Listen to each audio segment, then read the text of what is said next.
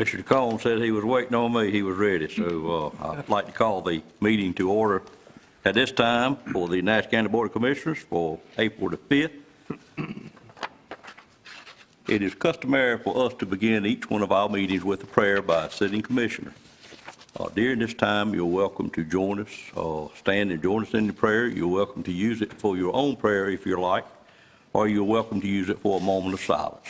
We also like to have the Pledge of Allegiance to the flag that will be led by Commissioner Outlaw. And at this time, I'd like to call on Commissioner Marvin Arrington to do the invocation for us. Mr. Arrington. Let us pray. In God we trust. As believers, we give thanks today for bringing us all together. We ask your special blessings for our beloved colleague, Commissioner Mary Wells, that she will get strong to join us again. We thank you for protecting our Nash County personnel and to continue to give strength to our health director and all responsible for vaccinating our citizens. We ask and thank you for all our blessings. In God we trust. Amen. Amen. Amen. Would you join us in the pledge? I pledge allegiance to the flag of the United States of America and to the republic for which it stands, one nation, under God, indivisible, with liberty and justice for all.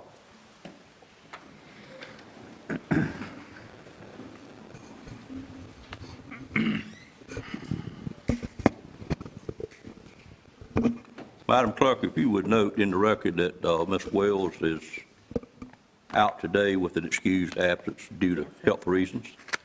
And at this time, we do have 4 sets of minutes for March, our regular meeting on March the 1st. A call meeting actually was a recess meeting for March the 10th, recess meeting for March the 30th, and a recess meeting for March the 31st.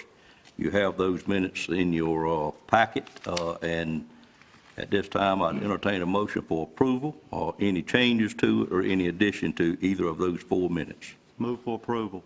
I have a motion by Commissioner Outlaw for approval of the 4 sets of minutes. Is there a second to that motion? Second. And second by Commissioner Leggett. Any questions on the motion? All in favor of the motion, let it be known by saying aye. Aye.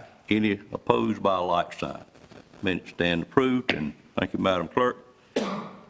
We talk about a lot how well our minutes are always done, and I've never mentioned the fact that the agenda itself and the packet goes along with it, but I couldn't help but notice today, after several of us had a little bit of issue getting our agenda package open on our iPads, it was a total of 461 pages in that packet, and the same lady puts all that together. And again, well, somebody does.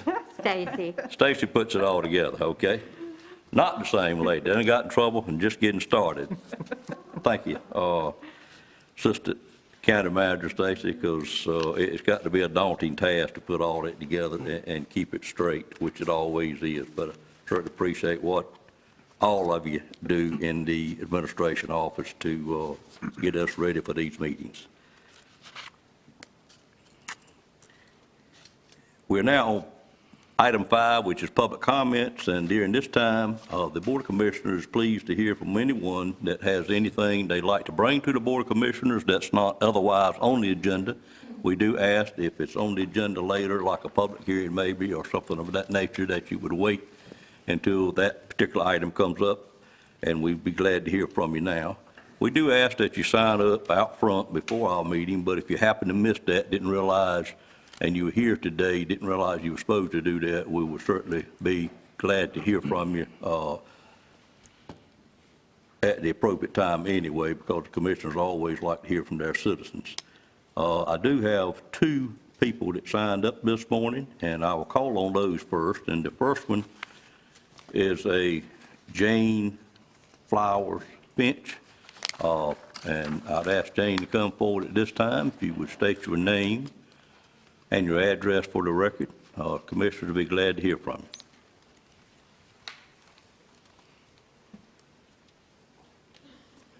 Good morning, Ms. Finch. Good morning. I'm Jane Flowers Finch. I use that middle name because there are about 7 of us in the Bailey community.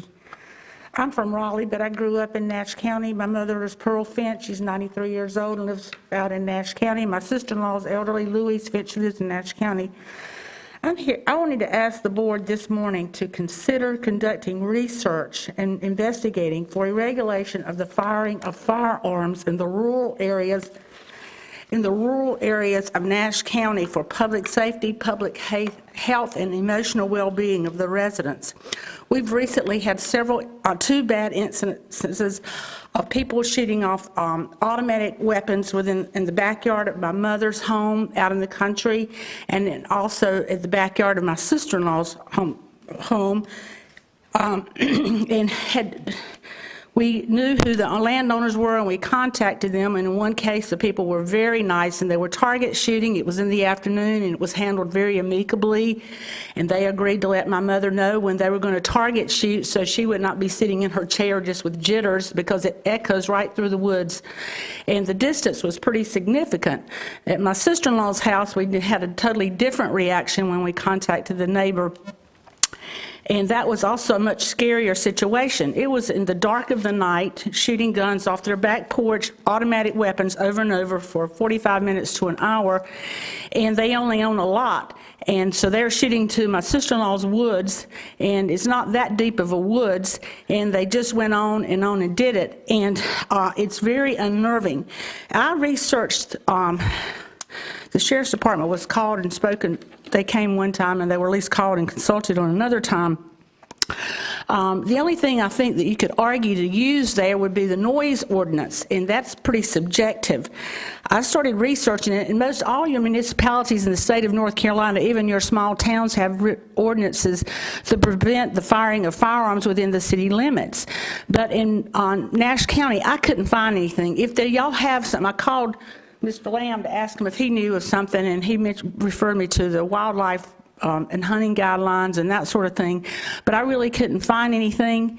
If I've missed something, I would like to know what it is. I do know some counties restrict the firing of firearms within 900 feet of a residence, and this person was firing rapid automatic weapons, multiple ones. They're young men. They've been known to be drinking and drive their four-wheelers on her property, and so we were very reluctant to actually go to them directly. We contacted the grandfather, and he said they had the right to shoot it off their porch, and they were shooting it off their back porch into her woods. And I don't know if you've ever heard an automatic weapon firing at night into the woods. It echoes off. If they were target shooting, as the people were during the daylight hours behind my mother's house that were most nice, and they said they'll text her in the future when they're going to be target shooting, so she'll know when she's sitting there that that's what's going on when somebody's firing a gun for an hour. But they were just shooting off their porch, and I drove over there, and it was not illuminated, so they could not have been target shooting. It was just random shooting at night. Now, you know, it's different in the daytime, but certainly at nighttime that's risky, and I don't know what they'd be hunting. And also, my sister-in-law has a dog that runs around out there occasionally, and so this is, I think it needs to be looked into, and I would encourage you and ask you to please have a study commission or research or something about this. I'm not against guns. I'm not letting people shoot, but there will have to be a regulation, and as the density of the people living in rural areas increases and houses so close together, this needs to be considered. Thank you very much. Thank you, Ms. Finch. Our next speaker, after Megan sanitizes the podium, would be a Miss Dorothy Battle.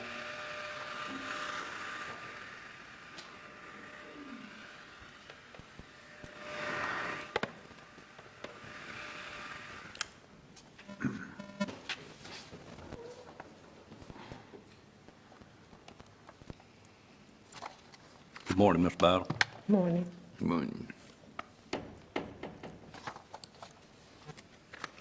Dorothy Gibson Battle, 13343 Taylor Store Road, Nashville, NC 27856. Good morning. Giving honor to God for our life and respecting this board. I have appeared before you many times with the same quest, That is to rid my community of one Mr. Ted B. Williams, illegal firearms training range, formerly Yard Dog and now called Force. After I was seated this morning, Mr. Tyson came up and told me that Mr. Williams had been served. But as I said, the horse is out of the barn now, so I'm already here. So I'm just going to speak to you briefly. I am highly upset. Mr. Williams was there yesterday. He was there Saturday, which was Easter.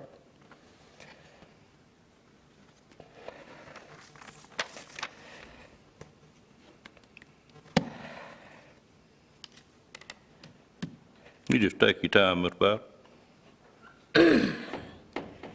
And as the lady that spoke previously before me, this has nothing to do with the Second Amendment or gun rights. It's just trying to live in our homes.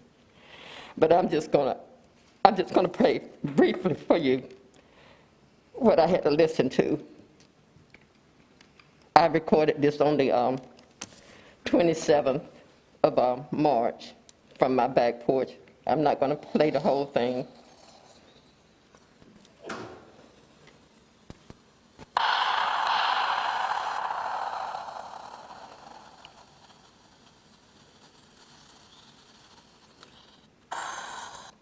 But this is what we have to listen to from sometimes 5 hours at a time, as Mr. Williams chooses.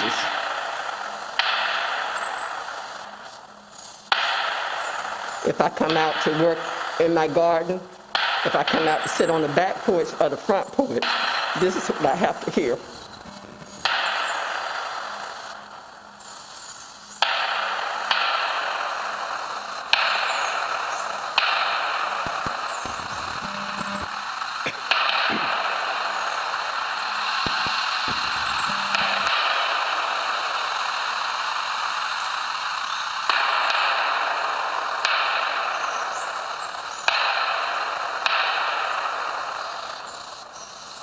And it's no secret, it's been going on since 2015. I have complained to the Sheriff's Department since 2017 and to Mr. Tyson since 2018. And it's really getting to be unbearable. And I have, like I said, I'm not going to play the whole thing for you, but I have many, many more recordings. And like I said, it just goes on and on, 5 hours to 8 hours, whatever he chooses. And it's at his discretion. And like I said, it's getting to be really unbearable.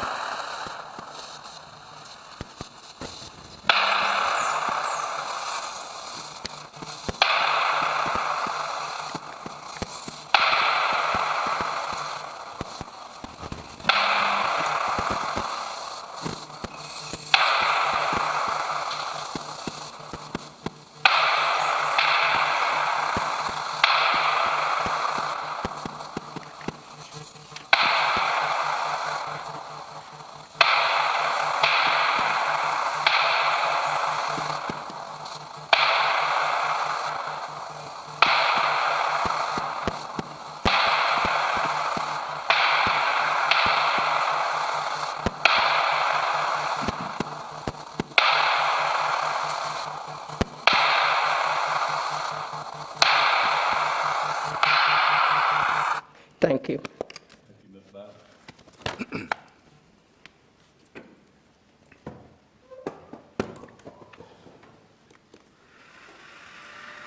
Is it anyone else that's here this morning that would like to speak to the board about any item that is not on the agenda?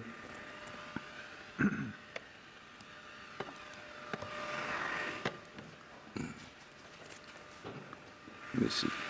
Chair, Mr. Belfield. I know we don't comment on those, but this just keep going on and on. I just think we as a good, sheriff's not going to do anything about it. I think we just, as a governing body in Nash County, need to use some common sense and have respect for one another. And some people just don't. And that calls for some action as far as I'm concerned. And we need to take a look at being serious and take some action. That problem can be solved. Thank you, Mr. and Belfield. to the satisfaction of both sides. Thank you, Mr. Belfield. We'll now move on to item number 6, which is a public hearing inducement agreement, and I will call on Andy Aggie to make this presentation.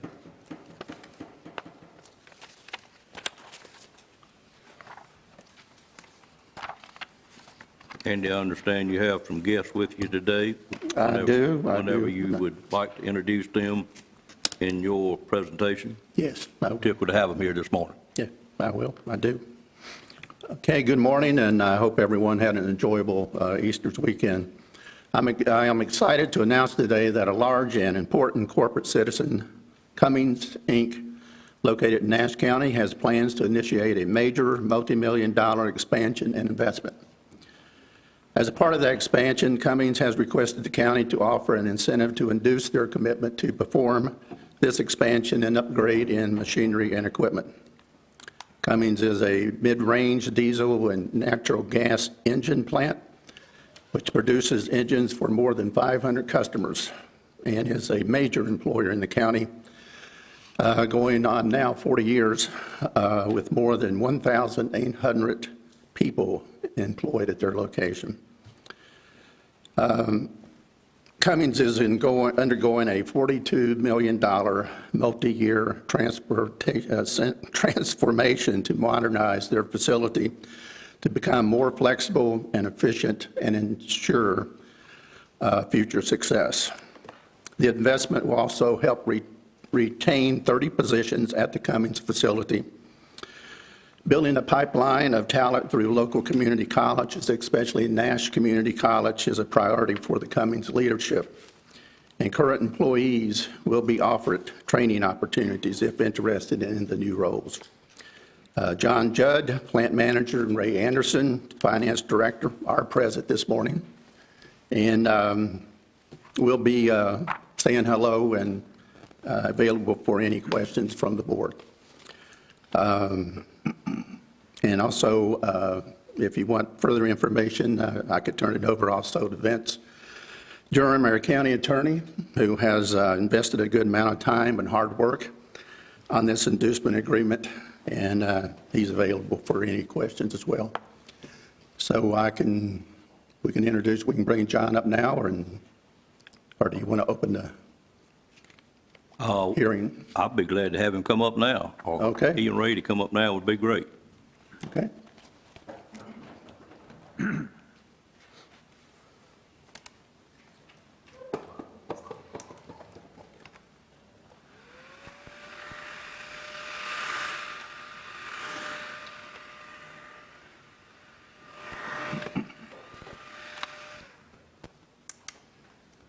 Good morning.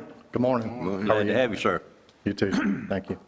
Just wanted to take a moment and thank the Nash County leadership for listening to us, and just thank you for all you do for our community. Yes, hi, and I would just like to thank the commission for the support. You know, Cummins, we've been making an investment in the community and the plant for years, and we don't have any plans to go anywhere, so it's nice to know we have a caring commission to help us with our projects. Thank you. Well, we certainly think that we should be on the thinking side of this. I know y'all have been here a very long time. I will give you a little story, show you how old I am, I guess, but I used to be with the engineering department with the city of Rocky Mount. And I recall near the end of my time there, we had an economic development director at that time. It was a county function named Bill Rose, and I don't know that either one of y'all ever had the opportunity to meet him, but he was a fascinating economic development guy, and I remember him calling me. I was in engineering to his office one day, and the way he worked, he would go sell something, and then he'd expect the city to make it work. And he called me to his office one day, and what he had to tell me was that y'all were coming, and the city's part would be to run water and sewer from the Abbott at that time, all the way through the swamp, through Battleboro, up to Whitaker's, and provide water and sewer to you. And that we would be doing that at no cost. And I said, Mr. Rose, you got to be kidding. You haven't promised that, have you? And he said, yes, I have, and that's what you're going to do. And indeed, we did do it, but I just remember how he operated, and, but it was a great investment for Nash County and the city of Rocky Mount at that time, and it has proved itself many times over. It's been right at 40 years, because that's about how long I have been in my second career. But I do want to thank you on behalf of the board that everything y'all have done for us, the employees that you have employed in Nash County and the surrounding counties, and certainly the way that Cummings has always conducted themselves as citizens of Nash County. It's always been a pleasure. I don't recall many times in my 18 years on the board when you called on us to do anything much. I do remember one snowstorm years ago that you called and asked us, could we do anything in the world to help get your employees to work? And of course, we did what we could, but road maintenance is out of our domain, but certainly we were able to work with the state and get it improved somewhat. But any other commissioner wish to say anything? I'm just delighted to have you here this morning, quite frankly.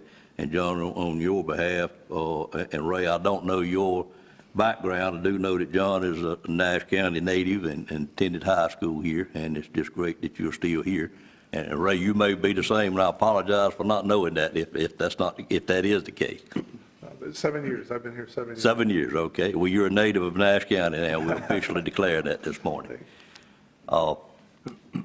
Any other commissioner wish to say anything? Well, it's been a great asset to Nash County. They have Ever indeed. since I've been watching, ever since 1968, the accomplishments they're making and what it brings to Nash County. And we sure appreciate that. I wish we had many, many more. Amen on that, sure. But we are pleased to do what is asked in this inducement agreement. We will conduct a public hearing in just a moment to see if we have any citizens that have anything to say for or against it. But other than that, we're pleased that it was able to be worked out between y'all's legal staff and our legal staff. These things can get a little cumbersome sometimes. It looked like this one flowed pretty well to me, and it was a no-brainer for us. Andy, what else do we need to do? You mentioned you may want to take a photograph at some point. Do you still need to do that? Yes. What- Right up front. Right up front, okay. Who do you want in the photograph? This is your show, sir. You're the chairman. Okay, We'll take the chairman, and who else would like to go in? okay, and I hope you will join us as well. Mr. Arrington, this is in your district. Would you mind joining us also at the podium? And of course, you have a vested interest in this situation also, I think, but certainly it's in your district if you would come down front with us.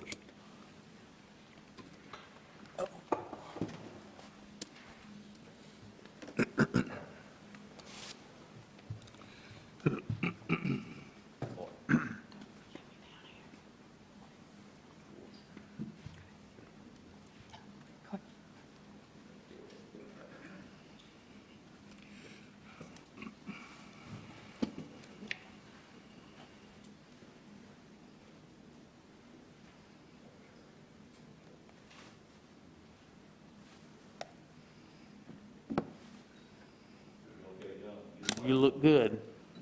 I'm gonna take one with the camera, then I'm gonna take one with my phone for social.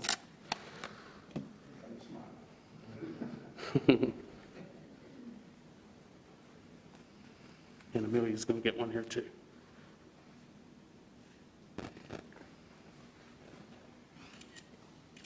Thank you.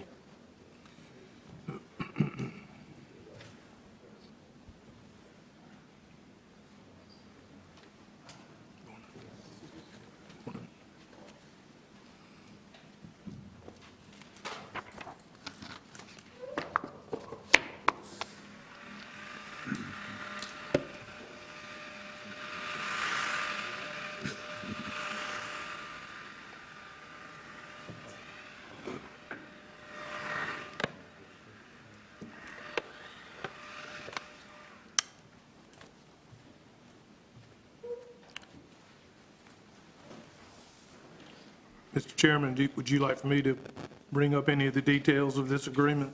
I think we should prior to the public hearing, Sure. Mr. Durham. The first one is, as you will note, the agreement in your agenda package does not have a name of the company, and that was because they had not made the announcement yet. The actual agreement is with the Consolidated Diesel Company and North Carolina Partnership and a subsidiary of Cummins, Inc., a Indiana corporation.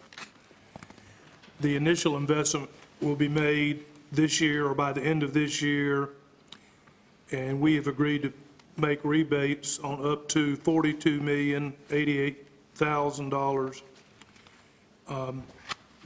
As it turned out, they actually are going to invest more than that, but we already had the agreement done and ready to go. Also, they will pay taxes on the new, that new investment, capital investment in the year 2022, and we will begin making rebates for 50% of that amount of the newly created tax beginning in 2023 through 2027.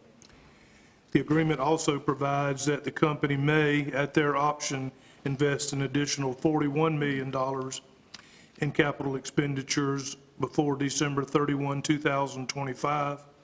If that takes place, the county is agreeing in this inducement agreement to make 50% refund of those net increase in taxes through the years 2027 through 2031. The agreement does provide that if they terminated operations totally, or if employment is less than 50% of that exists on December 31, 22, they will agree to repay the county a pro rata percentage of the incentives that we have made, and that would be the full amount in the first year, 2/3 in the second, and 1/3 in the third year, if they did not maintain operations for those 3 years. Any questions? Questions from the board on that? I think we're good, Mr. Durham. Okay, thank you. And as you know, you've got to have a public hearing to approve economic development incentives in North Carolina. Right. Thank you. And we've got that properly advertised for this morning? You do? Okay. All right, if no other questions, I'd entertain a motion to go into public hearing on this matter. Move we go into public hearing. Moved by Commissioner Belfield, is there a second to that motion? Second. Second by Commissioner Arrington. Any questions on the motion? All in favor of that motion, let it be known by saying aye. Aye. Any opposed by a like sign. Ladies and gentlemen, we are now in a public hearing to consider this inducement agreement for one of our existing industries, and if there's anyone here this morning that wishes to speak for or against this proposed inducement agreement, the board would be glad to hear from you at this time if you would come to the podium and state your name and address for the record. So is there anyone here that wishes to speak for or against it?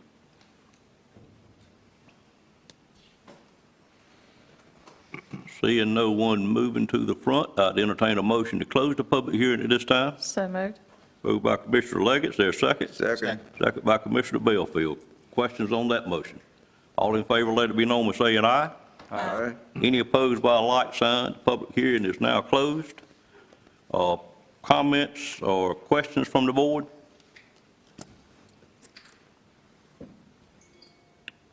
Any other comments about this?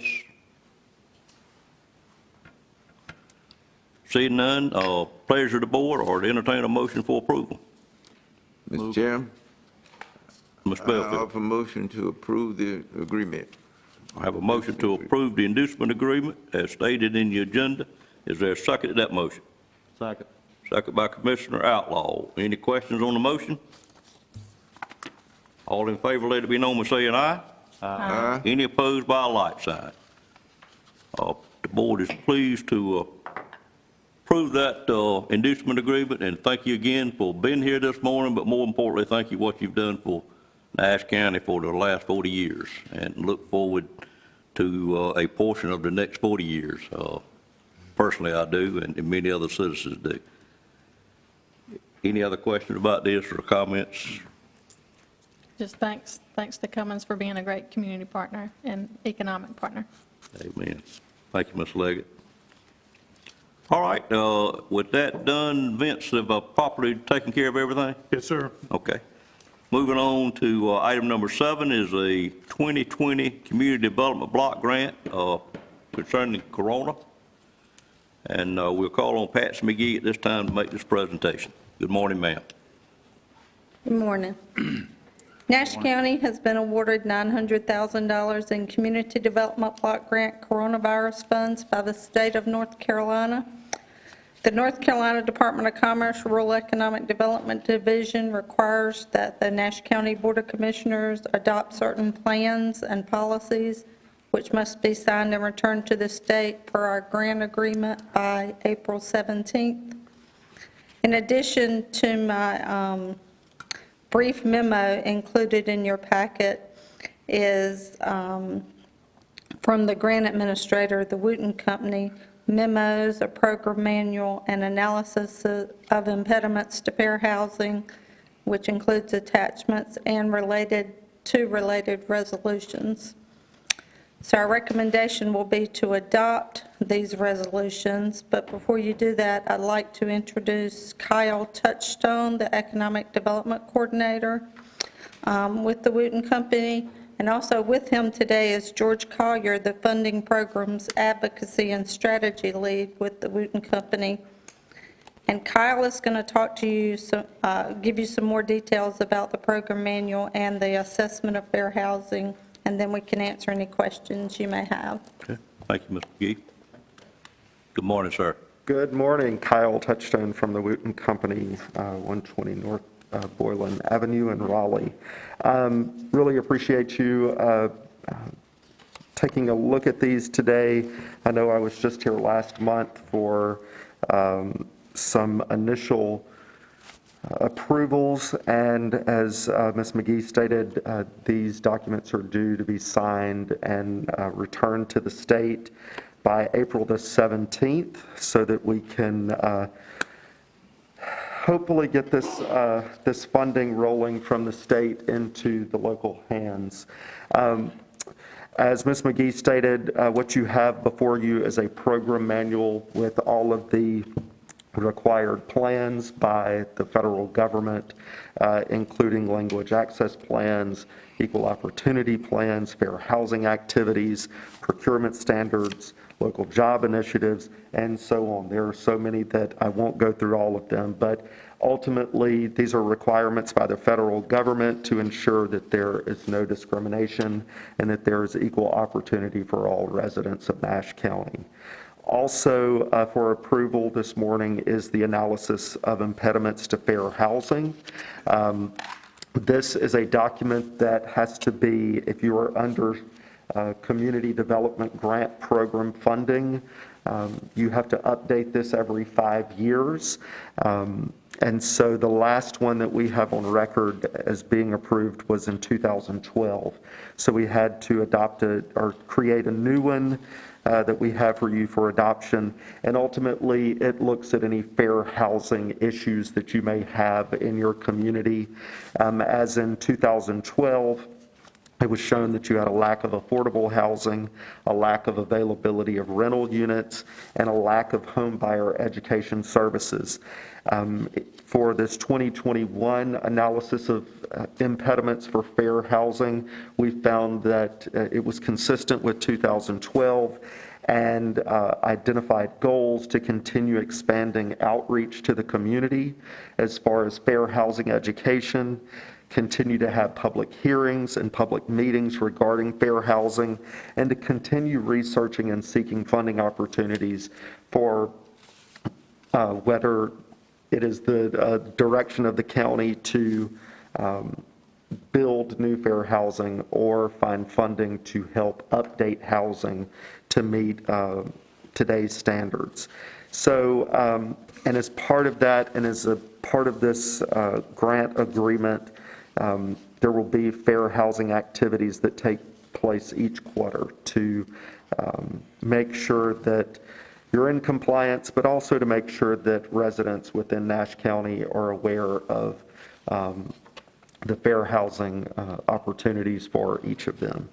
And with that, I will pause, and if you have any questions, I'll be happy to take those. Board members have any questions at this time? Well, just affordable housing, I think we, in Nash County, I don't think we've done enough yet. But that doesn't mean criticism. It means that there's a need there, and we should get on and take advantage of any grants that we can get to provide affordable housing out here in the county. I will add that that is consistent across the state. The state has a statewide analysis of impediments to fair housing, and it is true in the state as well. Most communities, as you know, are stretched as financially, and you're having to cover many government services. But I do know that Ms. McGee and also the county manager, they've been very proactive in pursuing grant opportunities for housing. We have been involved in the past with some of the scattered housing grant programs with Nash County, and we'll continue to look for those funding opportunities. Thank you. Other questions? I have a comment. Sure, Just Mr. correction. In several places, my email address ends with .org instead of .gov. Okay, we can correct that. Sorry about that.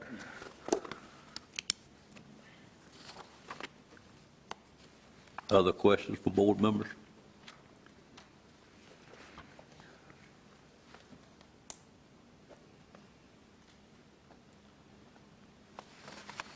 Thank you, Megan. Thank you. Patsy, hold on just a second, Meg, for Megan to come up.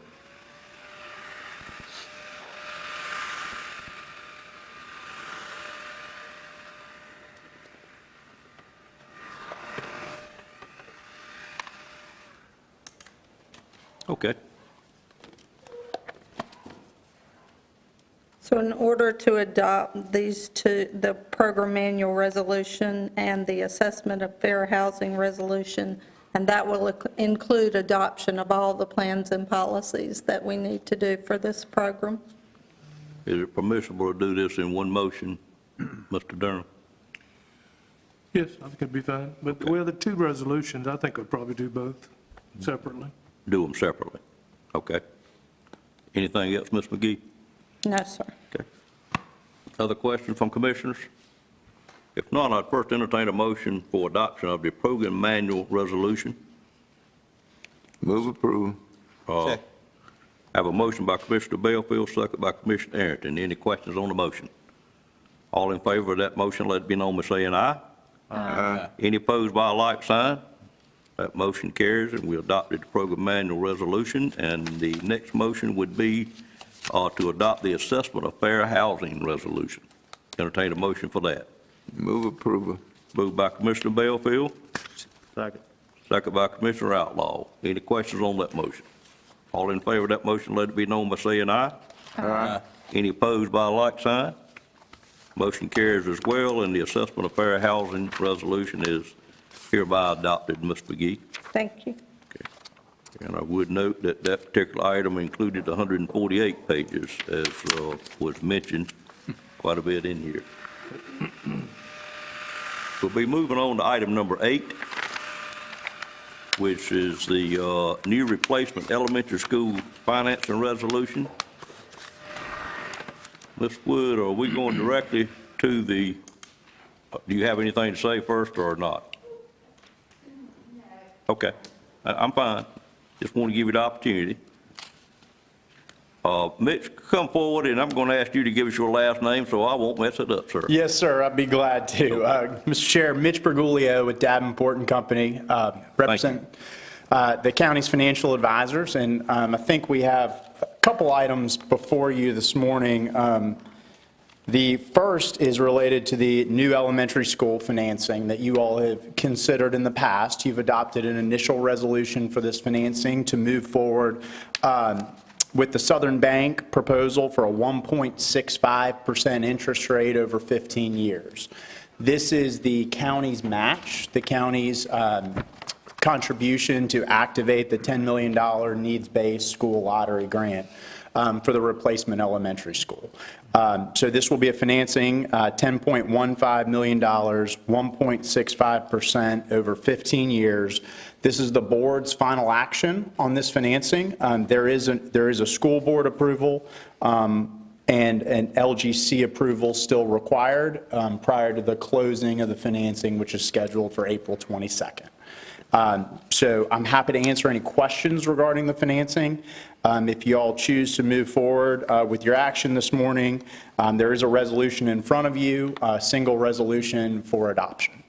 All right, any questions of Mitch at this time? We've discussed this several times before. I would just point out, Yes, sir. Mr. Chairman, that you are agreeing under this resolution to approve the loan agreement with Southern Bank, the deed of trust, the construction agreement, which allows the schools to complete construction of the school, and a lease agreement whereby we will be leasing the school and property back to the school board during this financing. Correct. Yes, sir. Other comments? I'll entertain a motion to approve this resolution. Motion to approve. Moved by Commissioner Combs, there a second? Second. Second by Commissioner Leggett. Questions on the motion? All in favor of that motion, let it be known by saying aye. Aye. Any opposed by a like sign? No. Let the record show the vote was 5-1, with Mr. Belfield voting in the nay.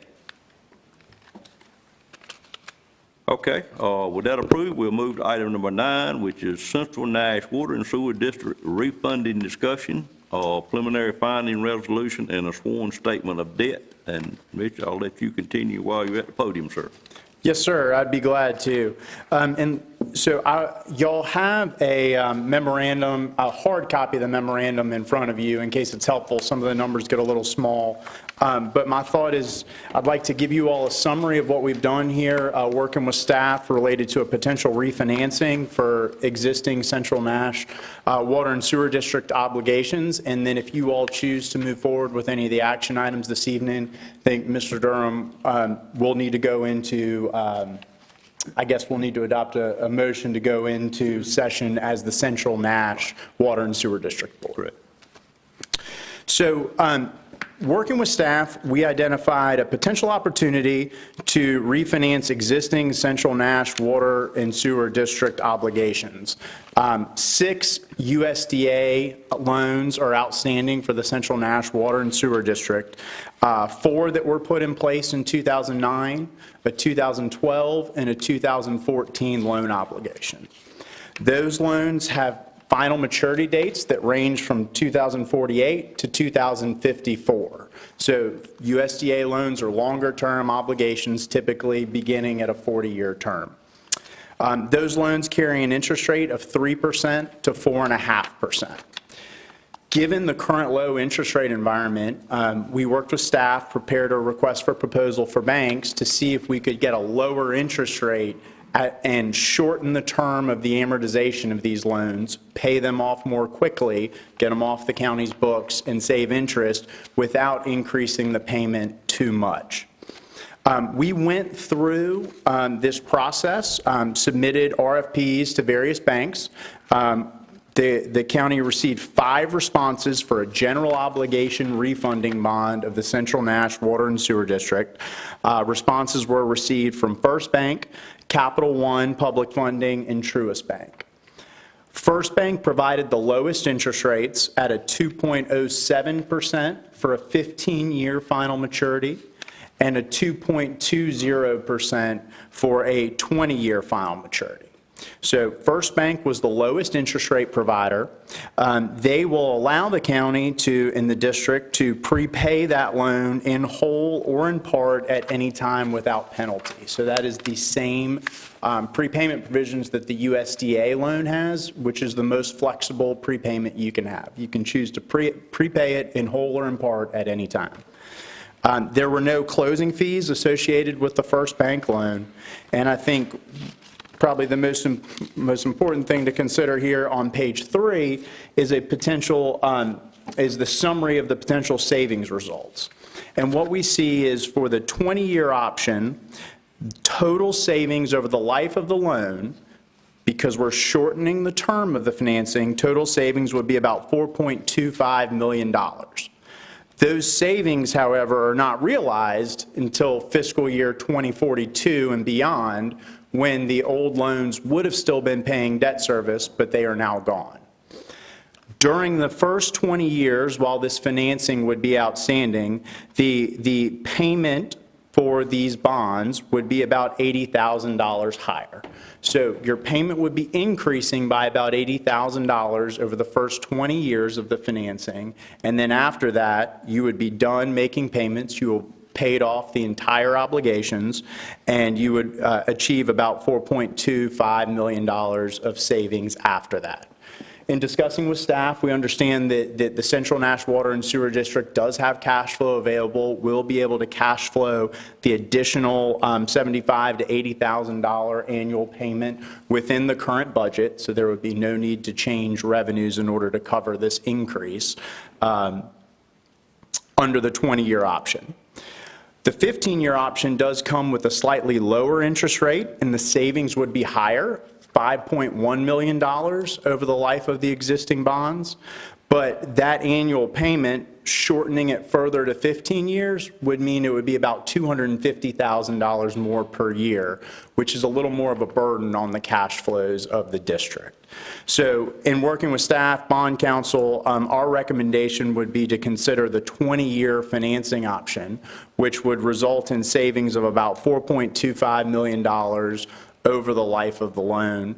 It would also result in taking 6 different obligations, combining them into one obligation for purposes of the financing. So you would go from 6 loans to 1 loan.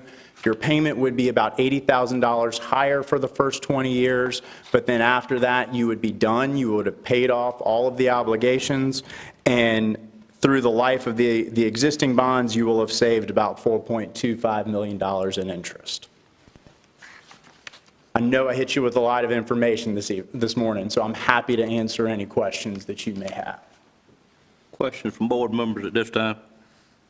Yeah. It seems like to me that the shorter the number of years in paying the loan back, it should be, interest rates ought to be cheaper.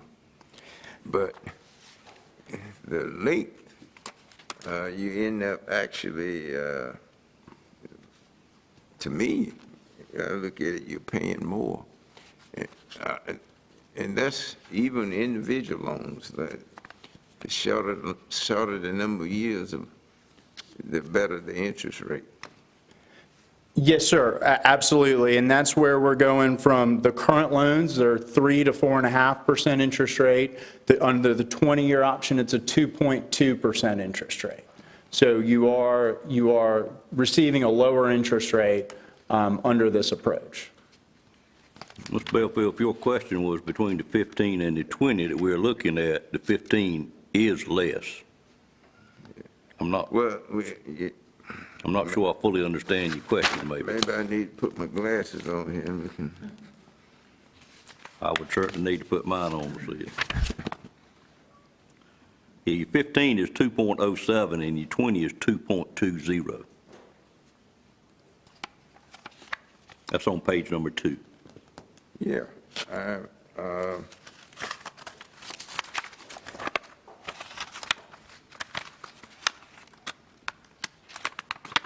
You okay with it? No, I was just, yeah, well, as far as, I mean, it's still good. I was just asking a question about, that seemed to be the trend in all lending. Yes, sir, lately, certainly in a very good interest rate environment. And that has always bothered me for years, that they do that lending agencies do that. Seems like it's shorter the number of years to pay it back, you ought to have a lower interest rate. Yes, sir, absolutely. Mr. Chairman? Mr. Lamb? I may. Sure. First of all, I'd like to thank Davenport for working with staff regarding this proposal. We did consider the 15-year However, that would pretty much take all of the money, positive cash flow that we have, and would, quite frankly, necessitate a rate increase. We feel like with the 20-year option, we can do it without a rate increase. We can shorten the life of the loan, of the loans to a single loan that would be paid off in 2041 instead of 2054. And I think, as I said during the budget meeting, this is a little different for government to do because it seems like too often government wants to finance things that our grandchildren will pay back. And we're doing the exact opposite here. We're paying it off earlier so that our grandchildren will not have to pay off after 20 years our obligation that we're making today. So just want to commend the staff and Davenport for their work on this matter, and I certainly recommend it to the commissioners. Okay. Thank you, Mr. Lamb. If I could just say one thing about your comment, you said wouldn't require a rate increase at this time, and that would be because of this action. Right. You know, we're bound by a water cost in this particular district, and we may have a rate increase at some other time, but it would not be because of this. It would be because of who we're purchasing water from. For many other possible Yeah, reasons. right. You know, we really don't know. I had two concerns, Mr. Lamb, and you may could answer one of them. I'm always leery when we go pay off USDA funds early to be sure that they are in full agreement and do not mind if we do that, because we depend on them so much. I just wouldn't ever want to do anything. If it hadn't been for them at this point in time, we never would have had this water district. But do we know that that doesn't alienate USDA to pay off a loan early? Can anybody answer that question? It does not alienate them because they're able to take the money and reinvest it in other communities. Right. So they have no objection. I know Donna had direct contact with them, and so they are fine with it. Okay, thank you. And Mr. Chair, I could just add, we've done these type of refinancings or payoffs for several other folks, and some of them have received other USDA loans since current USDA loans have been paid off. Okay. And the second question for you is, you said you received 5 quotes, and I see 3. Did we really receive 5, and who were the other 2? If I said 5, I apologize, I misspoke. It was Okay, 3 it was 3 that bids. we got. We did receive 15 and 20-year options from the 3 folks. Okay, that's fine. And do you have an idea of what the difference would have been on the school you just spoke about? We got 1.65, and on the water district, we got 2.20, or we got 2.07 on a 15-year loan to be compared to the school. Why the difference in those 2 numbers? Well, so, there's a couple things that play into that. One is timing, right? We took the bids at different points in time, and we have seen interest rates trending up a little bit since we took the school bids.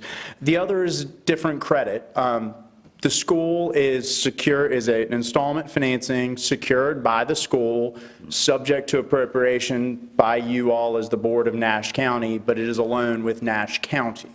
Right. This particular loan is Central Nash Water and Sewer District, so it's only a smaller section of the county. And quite honestly, I think banks had to get their minds around that. We spent a lot of time on the phone educating them about what this was. So I think that's part of the difference as well. Cool. Oh, okay, that's a good explanation about it being the district itself. I understand that now that you mentioned that. And Mr. Chairman, it's also the nature of the collateral. You've got distribution lines. Right. That's our collateral. The bank likes to see what they might get. Excuse me? The bank likes to look at what they may get. Right. Understood. Okay, thank you. Any other questions? At this time, Mr. Durham, we're going to move right on forward with this, is my understanding, so I'm going to go into a Nash Central Water District meeting? Yes, if you would, Okay, ask for a motion and a second Okay. to go and convene that board. okay. At this time, I would temporarily pause the Nash County Board of Commissioners meeting and entertain a motion to go into a meeting for the Nash Water and Sewer District. So moved. Moved by Second. Commissioner Outlaw, second by Commissioner Bellfield. Any questions on that motion? Everybody know what we're doing? All in favor say yes. Aye. Aye. Any opposed? All right, ladies and gentlemen, we're now in a meeting of the Central Nash Water and Sewer District, and it is to consider the proposal put before us to change the financing and move forward with the bank financing to pay off USDA. I think the first thing we're doing is consider approval of recommending the winning bidder for the refunding of USDA obligation boards. Do I do it all together, Mr. Durham, or do you want individual ones? I think it'd be better to do individual ones. Okay, and the first one would be to approve the lender. Yes, First Bank. Okay. All right, I'd entertain a motion to approve First Bank as the lender for this process. So So moved. moved. Got a motion by Commissioner Leggett and a second by Mr. Bellfield. Okay, any questions on that motion? All in favor of that motion, let it be known by saying aye. Aye. Any opposed by a like sign? Motion carries. Hadn't done many of these. I guess the next resolution that would need to consider adopting preliminary finding resolution. Yes, sir. That's the first resolution here. It'll be to make certain findings associated with the issuance of the refunding general obligation bond and to ratify the submission of the application to the local government commission. Okay. Entertain that motion. So moved. Moved by Commissioner Outlaw. Is there a second? Second. Second by Commissioner Bellfield. Any questions on the motion? All in favor, let it be known by saying aye. Aye. Any opposed by a like sign? That motion stands approved as well. And the last motion, as I understand it, would be a motion to adopt the sworn statement of debt. Yes, sir, Which is and let me just clarify this one. The sworn statement of debt is part of this final resolution. Part of the resolution that we'll be adopting is acknowledging that the sworn statement of debt is available. And the action that will be taken is part of your packet. It's an order authorizing $11.6 million general obligation refunding bonds. So this is an order that will be adopted by you all, will be published, authorizing the issuance of the general obligation bonds. As these existing bonds are all general obligation bonds of the Central Nash Water and Sewer District, and the new refunding bond will be a general obligation bond backed by the full faith and taxing power of the district itself. Gotcha. Okay. Entertain that motion. So moved. Moved by Commissioner Outlaw. Is there a second? Second. Second by Commissioner Combs. Any questions on the motion? All in favor, let it be known by saying aye.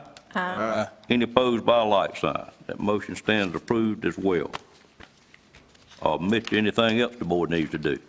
No, sir, I believe that covers us for today. All right, we thank you for being here. Yes, sir, thank you. And we'll be back for one final action on the Central Nash Water and Sewer District refunding. Okay. At this time, I'd entertain a motion to close the Nash Water and Sewer District meeting. So moved. Moved by Commissioner Bellfield. Is there a second? Second. Second by Commissioner Outlaw. Questions on the motion? All in favor, let it be known by saying aye. Aye. Any opposed by a like sign? Ladies and gentlemen, at this time, we are reconvene as the Nash County Board of Commissioners, and we'll move on, Megan, to item number 9. No, 10. 10. 10. Item number 10 is a fee schedule amendment requested to revise the electrical permit fee for commercial solar farms. For the board, we do have a extremely lengthy agenda today. I'm trying to keep it moving. Don't let me get beyond you. Call me out, stop me whenever you got something that you need to add and I miss seeing you, please. Mr. Tyson, what you got this morning, sir? Good morning. Good morning, sir.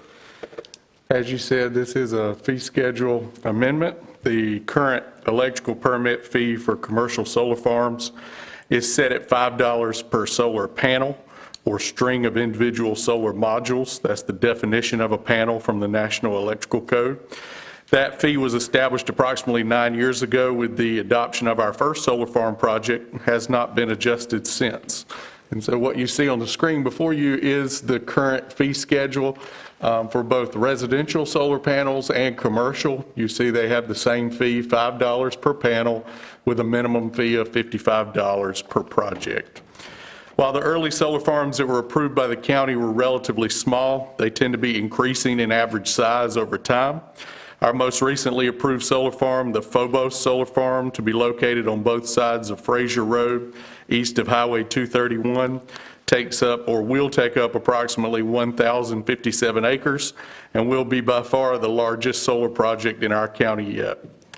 The current electrical permit fee for commercial solar farms can result in very high permit costs when it is multiplied times the number of many panels that can be needed for some of these very large projects. Therefore, the planning staff and Phobos Solar LLC, the project developer, have collaboratively and jointly proposed this fee schedule amendment. The fee schedule amendment is modeled after our neighboring jurisdiction, Wilson County, and it is based on the actual electrical output capacity anticipated for the solar farm in megawatts. There are 3 primary ways in North Carolina that our research shows solar farm permits are priced, and those are through the number of panels, which is the method we use now, the cost of construction, or the electrical output capacity, which is the method that is proposed before you. The new amendment, you can see, makes some changes to the terminology, just to clarify that accessory solar panel arrays, solar panels that might be mounted on the roof of a structure, whether it's residential or commercial, will continue to be $5 per panel with a minimum fee per project of $55. And those projects, of course, tend to be much smaller in scale. But for commercial solar farms, the new proposed fee would establish a $1,000 fee per megawatt of electrical output with a minimum requirement of $2,500 per project. The packet also includes a fee comparison table. These are all the previously approved projects, solar farm projects in Nash County's jurisdiction. They are ordered by those that have the most number of panels at the top and the fewest number of panels at the bottom. And what you see in the far right-hand column is the effect that the application of this fee would have had if it had been adopted at the time these projects were approved. Everywhere you see a yellow box, that is a decrease in the amount of the permit fee, and everywhere you see a red box, that will be an increase. And what you see is in the very smallest solar farms with the fewest panels, you have a relatively modest increase in the permit fee that would be charged. But where it has the most impact is up at the top of the table, where you have the largest solar farms with the largest number of panels. It makes a potentially significant reduction in that permit fee. There is, this proposed fee should be less complex to calculate, should be easier to verify, and it should be seen as more reasonable by our solar farm developers who are looking to invest in very large projects in Nash County. There is no public hearing required for this. Our finance director, Donna Wood, assisted me with consulting the UNC School of Government. Because we're revising the application of an existing fee, we do not need to have a public hearing.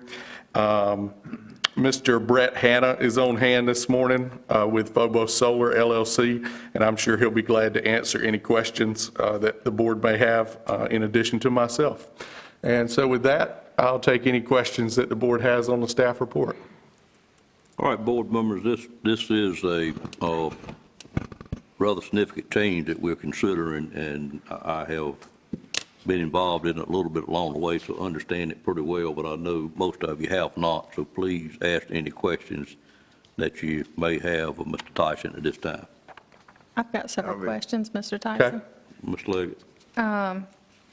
The solar panels that are put up, either private, residential, or either commercial structures, are these subject to property tax?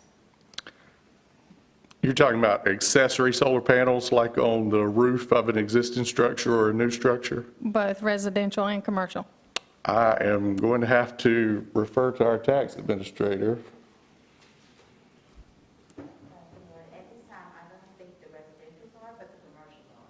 They are taxed, and they do receive an exemption amount also. Okay. Okay, thank you. And then have two more questions. The fee that you were talking about, that is a one-time permit fee? It is. It's an electrical permit fee that's paid at the authorization of construction of the project. Okay, and then the last question, any fee structure change would not be retroactive? We would be changing it as of... Absolutely. It would only take effect from projects that were permitted from today forward if it were adopted. Okay, thank you. Good question. Mr. Belfield? We're establishing this fee, it's going to be across the board going forward, whether they're small or large. Correct. If they're commercial solar farms, they would be subject to the same fee. Other questions? My observation is it seems like we're penalizing the small solar farms. It's going to cost them more. That's just an observation. Are we trying to curb the smaller 20-acre tracts and that kind of stuff? I don't think that we're trying to curb them. The group that was brought together discussing it decided to propose a minimum fee of $2,500. Of course, that is adjustable if it would be the will of the board. I think what we found, Mr. Tyson, if you would reiterate this, is that we don't see many in that category anymore. They seem to get larger and larger. The trend seems to be that they're getting larger and larger, and in fact, we have a relatively large one that has been submitted that will be reviewed by the planning board and could be before you in your next meeting, and that we have not seen a very small one for a long time. It seems like the end receiver of the electricity doesn't have as much interest in those smaller ones as correct. I've been reading, Mr. Cohen, so I don't know that we'll see many more of those, quite frankly. Could change way down the road, and we could revisit this, so we actually adopt this fee schedule every year in our budget process. Correct. Mr. Lamb, let me see, any other commissioners got comments? Mr. Lamb? Just for informational purposes, and the solar attorney may be able to provide information on this, but several years ago, there was a law passed in the General Assembly that suggests that you can't charge more than the cost to administer the permits and everything. And so these really, really large ones got out of kilter because if we used our old fee schedule, it certainly would have resulted in a larger fee than would arguably be justified under that statute. Other questions, comments? Mr. Tyson, if I recall, I believe that what we are going to was actually one of the suggested methods by the current person that's building the large solar farm in Nash County in evaluating that fee. Correct. What was the original fee for that one? Well, it's difficult to say because we know the number of anticipated solar modules, and if that were to be multiplied by $5, then that would be north of $1 million for a permit fee. Of course, it would have depended on the specific design and how many of those modules are strung together into what the code considers a panel. But it would be very large. It would be something that, what Mr. Lamb just explained, we would have very difficult time justifying as it relates to the cost to provide the service. Other questions? I guess, boy. Mr. Harrington? County Manager, Do you think this change will bring more revenue or less? It will bring time. less than we would have gotten under the old schedule. However, I think the old schedule might have prevented future expansion and new solar farms from coming here if we did not amend it. Plus, we would be opening ourselves up for a lawsuit because we would be charging more than was justified. But definitely, we will be bringing in less per solar farm than we would have under the old schedule.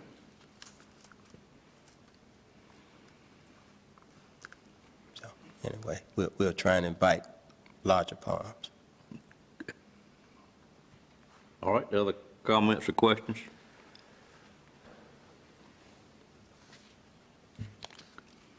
Seeing none, the required action is to approve or deny the request for fee schedule amendment, and I'd entertain a motion at this time. Move for approval of the fee schedule amendment. I have a motion by Commissioner Outlaw. Is there a second to that motion? Second. Second by Commissioner Leggett. Any additional questions? Seeing none, all in favor, let it be known by saying aye. Aye. Any opposed by a like sign. The fee schedule stands adopted. Thank you, Mr. Tyson, and the others for all your work on this item. Glad to get it resolved, quite frankly. All right, want to keep moving? Need a break? We're good. All right, we'll move on to our first quasi-judicial public hearing, which is item number 11. It is a conditional use rezoning request to rezone 47.05 acres on Old Smithfield Road to RA20-CU for the Old Smithfield Road subdivision. Mr. Tyson, you're present. Please proceed, sir. This is one of 4 very similar requests that you have on your agenda today. So in the interest of time, I'm going to be very detailed with this one, and then in the following 3, I'll look for ways to try to expedite the report because they have lots of similarities. You might also recall that this was a request that came before you 2 months ago as a general rezoning, and it was the board's recommendation that it be resubmitted with a site plan that would make it a conditional use rezoning. And so that's what we're going to review this morning. The subject property is on the screen highlighted in red.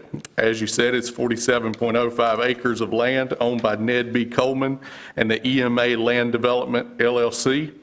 It's located on the north side of Old Smithfield Road across from Skeet Road in the R40 single-family residential zoning district. And that's the darker green color that you see throughout the zoning map is the R40. The property is located north of Highway 264 bypass and east of the town of Bailey. It's currently undeveloped, partially used for agricultural cropland and partially wooded.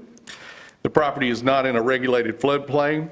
The Beaver Dam Creek crosses the property around the center, right along in there. And of course, that creek would be subject to 50-foot wide riparian stream buffers, which would limit disturbance around the creek itself. The property owners have submitted this request to rezone the property from R40 to RA20CU, medium-density residential conditional use, specifically for the development of a 59-lot subdivision, and we'll look at the details of that proposal shortly. There are 4 substantial impacts that would happen to the subject property if this were to be approved. Number 1, and most fundamentally, the minimum lot area would be reduced by half, from 40,000 square feet to 20,000 square feet. So this rezoning would double the potential number of lots that you could hypothetically subdivide from the property by reducing the minimum lot size by half. There are 9 land uses, which are highlighted on this excerpt from the table of permitted uses, that are currently permitted for development under the R40 zoning district that would no longer be permitted for development under the proposed zoning district. And so the proposed zoning district is slightly more strict in terms of land uses. The primary one of note is double-wide manufactured homes, which are currently permitted but would not be allowed post-rezoning. The others include a rural family occupation, radio or communication towers over 60 feet in height, solar farms, non-hazardous solid waste collection sites, utility field offices, water treatment plants, horse shows, and/or turkey shoots.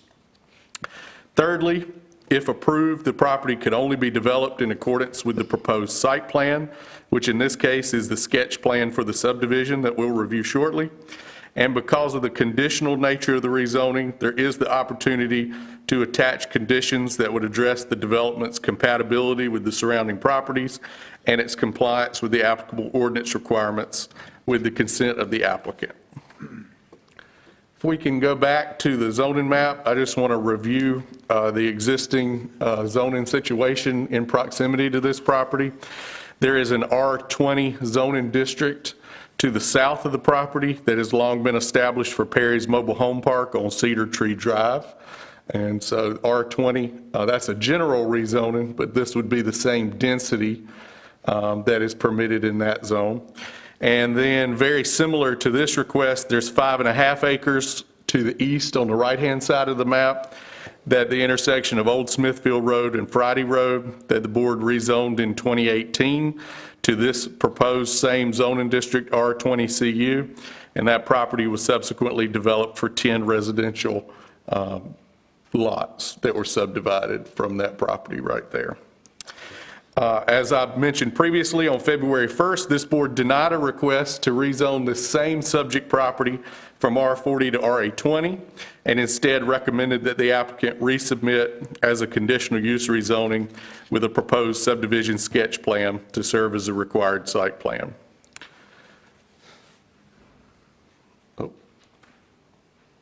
When we review the land development plan, it designates this area a suburban growth area, and the proposal would be consistent with the recommendations of the plan. The plan supports the rezoning of property located within this area where public water service is available to either RA30 or RA20. Of course, that's 30,000 square feet per lot or 20,000 square feet per lot at the board's discretion. The subject property does have access to Nash County Public Water via an existing 4-inch water line, which runs along Old Smithfield Road.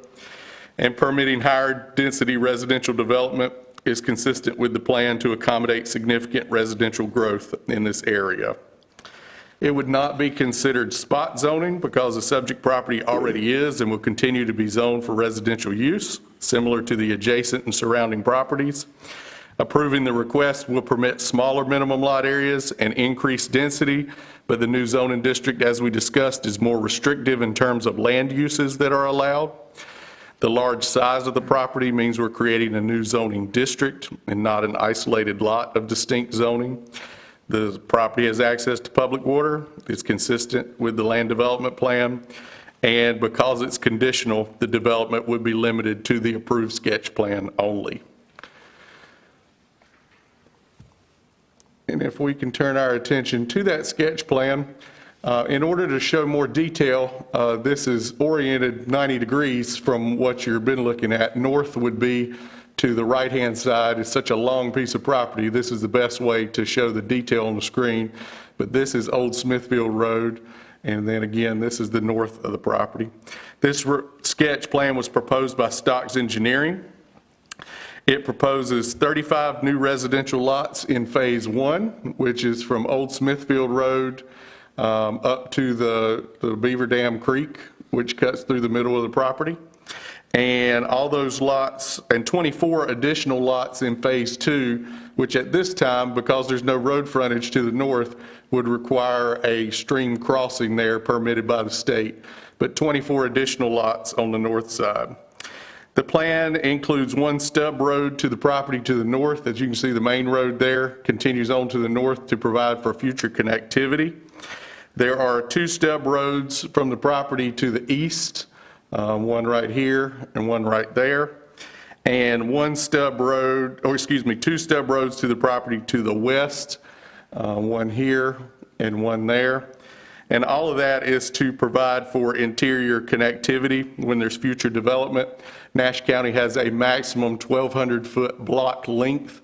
And so if these skinny properties in the future were to be developed, they would run into a block length problem if they were not able to connect to one side or the other. It does not create an expectation that these properties have to be developed, but it does allow for the future possibility. All these lots are either 20,000 square feet or greater and meet the 100-foot minimum lot width requirement of the proposed zone. There are 2 shared cluster mailbox kiosks, one for each phase as required by the U.S. Postal Service. And of course, the developer would be required to construct new water lines within the interior of the subdivision to connect each new lot to the existing Nash County Public Water System. I do want to note that since the planning board, this particular stub has been added as a result of planning staff conversation with the developer, and that is the only change from the time that the planning board reviewed this, which is a minor change, but I wanted to point that out because it's something that evolved late in the life of the project. The Technical Review Committee considered this request back on February 25th and recommended approval. The Planning Board considered the request on March 15th, 2021. Sharon and Stephen Eatman of 10654 Pace Road and the owners of the adjacent property to the west did speak in opposition to the request, noting the increased residential density, an increase in traffic, the potential impacts to the creek itself, and sewage disposal concerns. The Planning Board had a split vote of 5-2, 5 in favor of recommending approval of Consistency Statement A, approval of the request to rezone the property from R40 to RA20 CU, and approval of the conditional use permit, which will authorize the development of the subdivision itself. This is a 3-motion process to adopt a consistency statement, then approve or deny the zoning map amendment, and then finally to approve or deny the conditional use permit. The conditional use permit requires the board to adopt findings or 4 conclusions. First, that the project satisfies the applicable requirements of the ordinance. Second, that it will not materially endanger the public health or safety. Third, that it will not substantially injure the value of adjoining or abutting property. Excuse me, there's 5 criteria. 4, it will be in harmony with the area in which it is to be located. And 5, it will be in general conformity with the land development plan. And as you can see in the staff report, there are some suggested findings from the TRC and the planning board for your consideration. And then finally, there are 4 development conditions that are suggested for attachment to the conditional use permit. Number 1, the property shall only be developed in accordance with the sketch plan. Number 2, it can be developed for any of the land uses that are permitted in the standard RA20 zoning district. Number 3, all subdivided lots must be served by Nash County Public Water, and that system will be extended by the developer as necessary. And number 4, any significant or substantial modifications or changes to the design once it's approved by this board could trigger a re-review by the TRC, the planning board, and of course a reapproval by the Board of Commissioners if in fact it was a substantial change to the design. This is a conditional use rezoning. The decision to rezone the property is a legislative decision, but the decision to issue the conditional use permit or not that will authorize its development is a quasi-judicial decision. And so because those 2 are intermingled, we will hold a quasi-judicial public hearing. And upon the opening of that, I would ask to be sworn in, and I will offer the staff report and the case file as evidence to be submitted for the record. And before we do that, I'll be glad to take any questions that the board has. Questions of Mr. Tyson on this matter? Seeing none, any other comment, Mr. Tyson? No, sir. All right, I'd entertain a motion to go into a quasi-judicial public hearing to hear this motion. So moved. Second.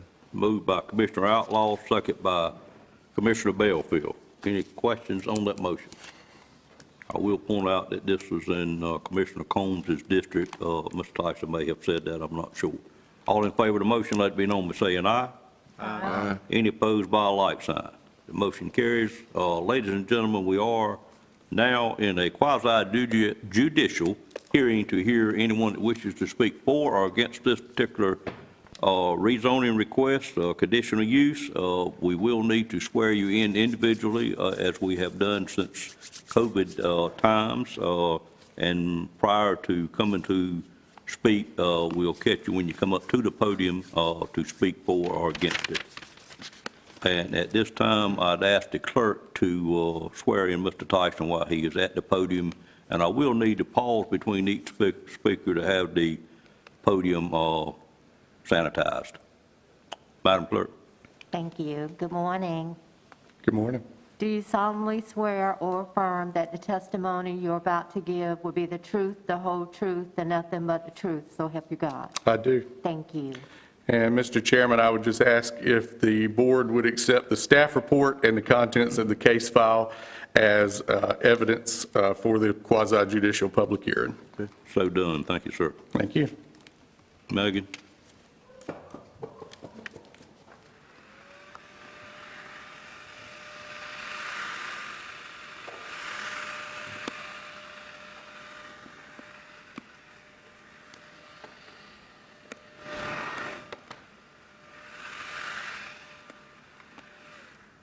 Thank you, ma'am.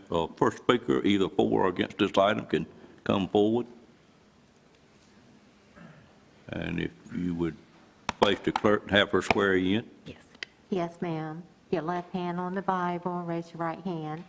Do you solemnly swear or affirm that the testimony you're about to give will be the truth, the whole truth, and nothing but the truth, so help you God? I do. Thank you. Okay. If you would state your name and address for the record, ma'am. Yes, Thank you. sir. Sharon Eatman, 10654 Pace Road in Bailey. We are the owners of the adjoining property to this. The facts are this. We had requested that it be rezoned to the 30 rather than the 20. The planning board did approve that, and when it came to you, you even made a comment about it. But Mr. Tyson, when it came back before the planning board, he told them that they had approved the 20 rather than the 30. I don't know if you recall that, Mr. Tyson.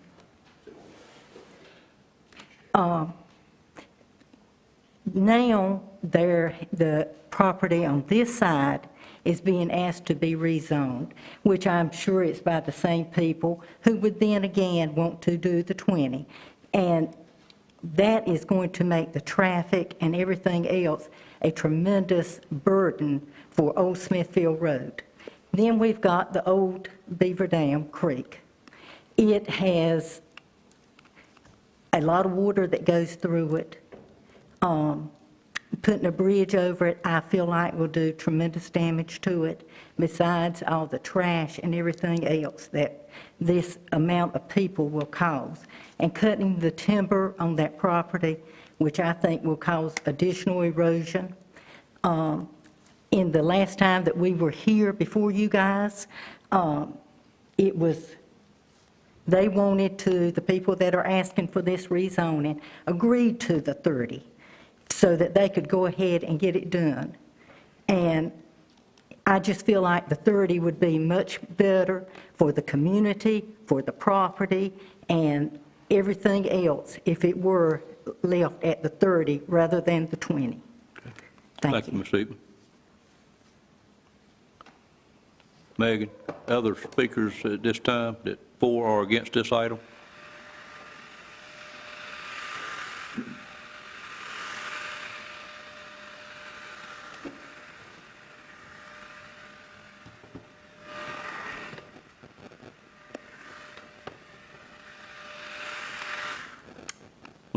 Mr. Tyson, did you need to say anything from your seat about this? I will just confirm what Ms. Eatman said. The first time that this request was considered by the planning board, when it was a general rezoning, she's correct. They did recommend a rezoning to RA 30. And I may have misspoke at the planning board meeting just because we have so many projects. But I can confirm she's correct. The recommendation that came to you last time from the planning board was for RA 30. This time, the planning board has recommended RA 20 with the site plan that you have. But what she stated was correct, and I apologize if I misstated that at the planning board meeting. Okay, thank you, sir. Megan.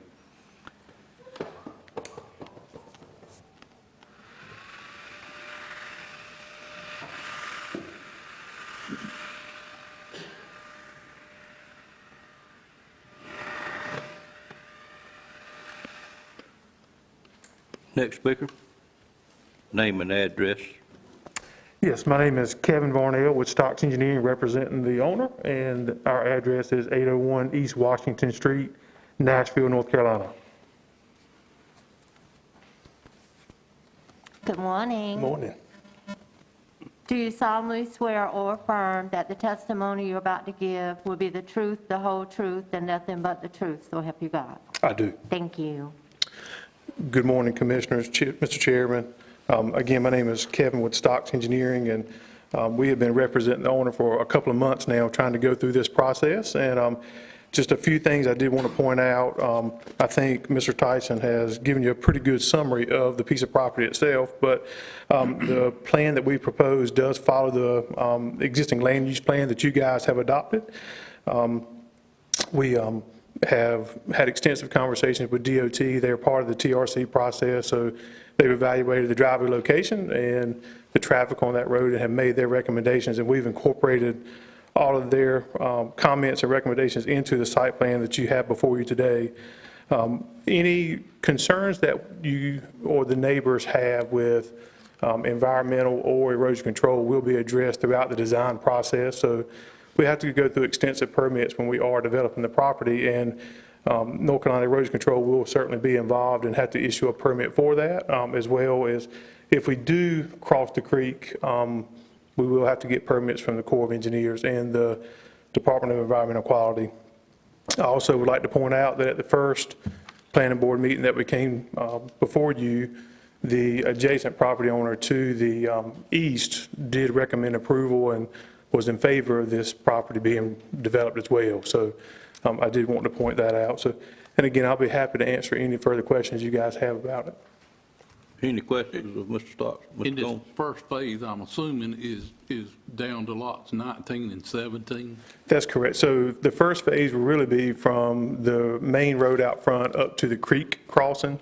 And that's kind of where we're stopping at this point. Again, like we had talked about before, from a feasibility standpoint, we're not sure that crossing the creek will be feasible for the number of lots that are back there. But so we stop in phase one in front of that creek crossing. How many of these lots have to be cleared or in the woods? So I can't be exact, but the existing tree line is probably pretty close to where the two stub streets are shown right now. So it is farm field out front for the first probably 16 lots. And then where the stubs start will be probably where the wood line is pretty close. And again, any issues that result from erosion control from that clearing will have to go have a permit through the state. Other questions, Mr. Combs? Not right now. Okay. Any other questions from any commissioner? Well, Mr. Stocks, Mr. Varnell, he's been there so long, he's going to become a Stocks, I think. Okay, thank you, sir. I got another comment. I'm sorry. I noticed most of these lots are more than the 20,000. They are. So the nature of just the way the property lays out, it's a little wider than a standard 100-foot wide by 200-foot deep. So they end up being roughly around 250-foot deep each, which puts most of those lots at around 25,000 square feet on average. Have you got are all of them each lot having their own individual driveway? They do, yes, sir. They do have their Yes, sir. individual driveway, which, that's good. None of them will have access on Old Smithfield Road. They're all to the street that That is correct. We placed a 5-foot non-access easement along Old Smithfield Road for the two lots that do abut it, so they cannot access. All driveways would be served internally to the subdivision. Okay, thank you. All right, no other questions? Thank you, Mr. Barnell. Next speaker on this item, either for or against it?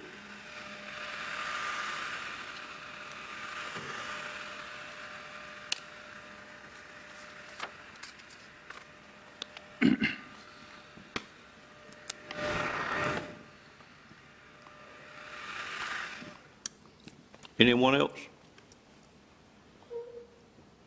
Seeing no one, I'd entertain a motion to close the public hearing at this time. Move to close the public hearing. Motion by Commissioner Belfield. Is there a second? Second. And a second by Commissioner Leggett. Any questions on that motion? All in favor, let it be known by saying aye. Aye. Any opposed by a like sign. The public hearing is now closed. Mr. Tyson, any other comments you'd like to make at this time? No, sir. Any other questions of Mr. Tyson? Only question I have, it's my understanding in accordance with our ordinance, if we had stuck with the R30, it could have been developed R20 anyway with the clustering method that we currently have by just setting aside some land in the creek area. Correct. If it had been rezoned to RA30 as a general rezoning, then the applicant would have had the opportunity to utilize the cluster development option. And as you say, the most likely area to set aside the cluster common area would be the wet area around the creek itself. So it really wouldn't be much different than what we're looking at here today. We probably would have ended up with fewer lots, but the lot overall, but the lots that we had would be essentially in the same size range as what we're looking at. Okay, correct. Mr. Combs? And with R30s, just a comment, they could have put mobile homes on there, double wides. Correct. I believe what they asked for was RA30, which does not allow mobile homes, but the current zoning does allow mobile homes. But the R20 does not. This RA20 does not. Okay. Again, this is in Commissioner Combs' district. If there's no other questions, I'd entertain a motion to adopt a consistency statement with those items listed in the agenda to go along with the consistency statement. Just a comment first. Yes, sir. I appreciate this development. It's a true subdivision. There's no houses on existing road. There's no driveways for two lots, and I just appreciate the way it looks. And I don't believe in the people that oppose would see a lot of difference, because most of these lots are larger than 20,000 square foot, and they got to keep it this way, from what I'm understanding, the way it's presented. So in light of that, I'll go ahead and make a motion to approve this Consistency statement. consistency statement. And that includes item 1 and 2 and the lettered items under each one of them? Yes. Okay. I have a motion to approve the consistency statement A. Is there a second to that motion? Second. Second by Commissioner Belfield. Since we got many of these coming up today, any questions on this item or what we're doing? Seeing none, all in favor of the motion, let it be known by saying aye. Aye. Any opposed by a like sign. And another comment, the precedents we've already set. Let me state that the motion is hereby approved. Thank you. Mr. Combs, go ahead, sir. We have neighbors right down the road that we've already approved R20s for, and this is a small development, really, and that's just a comment. Thank you, Mr. Combs. Moving on to the next motion that we need a motion to approve or to deny the zoning map amendment. I'd entertain a motion at this time. Motion to approve. We have a motion to approve the zoning. Is there a second to that motion? Second. And second by Commissioner Outlaw. Any questions on that motion? Seeing none, all in favor, let it be known by saying aye. Aye. Any opposed by a like sign. Zoning stands approved as well. And now I call for a motion to approve the conditional use permit with those items listed under that as well. Motion to approve. Motion by Commissioner Combs. Is there a second? Second. Second by Commissioner Belfield. Any questions on that motion? Mr. Tyson, have I covered everything you need covered? Yes, sir. Okay. All in favor of the motion, let it be known by saying aye. Aye. Any opposed by a like sign. Motion carries as well. Thank you, sir. We'll move on to, I'm going to do one more, and then I'm going to take about a 10-minute break if it pleases the board. Go ahead. Okay, Ms. Leggett? Okay. Item number 12 is a quasi-judicial public hearing again on a conditional use rezoning request to rezone 8.07 acres on West 97 Highway 9, West NC Highway 97 to RCCU for a self-storage warehouse facility. Mr. Tyson, if you'll present this request to us. This is going to be in the same format as the last item. However, it will be for a commercial use instead of a residential use. The subject property highlighted in red on your screen is 8.07 acres. It's owned by the J&W Morgan Properties LLC, and it's located on the north side of West NC Highway 97 in the R30 zoning district. That's the green color that you see dominating the zoning map. To give you your bearings, the undeveloped property is north of the town of Middlesex, and it's to the east of the Samaria Crossroads, which is indicated on both the aerial photo and the zoning map on the left side of the map there.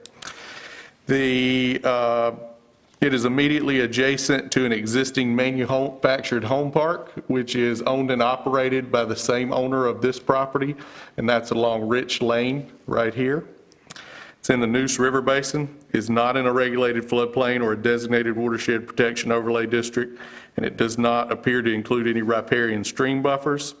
There is no Nash County Public Utility Service to this area of the county, so any future development would utilize a private on-site well and septic system. The property owner has submitted this request to rezone the property from R30 to RCCU, specifically for the development of a self-storage warehouse facility. If we review the site plan, this is a zoomed-in version of the site plan. You can see a 900-square-foot proposed office building at the front of the complex, a paved parking lot in front of that with 5 parking spaces. Behind the building, a fenced and graveled area containing 8 self-storage warehouse buildings. There is some security lighting indicated at several points around the fence line.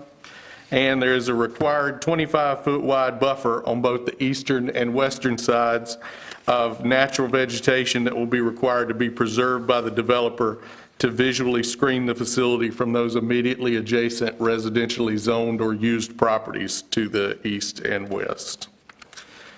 When we review the land development plan, it is consistent with some recommendations of the plan, but inconsistent with others. As you can see, it's in the yellow suburban growth area on the map right there.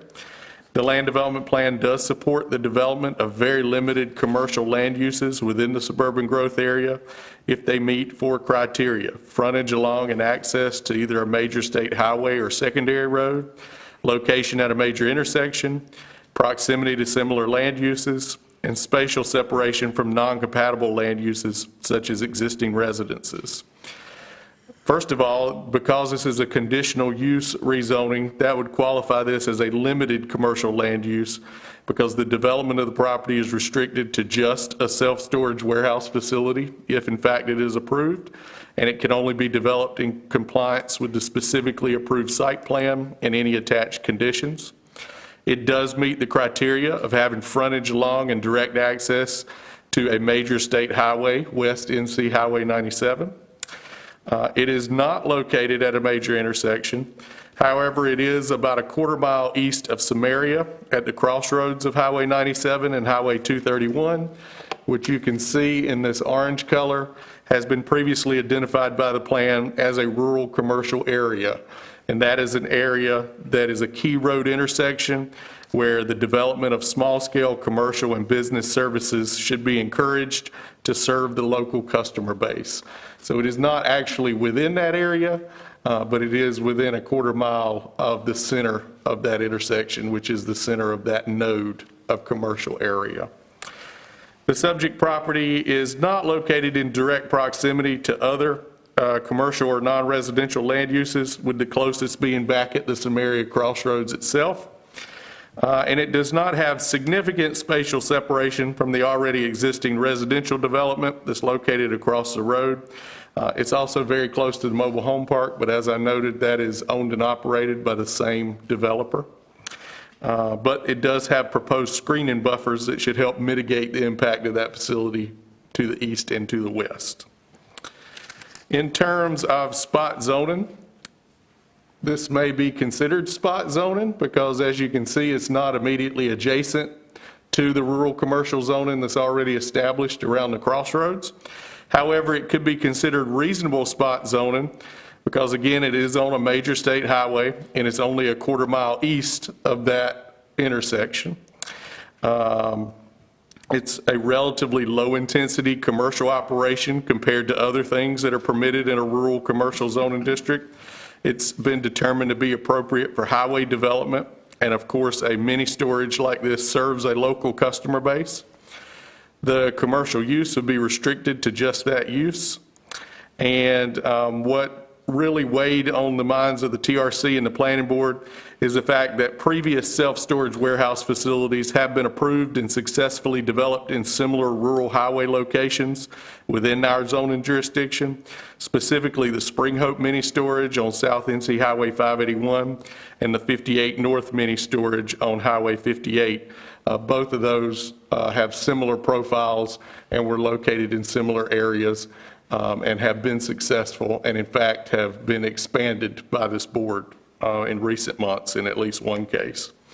Alternatively, the board could consider this unreasonable spot zoning if you determine that it's located too far from that rural commercial area at the Samaria Crossroads, or if you determine that this proposed facility would be too burdensome for the residential neighbors in that immediate area. The Technical Review Committee considered this request back on February 25th and recommended approval. The Planning Board considered it on March 15th. No members of the public other than the applicant were present to address the board regarding the request, and the Planning Board voted unanimously to recommend approval of Consistency Statement A, approval of the actual zoning map amendment, and approval of the conditional use permit. This, again, will be a three-motion process for a consistency statement, followed by the map amendment, followed by the conditional use permit approval or denial. And again, the conditional use permit will be subject to conclusions with supporting findings of fact and a list of development conditions. The property would be approved for the development of a self-storage warehouse facility only. It can only be developed in accordance with the approved site plan. The vegetative screening buffers would have to be preserved, maintained, or supplemented as necessary. And there's a list of other approvals that would be needed prior to construction: an erosion and sedimentation control plan approval from the state, a driveway permit from the NCDOT, well and septic permits from our Environmental Health Division, and zoning, building, and trade permits from our Planning and Inspections Department. And then, of course, any significant or substantial changes would potentially submit this to re-review and reapproval. And with that, I'll be glad to take any questions that the board has. Questions of Mr. Tyson?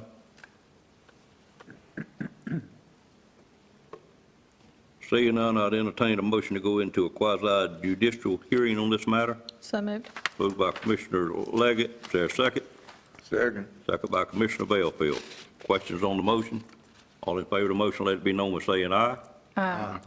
Any opposed by a like sign? Ladies and gentlemen, we now are in a quasi-judicial hearing to receive any comments for or against this rezoning or conditional use for the 8.07 acres. I will need to swear each speaker in as they come forward. Mr. Attorney, Mr. Tyson been sworn in previously. Does he need to be for each item, or does it carry forward? I'm sorry? Mr. Tyson has been sworn in one time this morning. Do I need to swear him in for each agenda item? Yes, sir. I do. Okay. Madam Clerk, if you swear in Mr. Tyson. Thank you.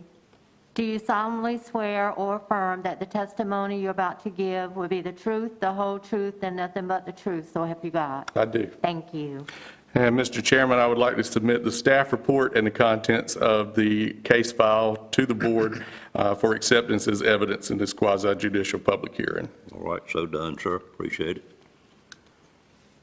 Megan?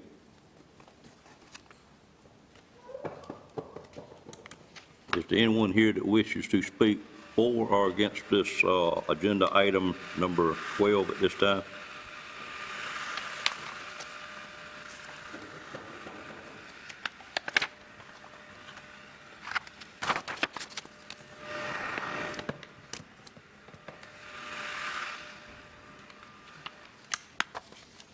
Good morning, ma'am. If you'll state your name and address for the record, good to see you. Good morning. Good to see you. Maria Barber. I'm at 9608 West NC 97. That's the office number where we're located. Yes, ma'am. Good morning. Do you solemnly swear or affirm that the testimony you're about to give will be the truth, the whole truth, and nothing but the truth, so help you God? I do. Thank you. Okay, good morning. I just wanted to speak on behalf of J&W Morgan Properties. My name is Maria Morgan Barber. Billy Morgan was my uncle, and this was actually his property. He purchased that property so that nobody would build anything across from it, I believe, because his home place was directly across the street from there. So what we've decided to do, and again, as Mr. Tyson said, the property adjacent is owned by us now. The property across the street, I have talked with the residents there to confirm they're okay with us doing this, and they had no problems at all. Talked with Ms. Wiggins, she's behind the property. She actually came and visited me Friday and said, do I need to be there? What do I need to do? I said, only if you want to contest us. And she said, no, ma'am, I'm tickled to death. She was happy with what we're planning to do, so I just wanted to affirm some of the things we are planning to make it look good.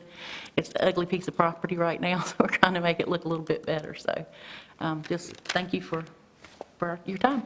Thank you, ma'am. Anyone else to speak for or against this item?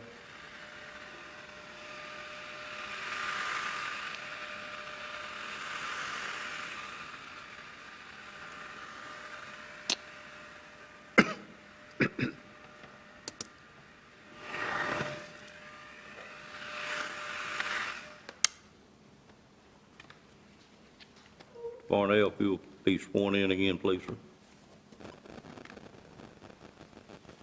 Do you solemnly swear or affirm that the testimony you're about to give will be the truth, the whole truth, and nothing but the truth, so help you God? I do. Thank you. Again, Commissioners, Mr. Chairman, Kevin Varnell with Stocks Engineering, address of 801 East Washington Street here in Nashville, North Carolina, representing the owner, who obviously just spoke to you guys. So the property has gone through a TRC review, been reviewed by DOT for driveway location. We have shown buffers on the property to help buffer it from the adjacent properties, but right now we do not see or have any issues with the adjacent neighbors. So I'd be happy to answer any questions you have. Any questions, Mr. Varnell? Thank you, sir.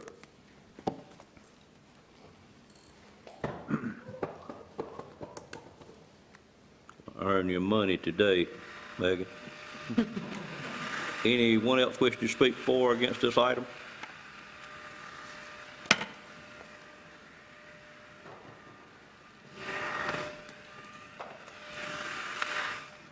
Thank you.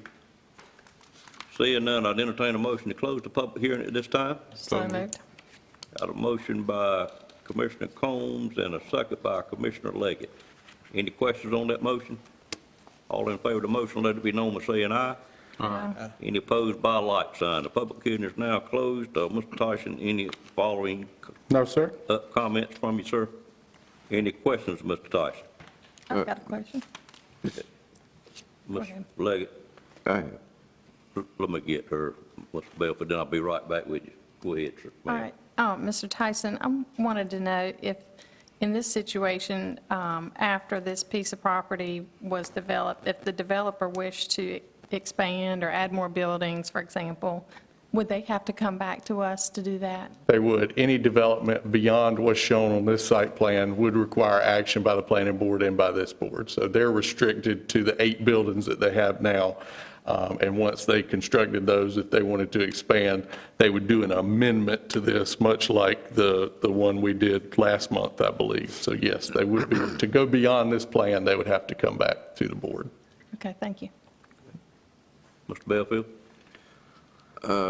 Mr. Tyson, it says what, for family personal development, so there's no commercial operation going to come from the storage?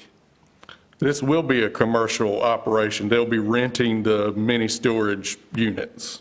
So we're rezoning the property to rural commercial conditional use. For mini storage? Right. Well, did it say that? Self-storage is another phrase for mini storage. Self-storage warehouse is a term that our ordinance uses. Okay. And that's the only thing that would be permitted for development on the property if this is approved. Okay, the word self-storage means mini storage. Correct. Well, I learned something else today. Okay, I'm clear. All right, other questions of Mr. Tyson before we entertain a motion? Seeing none, our first motion, like before, would be a consistency statement, and this consistency statement has two items under it with a numerous alphabet individual statements under each of the two items. So I'd entertain a motion for either consistency statement A with the two items listed, or consistency statement B, which would be to deny. Mr. Chairman. Mr. Combs. I make a motion we adopt consistency statement A for approval. All right, we have a motion to adopt consistency statement A, included item 1 and item 2, and the following subtitles under it. Is there a second to that motion? Second. Second by Commissioner Leggett. Any questions on the motion? All in favor of the motion, let it be known by saying aye. Aye. Any opposed by a like sign? That motion carries. We'll move to the second motion that we need, which is to approve or to deny the zoning map amendment. Make a motion to rezone to approve the rezoning map amendment. I have a motion by Commissioner Combs to approve the zoning map amendments. Is there a second to that motion? Second. Second by Commissioner Leggett. Questions on the motion? All in favor, let it be known by saying aye. Aye. Any opposed by a like sign? Motion carries as well. And the last action we would need would be a motion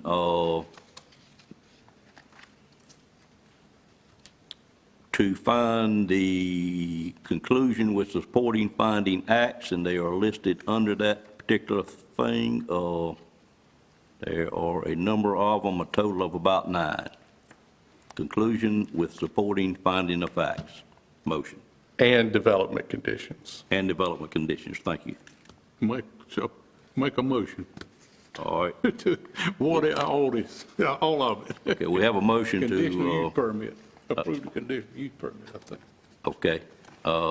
We're actually making a motion to Approve. find the supporting finding of facts and the, including the development standards that are listed with it. Is there a second to that motion? Second. Second by Commissioner Leggett. Any questions? All in favor, let it be known by saying aye. Aye. Any opposed by a like sign? Motion stands approved as well. Thank you, Mr. Tyson. At this time, I am going to call for about a 10-minute recess. We'll be back in about 10 minutes.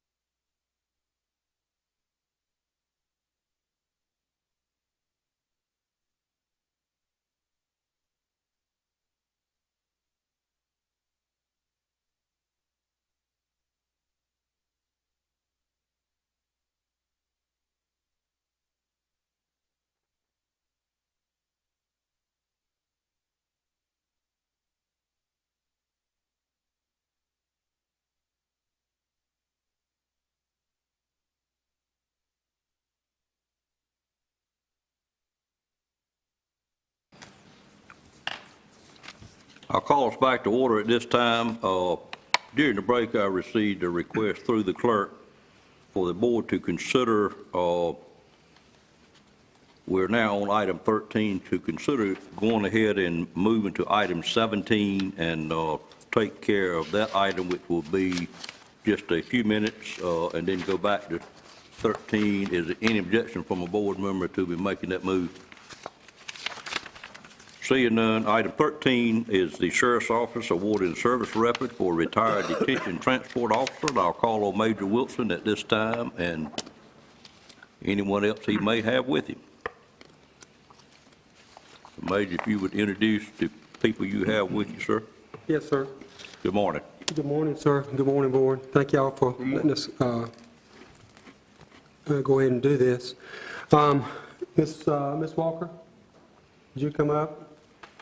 Board, Miss Sonia Walker retired from the Sheriff's Office Detention Facility, and we'd like to issue her duty weapon. And after 23 years of service, and she unfortunately had to go out with medical, and she misses it every day, but thank goodness she's able to be here with us today. And her son, Carl, and sir, if you can bring your family up here with us. Major Wilson, if you would put them right here and face the other way, I'm sure there's some of her family wishes to get a picture. And Jonathan as well. Well, here he comes right now. That's great. Glad to have all y'all with us this morning.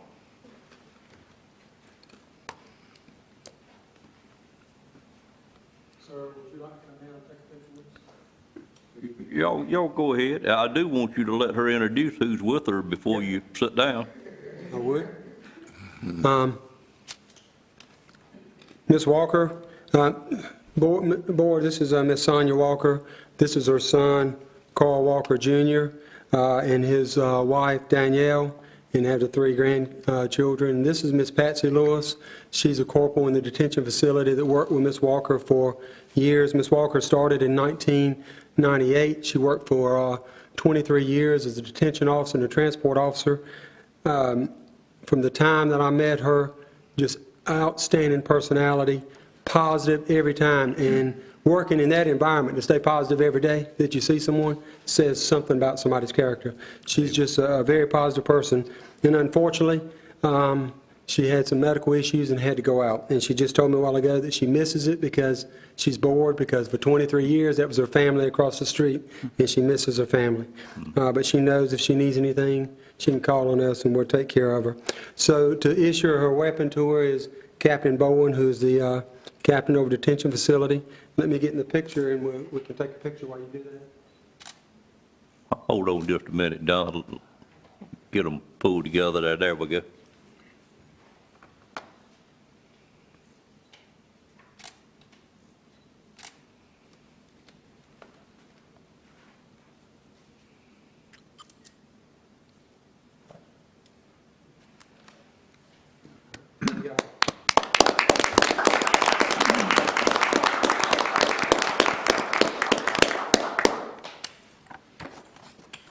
Sonia, on behalf of the board, we greatly appreciate your years of service. I know I'll see these grandchildren, you'll take that service weapon and put it in a very safe place.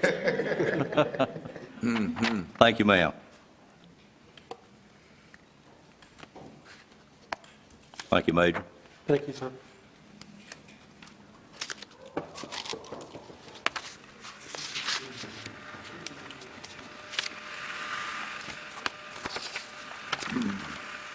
Mr. Tyson will be starting back with item number 13. Item 13 would be a quasi-judicial public hearing on conditional use rezoning request to rezone 58.29 acres on Red Oak Brattleboro Road to RA20 CU for the Red Oak Brattleboro Road subdivision. This is the subject property highlighted in red. It is a portion of a larger 74.79 acre tract of land. However, as you can see on the zoning map, The southern portion of that tract actually falls within the town of Dorches. And so the development of that portion, which is included in the proposed subdivision, would not be the domain of this board, but that of the town of Dorches.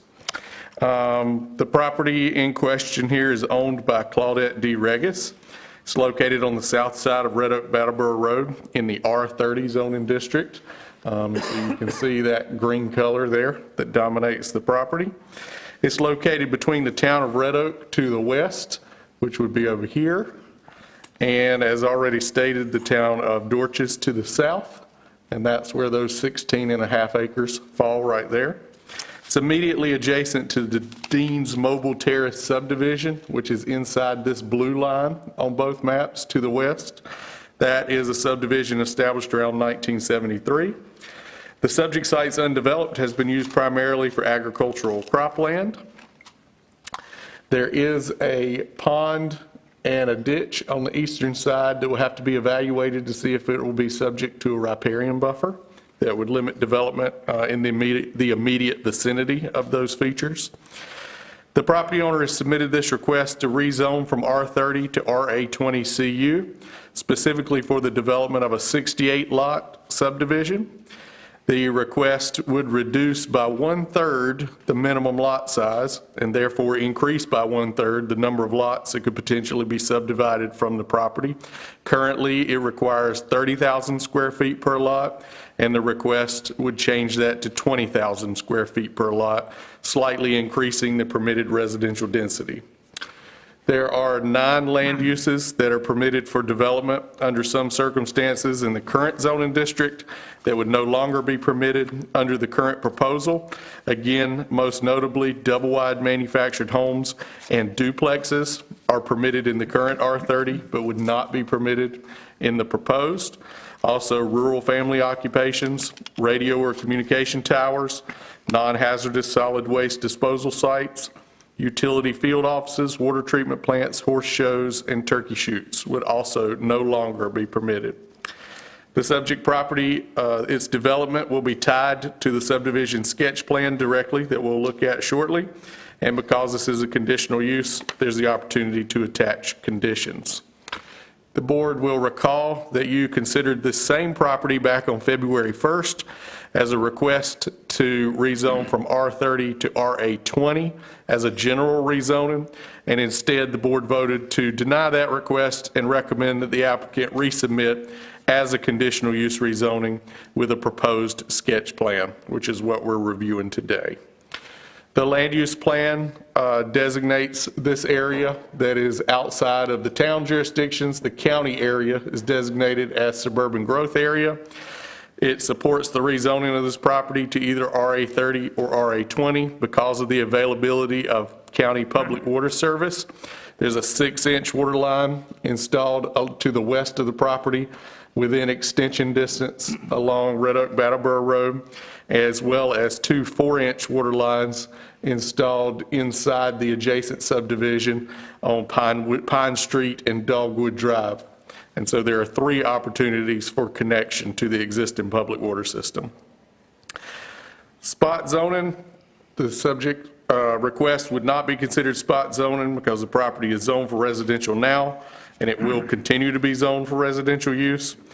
The request would permit smaller minimum lot areas and slightly increased residential development density, but as we discussed, the new district is more restrictive in terms of land uses.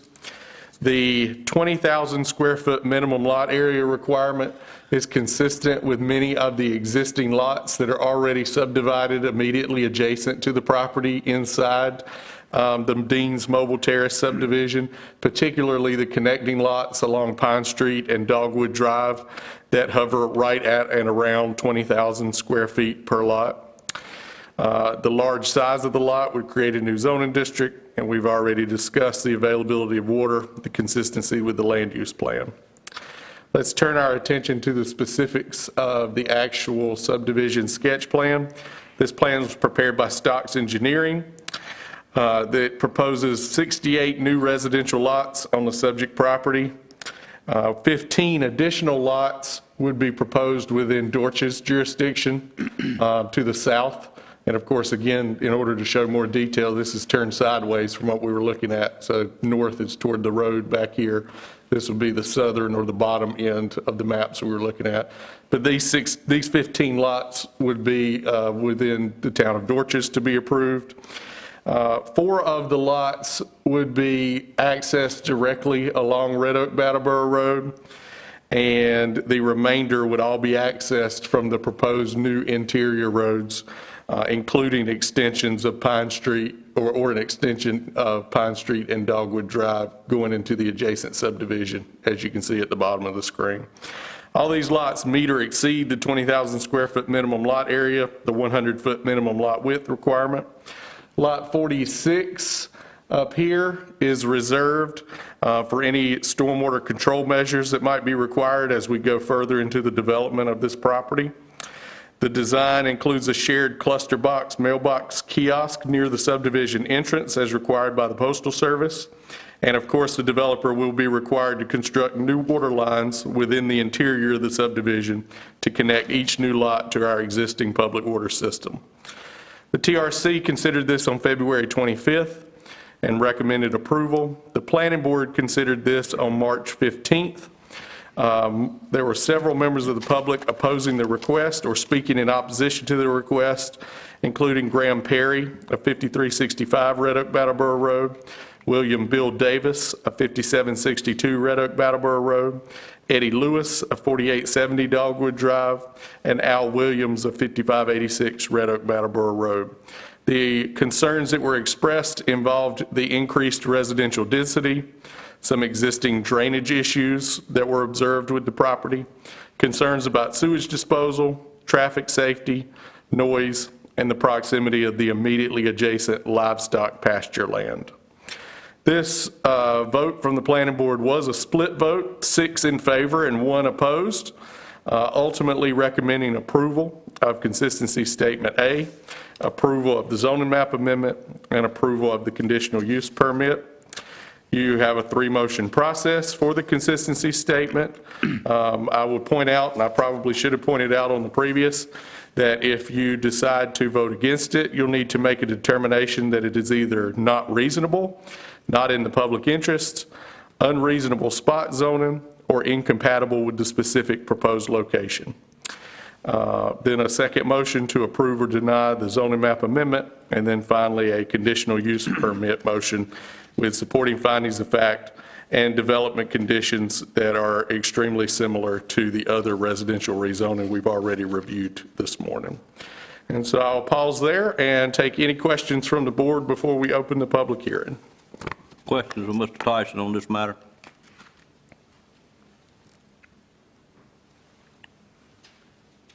Seeing none, I'd entertain a motion to open the quasi-judicial hearing on item number 13. So moved. Moved by Commissioner Leggett. Is there a second? Second. Second by Commissioner Ayrton. Any questions on that motion? All in favor of that motion, let it be known by saying aye. Aye. Any opposed by a like sign? Ladies and gentlemen, we are now in a quasi-judicial hearing, and the board would like to hear from anyone that is here to speak for or against this item. I will need, as we have been doing, swear you in each time you come to the podium and allow us to clean the podium between each speaker. At this time, Madam Clerk, if you'll swear Mr. Tyson back in. Do you solemnly swear or affirm that the testimony you're about to give will be the truth, the whole truth, and nothing but the truth? So help you God. I do. Thank you. And Mr. Chairman, I would ask that you accept the staff report as well as the contents of the case file into evidence for this quasi-judicial public hearing. Hereby accepted, sir. Thank you. Megan, if there's someone here that wishes to speak for or against this item, we'd be glad to hear from the first speaker now. Move forward.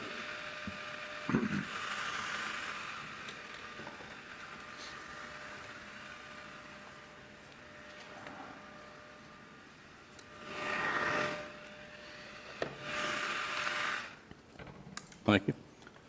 Good morning, sir. Good morning, sir. State your name and address again for the record. Yes, sir. William Davis, 5762 Red Oak, Brattleboro Road, Brattleboro, North Carolina, 27809. Yes, sir. Do you solemnly swear or affirm that the testimony you're about to give will be the truth, the whole truth, and nothing but the truth, so help you God? I do. Thank you. Mr. Davis, I do want to apologize to you again the other day when you called me for having to point out that I wasn't able to speak to you about this matter. I certainly hope you understood it being quasi-judicial. That I really wasn't supposed to do that. I gentleman over there. understand. I understand, sir. Okay, thank you. The reason I stand is not in opposition to building houses in the area. The reason I stand is to opposition to the way the houses are being built. The first thing that I brought up was about the sewage system, and as everyone here knows that lives in the county knows that you have a septic tank and then you have drainage lines from the septic tank to disperse the sewage in the proper manner. When you put these houses so close together, and the gentleman said 20,000 or more, 20,100 feet, I mean, how much more, 20,000, that's 20,000 feet. The drainage lines of houses that are so close to each other are going to be running into each other, causing an improper drainage of the system as it's supposed to work. And the property that's being proposed does have water provided by the city, which the developer said he's going to tap into rather than developing their own water system. But it has no sewage system. And because it has no sewage system, it has to present septic tanks and drain lines. And because of this, the closeness of these houses together and the improper seepage of sewage in such a small area, and the danger of that seepage, not only going to the surrounding wetlands and ponds on either side of it. I don't have, they moved the map, so I can't get to it. But it's also a contamination to the shallow wells in the area, of which one is mine. Because of these dangers in the septic system that's laid out, it becomes a danger to the public health, which is not a reasonable area, I mean, a reasonable thing to be put into it. So the items that the gentleman mentioned about reasons for not passing it, it's not reasonable. It's not reasonable because there's no acceptable measure made means by which to dispose of sewage without becoming a danger to the surrounding area. Another thing that I wanted to mention was you have the dynamics of the city and the dynamics of the county. And the city has water and sewer provided. It has all these amenities provided for close housing development. But then when you take those real close housing clusters and put them in the county, you don't have those amenities available to them. Yes, we do have the water, but no, they do not have the sewage system. When you're in the county, people move there for a little bit of space in their area. You know, nobody wants to reach out the window and shake hands with their neighbor like you do in the city. So therefore, it's not in the public interest of the definition of city as opposed to county. Another thing is that the town of Dorches, part of the property is in the town of Dorches. If you look at the map, which they've changed, if you look at the map, it shows the part that's in Dorches has got large land areas for development because Dorches would not accept the plan that they're trying to get you to accept here in the county. And that's why they did that. I've talked to the commissioners in Dorches, and I found that out. So that's why they changed their plan, and as you'll notice, the section in Dorches, it's got large land areas, not the concentrated areas in the 2,000 range cluster of the houses. Put a house on every other lot, or double the size of the lots, and you don't have any problems like you would have in your R30. So, you know, that becomes, it's not in harmony with the surrounding areas.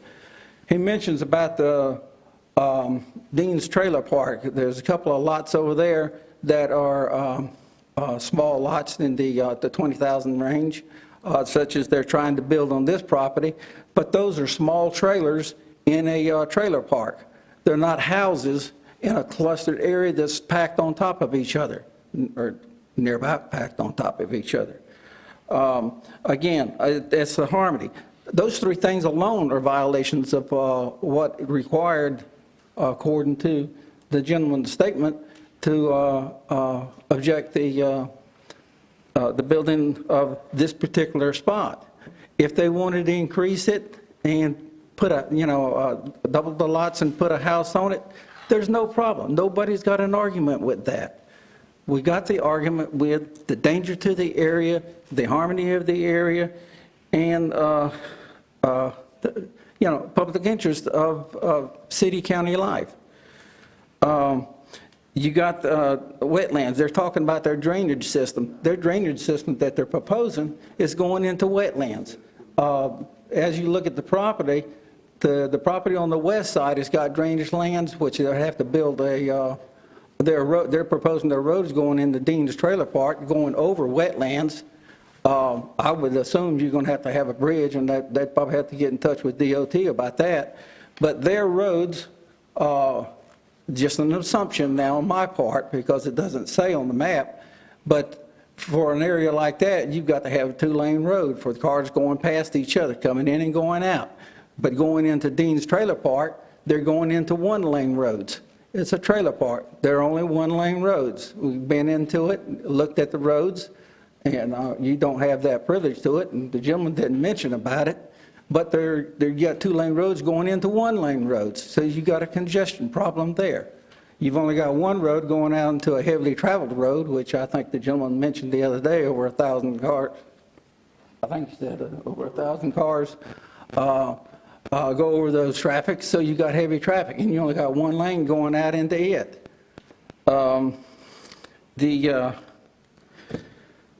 The major difference in what the problem, what the zone is set at right now, and changing it to the R20, even though I understand what you mentioned to me about, they can do what you darn well please, apparently. But the difference is the size of the lots. Put a house on the size of the lot that will carry the house. Don't reduce the area to potential problems for not just the people who live there, but the people who live in the surrounding area. Their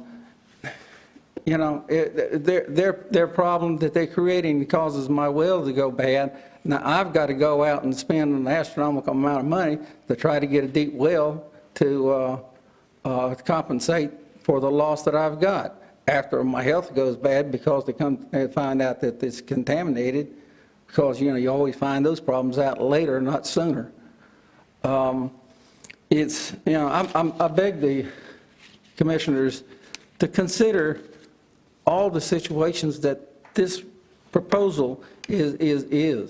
It's a proposal for someone to make money on smaller different areas, making money on larger different areas. Take in consideration of the people. It's not just, we're making more money for the county, we're making more money to stick in my pocket, we're giving substandard quality of property to the surrounding area. They're not going to have to pay for it now. They make the money now, but we got to pay for it later. I beg y'all to consider the entirety of this situation, not just the face value of it. Thank you, sir. Thank you, Mr. Davis. Other people wish to speak on this particular item?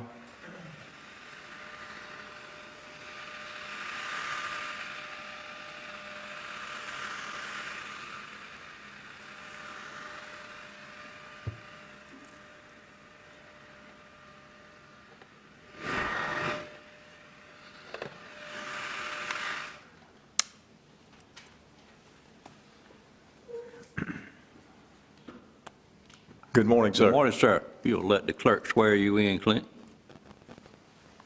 Yes, sir. Thank you. Raise your right hand, please. Do you solemnly swear or affirm that the testimony you're about to give will be the truth, the whole truth, and nothing but the truth, so help you God? I do. Thank you. Clint Henry, 5784 Red Oak, Brattleboro Road.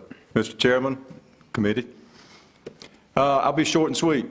Speak now or forever hold my peace. I'm 73 years old. I've been where I am at 5784 Red Oak, Brattleboro Road since 1976. Quiet, pleasant neighborhood. It's growing. I have no problem with growth. Let's keep it sensible. We put 68 homes across the street in sandy, loamy soil. Average homeowner uses 300 to 500 gallons of water a day flushed down. And most people think when you pull that handle or turn the faucet on that that's the end of it. That's just the beginning. That water has to go into the ground, has to be taken care of God's way. That's by design, and I'm sure that those that will approve or not will do due diligence in making sure that that sewer water is safe. But let's just don't put 50,000 gallons a day into a 20,000 gallon a day ground. Thank you. Thank you, sir.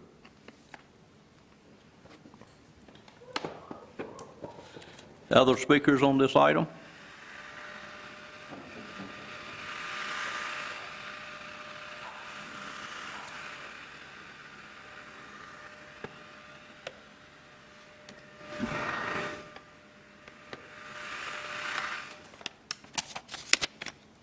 Good morning, sir. Good morning. Thank you. Do you solemnly swear or affirm that the testimony you're about to give will be the truth, the whole truth, and nothing but the truth, so help you God? I do. Thank you. I appreciate the chance to speak to the board. I will try to be extremely brief. In particular, in regards to this situation, there's 3 issues that I think really need to be... Let me get you to state your name Oh, and I'm so address for the sorry, record sir. first. That's okay. Alan Davis, 5762 Red Oak, Brattleboro Road. Thank you, Alan. And the 3 issues, real quick, that I think needed to be pointed out were, first, the spot zoning. The gentleman made a comment as to the regards that were made to avoid the appearance of any spot zoning issues. However, I really think that if you look at the map here, you can see it's a half-hearted attempt and very cosmetic to create an appearance of scale transition, because the map actually, the complex comes into Red Oak Brattleboro Road. However, what they've done is they've back-ended it into a trailer park so that they can say these 2 end lots here on a road that isn't even being occupied currently, except for a couple of houses at the very end. Well, these houses are small, the ones that have been there since 1970. So since these 2 houses are small, then we can go ahead and make the rest of these houses small, when all the other surrounding houses in the area on Red Oak Brattleboro Road, on the road beside where they're developing, coming up to the crossroads, all those houses are all rated at 30. And so they're trying to put a 20 in. And I think the board saw that when they asked for a conditional plan for this location. However, as you can see, what they've done is they've put big swaths of land into dorches, trying to sway the appearance of this is a large complex. They put big swaths of land over on the side where they know that that area is going to have to be removed from the plan because the water area there, you've got a beaver dam over here, and I can tell you growing up in the area, those beavers love nothing more but than to flood that area. Now, you know, obviously you can get rid of those beavers. They might have something to say about that. But you're not going to be able to get rid of the spiny mussels, which are endangered to that area. And the environmental agency has come in before and said nothing can be done on those wetlands because you have an endangered species there. So all those large areas on the end and the place where they say they're going to build the water embargo to, that's not going to be there. That's not going to be available to them. And they'll realize that as they get into the process, but unfortunately you will have already given them condition approval, so they'll take away all the cosmetic parts, the big land there, the big land in the back, the attachment to the trailer park. And what they're going to do is throw essentially 85 units of houses, 85 families into a very small area right here, right next to some large families who have wells, who have children that go to school and sit on this road by the school bus. You have 85 families flushing toilets, putting junk in their trash cans, which there is no trash receptacles here. If you look at the plan, they notice that this should be a cluster area, and this should be zoned as cluster, but they don't do that so that they can avoid the 15% that they have to donate to common areas, such as places where natural trees will exist, where the trash can be trash storage units can be put on the property, so that trash can be properly organized and disposed of. They don't do that. This should have been a cluster area, but in order to prevent the 15% waste for them, they decided not to do that. And they cut down, they try to tell you that hey, it's only a 1/3 reduction. But literally the property that they're proposing is a 50% reduction in what it currently is zoned at. Because you're going from 3,000 to 2,000, that's a 50% reduction. When you go up, the number looks smaller, but when you're going down, which is what this is, you're putting 50% more families into this area than what was zoned for them to be there. That is a very big impact on the area, and that does not meet for the standards of what existed previously. So when they say that,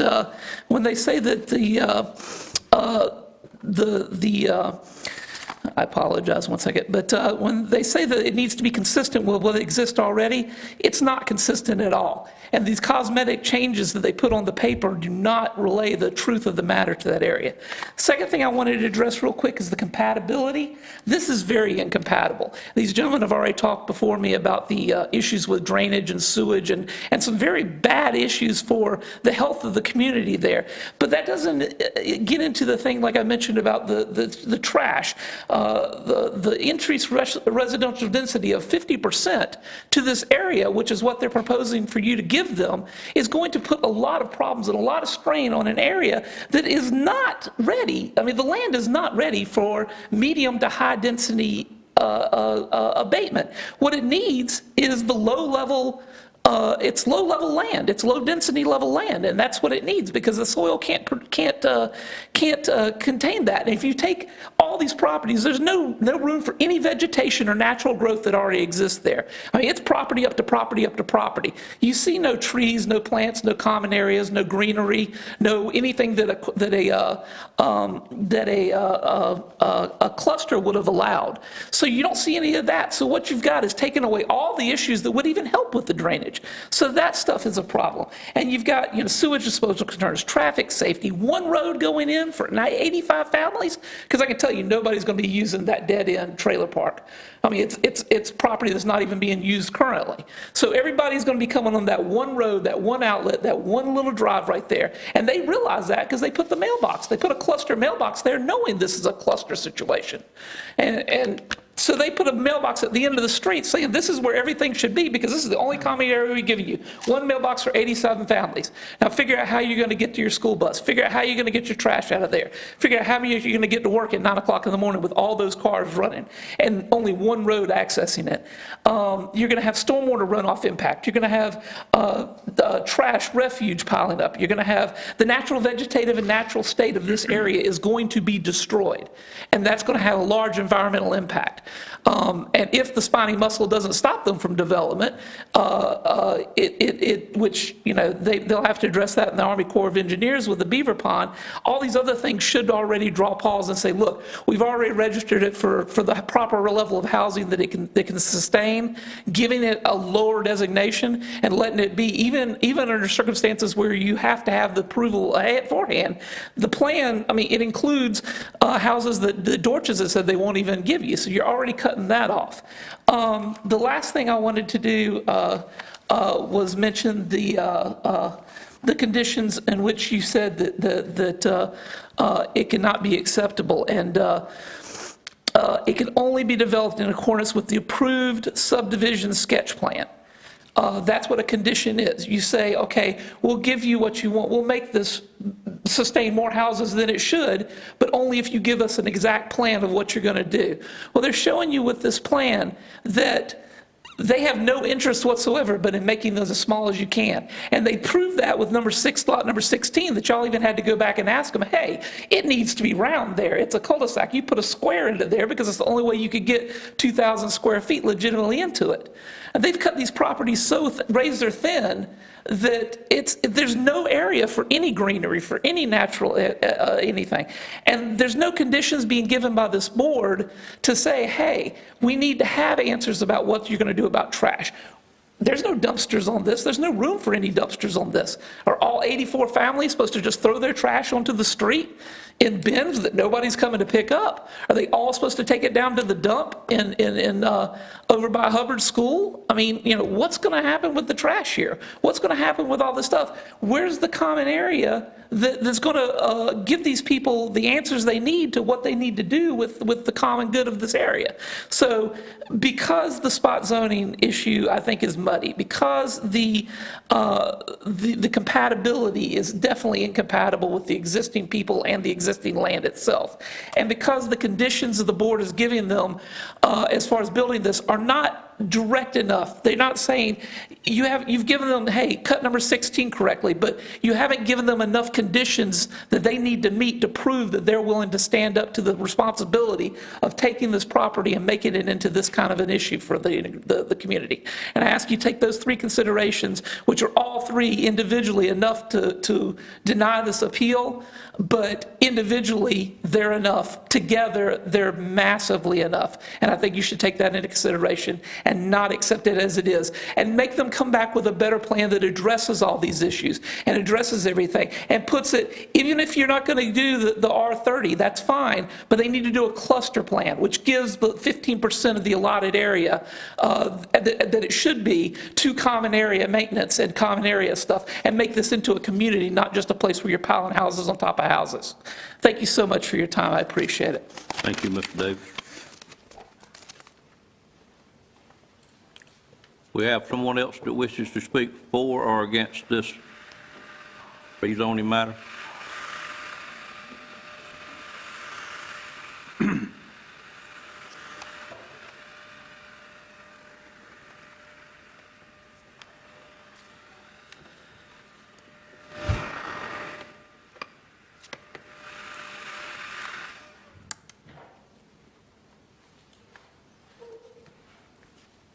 The last time I say good morning, but good morning, sir. Good morning. You could be sworn in again, sir. Do you solemnly swear or affirm that the testimony you're about to give will be the truth, the whole truth, and nothing but the truth, so help you God? I do. Thank you. Good morning again. Thank you for allowing me to come before you. I'm not sure if the previous testimonies or any experts in their field, I would like to offer up that Kevin, let me just get you to state your name and address one more time for the record on this particular item. Yep. My name is Kevin Varnell, and I'm with Stocks Engineering. Our address is 801 East Washington Street, Nashville, North Carolina. Thank you. I graduated from NC State University in 2001 with a degree in agriculture and biological engineering, and have been practicing engineering in Nash County for almost 17 or over 17 years now. So I have seen a few developments and a few subdivisions throughout that time. So I would like to offer myself up, my testimony as an expert in some of these. I would like to go through a few of these things, just kind of real quickly, not to prolong the process. But if you will notice, we do have 4 lots that do front directly out to Red Oak Brattleboro Road. The rest of the lots are all served internally.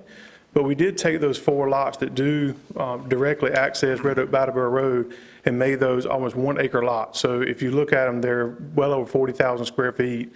One, trying to just mitigate those lots that are against the road. 2, giving them individual driveways so we're not doing shared driveways for those lots. So that's like I said, the only lots that will front and not access internally to the subdivision.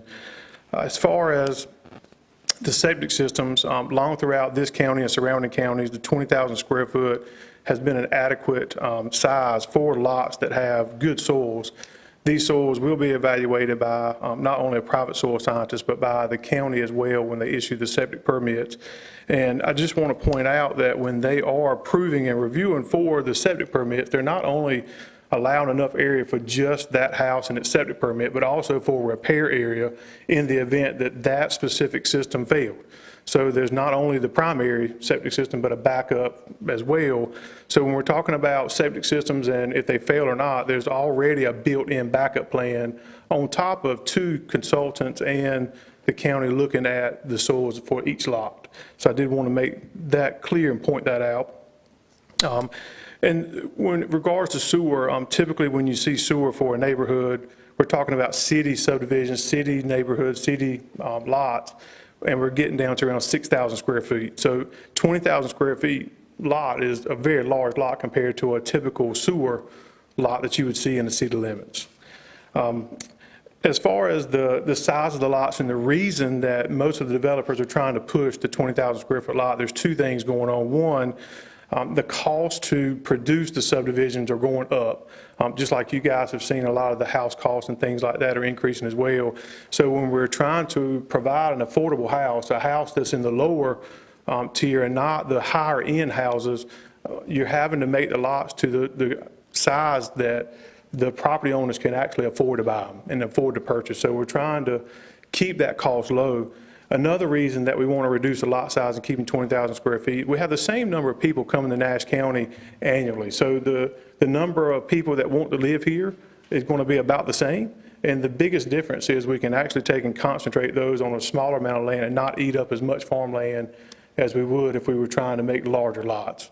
One other thing was pointed out about the endangered species. I would like to present as evidence a letter from our environmental consultant, Terracon. And Mr. Chairman, I don't know who, I've got copies for everybody, or I can hand it to the county attorney, or the clerk. The clerk, if you would, Mr. Varnell. Thank you. Very quickly, in summary, there are actually multiple endangered species that can be found in this area. And according to their report, it's actually up to 7 species are likely found in this area. So not just one, not just the spiny mussel that you've heard of. But also in summary, at the end of their report, they said that it is the professional opinion of Terracon that the subject property does not currently provide habitat that could support any of the federally protected species listed below. And additionally, no state listed species are documented within 1 mile of the study area. So we did have that evaluated and wanted to just make sure that we were not impacting any habitat or locations for endangered species there as well. As far as trash was mentioned. Varnell, would you go back over that item just a little bit slower? Sure, I sure will. So Terracon Consultants went out and did a study of the area and a study around the subject site. And there are actually 7 species that can be found or are likely to be found in our area. And then their report at the summary, when they went out and evaluated the site, it is the professional opinion of Terracon that the subject property does not currently provide habitat that could support any of the federally protected species. So they addressed the federally protected species, but then they also said that additionally no state listed species are documented within 1 mile of the area as well. Okay, thank you. Yes, sir. Mr. Chairman, you need to accept him as an expert, assuming you agree with his qualifications and rise to the level of an expert. Is that my total decision as chairman? Yes, it is, I think. I would, knowing the firm and knowing Mr. Varnell, I would, and his education he pointed out, accept him as an expert witness. Thank you. The next item I wanted to point out was about trash collection. Right now, we have 2 options for trash collecting in the county for residential subdivisions. One would be rollout carts for private pickup. The second is the local refuge centers that the county has throughout the county. I'm not aware of any residential subdivisions that we currently have that have trash receptacles, trash dumpsters on site. That's typically reserved for trailer parks, things like that, commercial centers. So I'm pretty sure that the developer is not planning to put in trash dumpsters for this residential neighborhood. It would be left up to the individual homeowners for their private collection, just like every other subdivision in the county. And then one of the other points was about the common area. There was no common area pointed out. I would like to show that the SWQ lot up at the top is a non-buildable lot that does have 9 acres of open space that would be available to every resident within the subdivision to use like they see fit. We would potentially have to put in a stormwater pond on that lot, but that lot, again, is 9 acres, and our stormwater pond would be less than probably an acre, be around 30,000 square feet. So there would be plenty of land left over between the existing pond, the stormwater pond, and then the surrounding land for the neighbors there to use as well. So as far as the trees and wooded and buffers and things like that, if you look at the original area of the property, there are very few trees on the property as it stands right now. It's mostly farm field, but certainly the developer would be willing to add trees, on the common area and different things to help spruce up that and make it look a little better.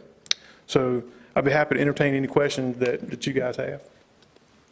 Questions of Mr. Varnell from board members? I've got one question. Ms. Leggett? You mentioned about the stormwater area, that would be available for open space. How would the residents access that area? It directly connects to the cul-de-sac, the third cul-de-sac on the left.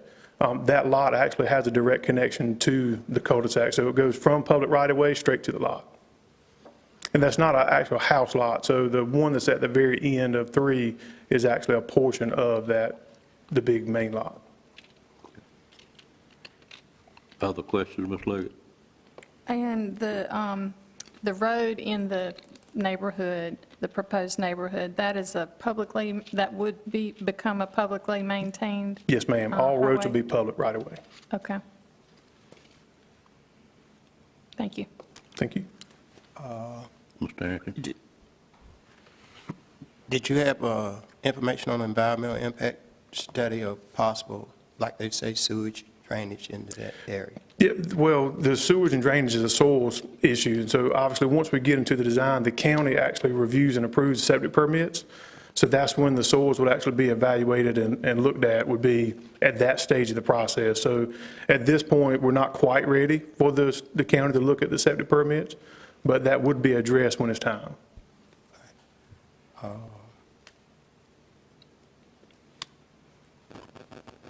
Okay. Other questions from board members?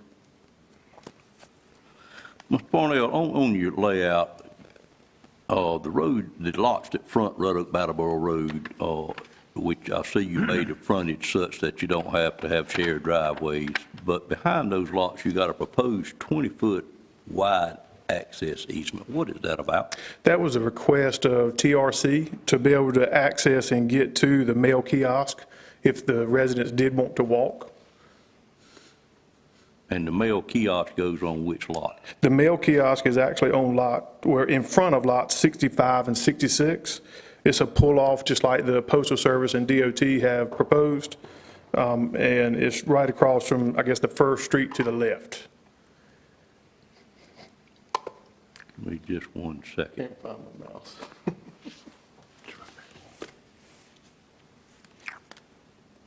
There you go, right there.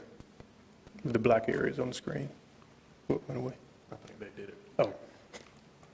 Okay, I do see that now, and that is to give them a way to walk to that. That's right, if they desire to, instead of driving into the subdivision and picking up their mail from the mail kiosk. So I see it comes on out to the proposed street. That's correct. Okay, And that, like I said, that is a DOT-approved mail kiosk layout. all right. So you're not talking about a sidewalk, you're just talking about like a maintained grass area? That's, for now, that's right. And like I said, that was really a request of TRC, not something that we had thought about. So we can certainly put some more thought into how that really works. But like I said, that was really a request so that right now, all the residents inside the subdivision can walk to the mail kiosk if they wanted to. Those 4 felt kind of separated from it. So they wanted to try to figure out how to include those back into it if they did want to walk. So that's why the easement was set up, was just to give them that right to do that. So it really set up for those 4 lots fronting on the main street. That's right, that's right. Okay, I understand it now, but I just didn't know why you had that easement in there. The tie-in back to Pine Street, is that Pine Street, it says on here is a state-maintained street. It is, both of them have state road numbers, so they are state-maintained streets. Okay, so okay. And obviously, the tie-in is a requirement of, planning staff and DOT. I heard it referred to a trailer park numerous times. Is that a rental lot trailer park, or is it individually owned lots, I think? Right now, it's my understanding that they're individually owned. Now, are they rentals and? I understand that. I do not know, but. Sure. Most of the lots I've selected were individually owned. But they're not, they are an SR number, which is, answers my question. That's correct. Gotcha, okay. Other questions? Does each one of these lots have individual driveways? Yes, sir, they do.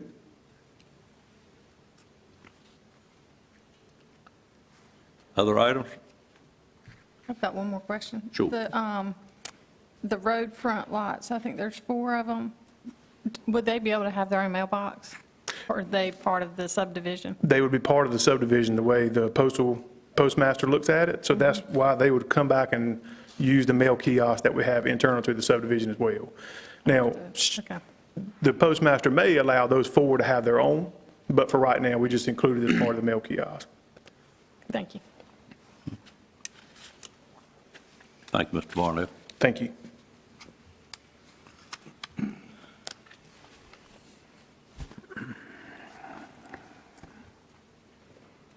Do we have another speaker on this item, for or against?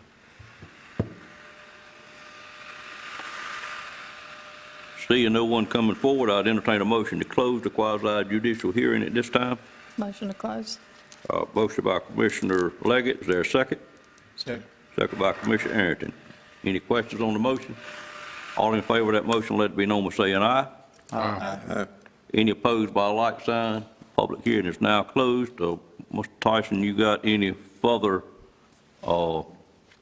statements you'd like to make concerning it? No, sir, not unless the board has any other questions. Other questions for board One members? question. Sure. You know, the existing trailer park, Dean, trailer park, has there been any report of a complaint that their water has been contaminated or have a problem with their drinking water? Not that I'm aware of. Okay. I think it's important for the Board of Commissioners to understand that the environmental side of it, what we're doing is a rezoning matter, and the environmental part of it, approval and continuing study of that, is done after we rezone a parcel and is really not a part of what we approve here today. It would be another probably lengthy process by the environmental health, which comes under the Nash County Health Department. But we just are not in a position to consider any environmental as it relates to sewer or water in what we're doing here today, and of course it is on public water.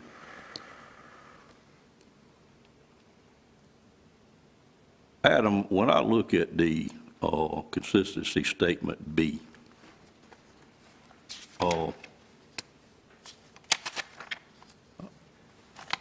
this board, if they choose to go with a consistent statement B, which would deny it moving forward, we've got to state the reasons why. Correct. And you give some examples here of what it could be, but I just don't see where any of these work with this particular piece of property. Could you elaborate a little bit on what it would take to go to a B? Well, I think the things that are listed under B, it's not reasonable, it's not in the public interest, it's unreasonable spot zoning, or it would be incompatible with the proposed location.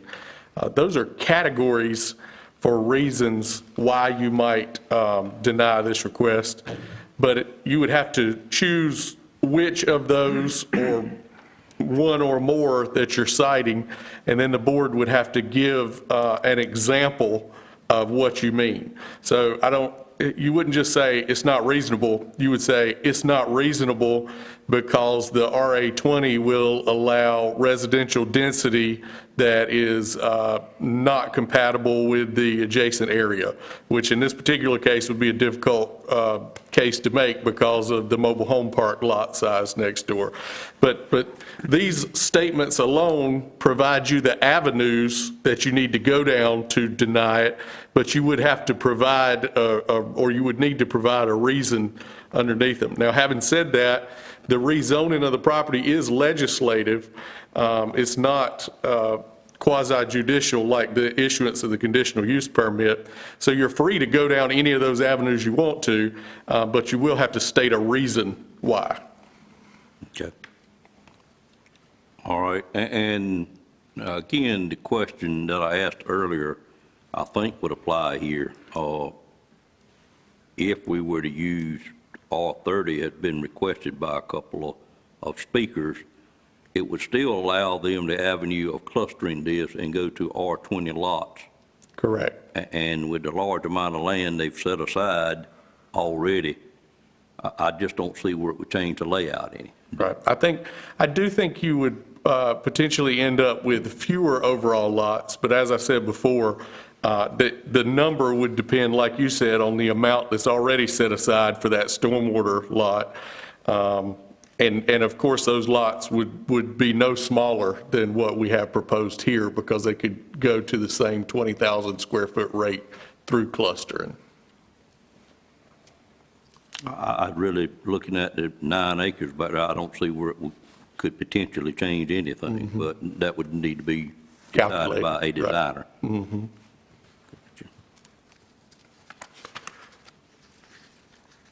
Okay, that's all the questions I had.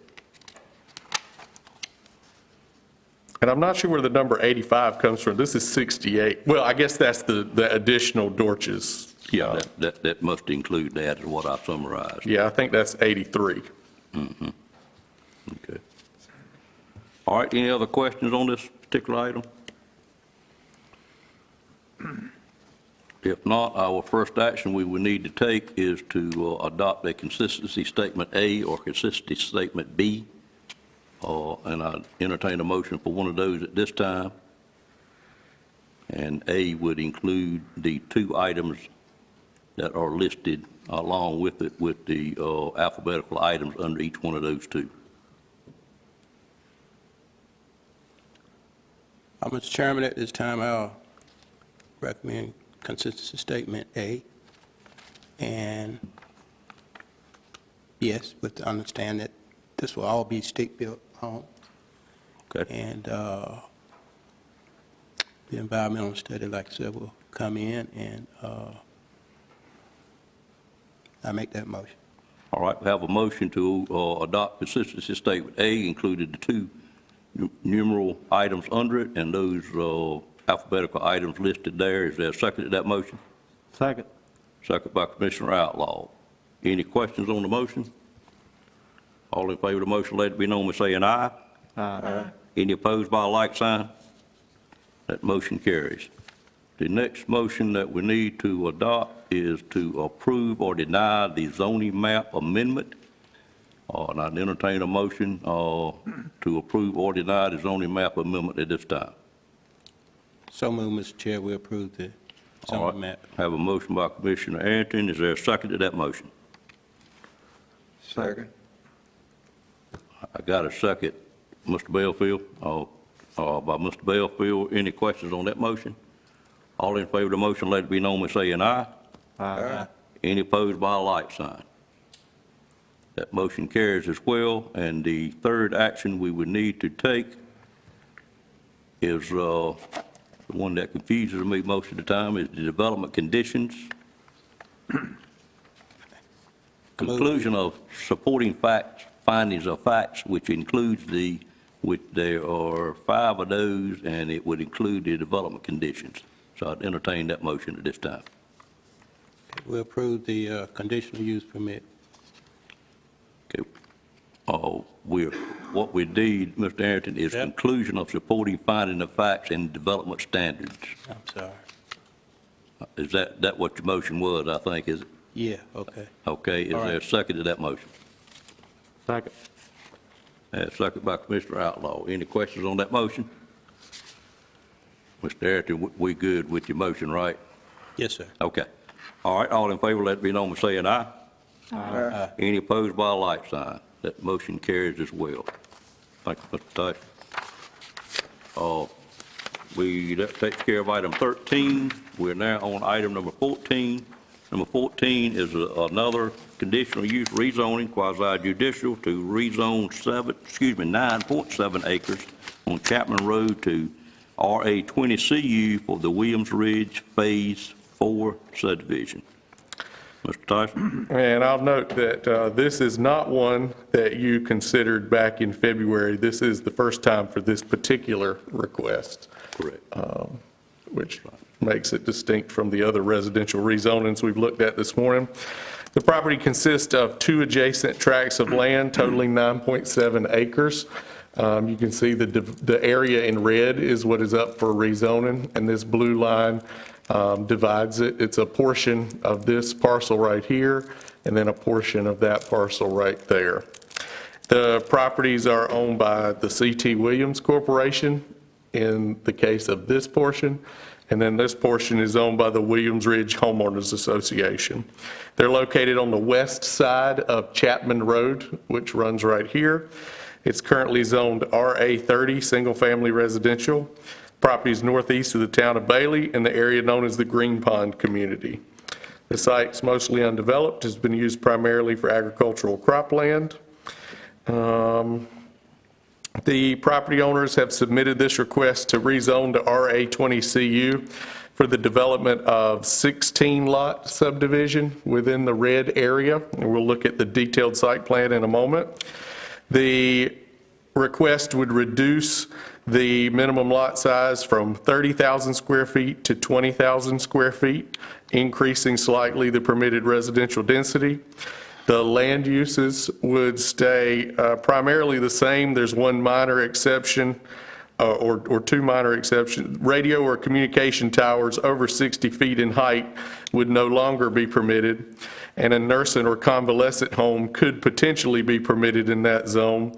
However, that would be unlikely given the size of the lots that are being proposed, and also a nursing or convalescent home would first require the review and issuance of a special use permit by the Board of Adjustment. So there would be other layers of review that would have to happen for that, and it is not likely based on the layout anyway.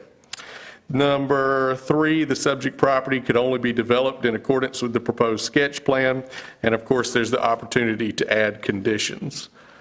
I want to go back to the zoning map and review the recent rezoning actions. Back on October 7th, 2019, this area right here that's shown in orange on the south side of the road was rezoned by the commissioners. It's approximately 25 acres from R40 to RA30, and that's what the orange color signifies. The property was subsequently developed for the Williams Ridge subdivision Phase 1 and Phase 2. Phase 1 was 16 lots around the perimeter, beginning here and extending over to there. And then Phase 2 was 4 additional lots down Juniper Road. That Phase 2 was delayed because it required the construction of a new water line down Juniper Road, which was accomplished, and so those 4 lots were recorded in June of 2020. You'll recall that these lots utilize the cluster development option.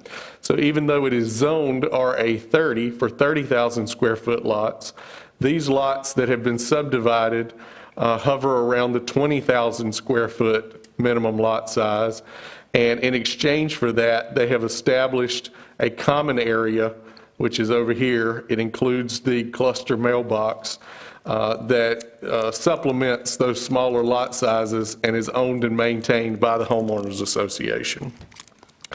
You might recall that last month, I think we looked at the subdivision of this adjacent property to the east on both maps here for the subdivision of 11 new lots. That did not require a rezoning because all of those lots are at the 40,000 square foot density level, but that was approved. You'll notice that those lots are not shown yet because that map has not been recorded, but the board did approve the subdivision of that property into 11 new lots. The land development plan uniformly identifies this area as suburban growth area. As we've discussed several times, when public water service is available, as it is here, the plan supports rezoning to either RA30 or RA20 at the board's discretion. The subject property does have access to an existing 4-inch water line along Chapman Road. The higher density residential development would help accommodate the residential growth anticipated by the plan for the area. It would not be considered spot zoning because the property already is and will continue to be zoned for residential use. It would allow slightly smaller minimum lot areas and only slightly increased residential development density, and there's only that minor change to the permitted land uses we discussed. The proposed new residential lots would be similar in size to the already existing 16 cluster lots of phases 1 and 2. However, if they were rezoned, they would not have to set aside additional cluster area.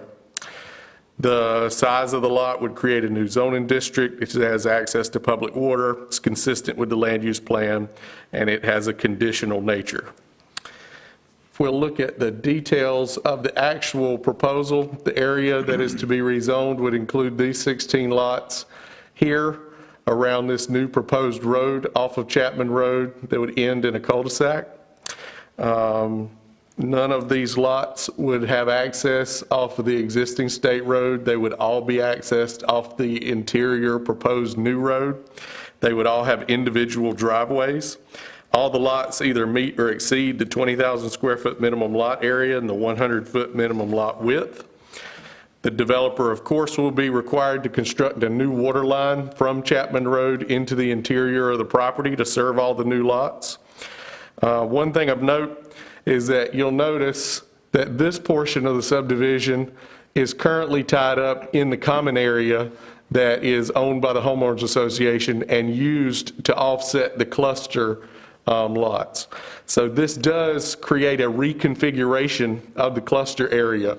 Instead of all being behind these lots, there would be a portion that's behind the lots on the west, and then a contiguous strip here that connects to the other portion behind these lots.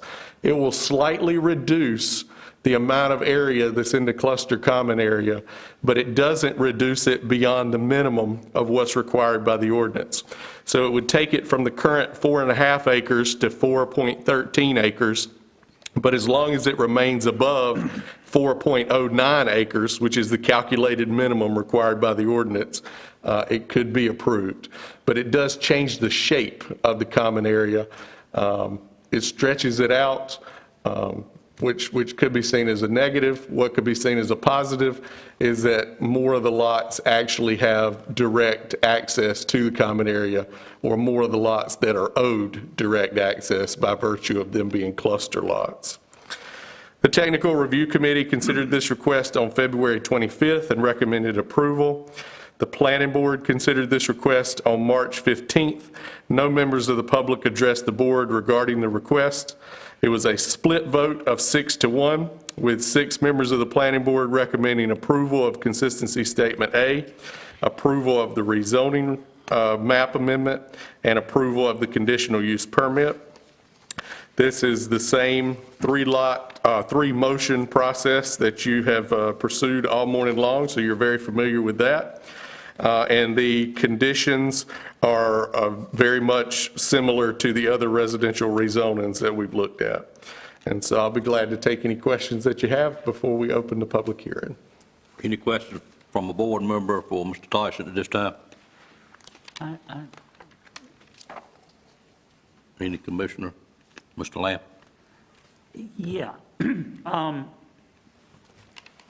I've never heard of a commons area that's compact after the sale of lots relative to that commons area to be reconfigured in such a way.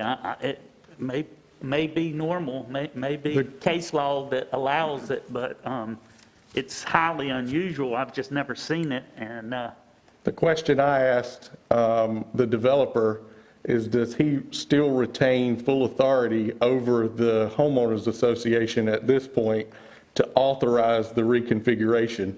And he assured me that he did. So none of those other lots have transferred? They have been sold, but the homeowners association has not been turned over from the developer to those homeowners yet.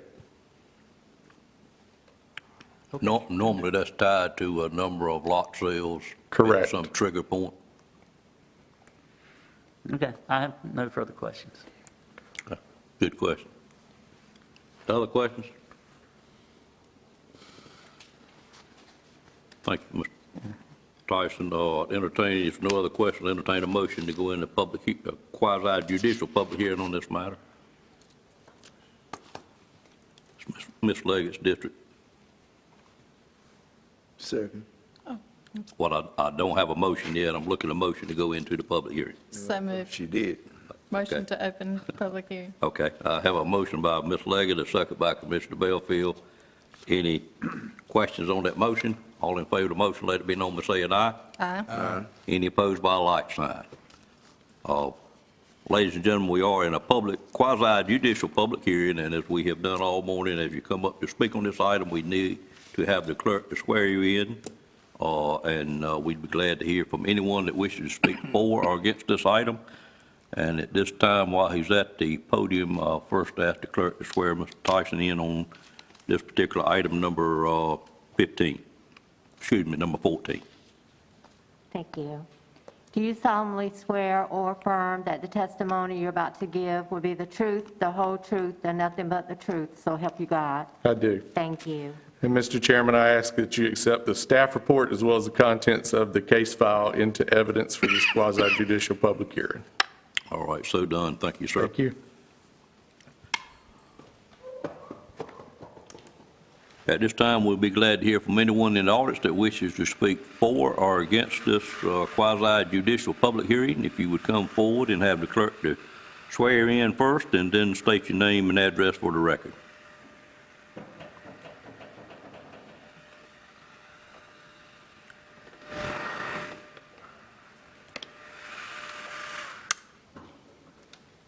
Good afternoon, Ms. Finch.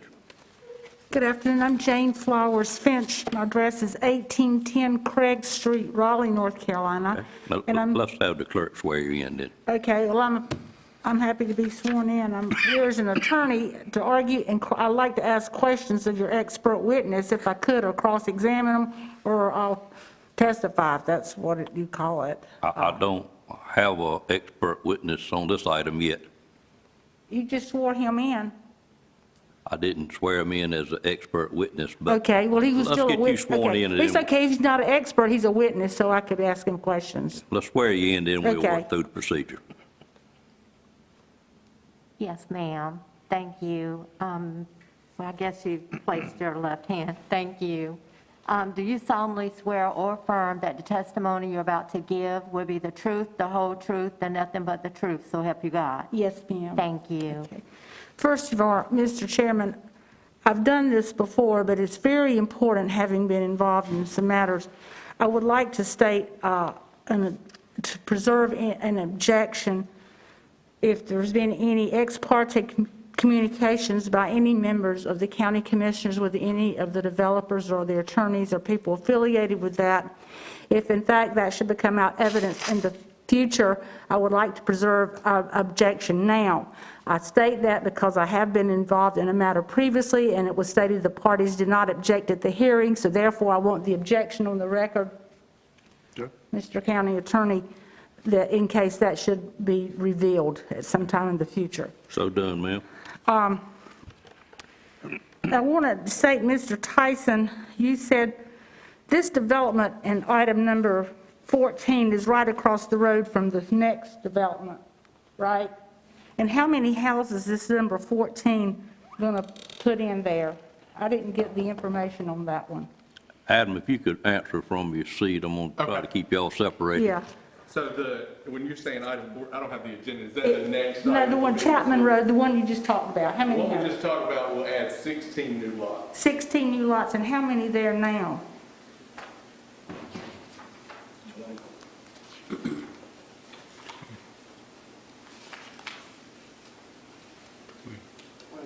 Total of 20. 20. On that same parent tract. And so that's a total of 36 will be there?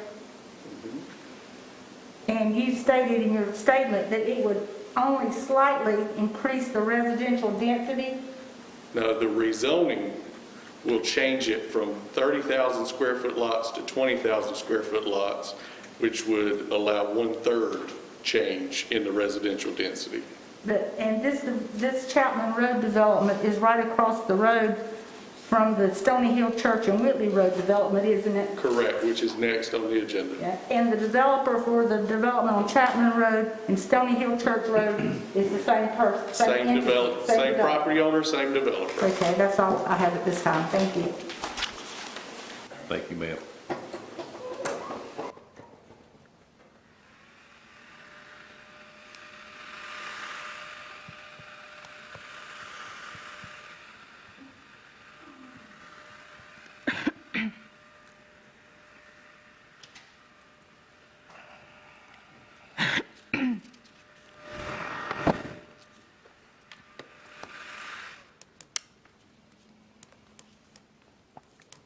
Good afternoon, sir.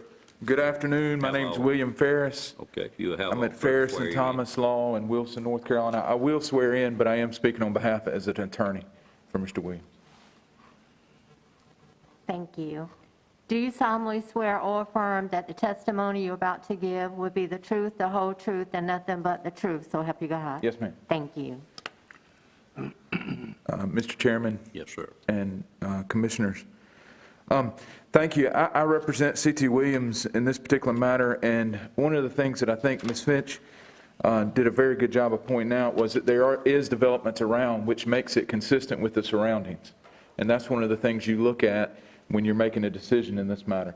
So she did a good job of making it clear that this is consistent with everything around them. The other thing that she pointed out was that there is going to be, on your next agenda item, a larger development that we're going to ask you to approve. The reason that's important that she pointed that out is because where this feeds out is actually on the Chapman Road rather than on the Stony Hill. And that to me is important because, I mean, I think she was making a point to make it very clear that there is development going on all around there. Well, part of the reason there's development going on all around there is because it is a development zone, as you know. We are trying to develop that area and make it consistent with everything around it in terms of having it developed as one large development. If you have 6 or 7 different developers go in and take up property and then go in and piecemeal it together, it does look piecemealed. But in this particular instance, if you look at the whole map, they've got a development across the street. He's got the development that's already been done, which is the 20 lots. And then he's got the cut-in development that they're asking you to approve as well. Interestingly enough, that he talked about, and I thought the same thing when I looked at this common area. I thought, you don't have that happen hardly ever, really, when you take a common area and modify it. Luckily, the common area hasn't been turned back over to the homeowners. But the second thing that's interesting about that is that it did actually make it more accessible for an overwhelming majority of the homeowners that are there. So the common area actually became more accessible by this development. And if you look at the prior one and this one, it actually makes it more accessible to more places. So I stand to answer any questions you may have, but we're excited about this particular track and the track that comes next. Thank you, sir. Thank you. Other speakers on this item?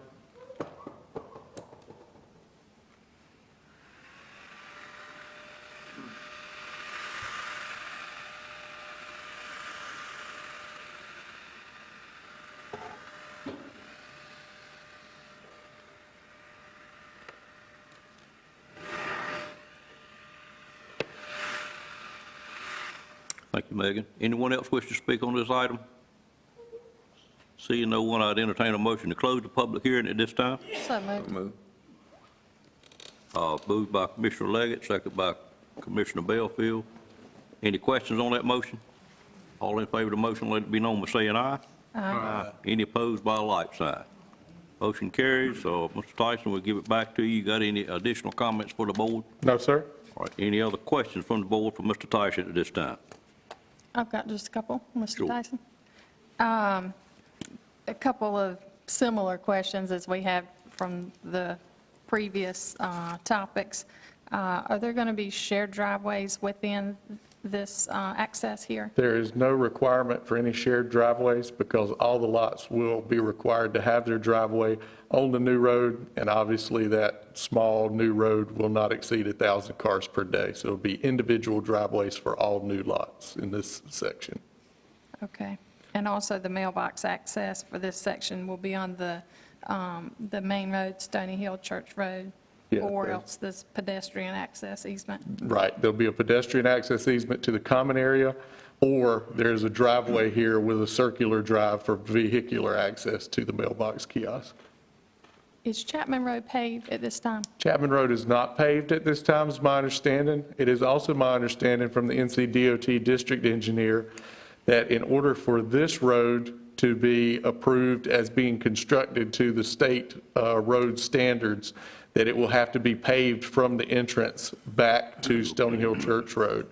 And so if my understanding with the DOT is correct, these lots could not be recorded until both the new road was constructed and the existing Chapman Road was paved from the new road back up to Stony Hill Church Road.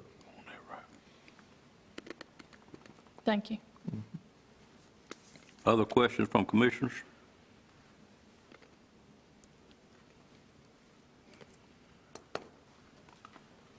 Seeing none, we again have a three-step process.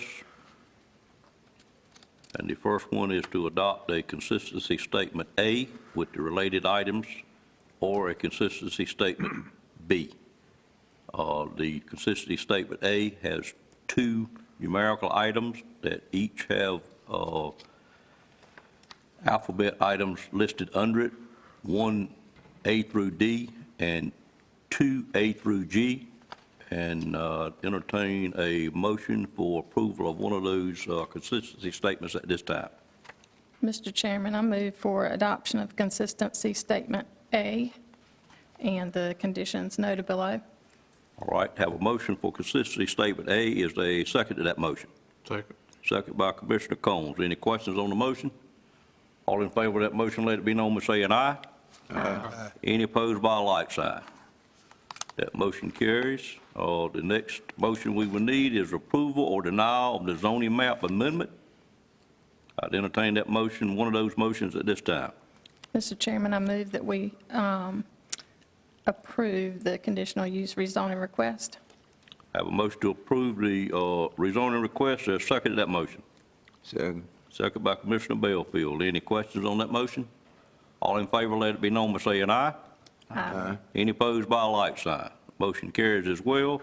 The third motion would be a approval or denial of the conditional use permit, which would include the development conditions and the 5 items listed under the conclusion and supporting findings of facts. Mr. Chairman, I offer the motion to approve the conditional use permit with the conclusions and supporting findings of fact. All right, and development conditions. Is there a second to that motion? Second. Second by Commissioner Harrington. Any questions on the motion? All in favor of the motion, let it be known by saying aye. Aye. Any opposed by a like sign? That motion carries as well. Thank you, Mr. Tyson, and the other speakers on this item. We'll now move to item number 15, which is an additional quasi-judicial public hearing on conditional use rezoning 148.52 acres on Stony Hill Church Road and Whitley Road to RA20 conditional use for the Williams Grove subdivision. Mr. Tyson. This subject property is located in close proximity to the request we just reviewed. The request we just reviewed would be located here on the south side of the road, and the subject property that we're considering now is directly to the north across Stony Hill Church Road, and it's inside the red perimeter there, consisting of 3 different tracts of land. All 3 are owned by the C.T. Williams Corporation.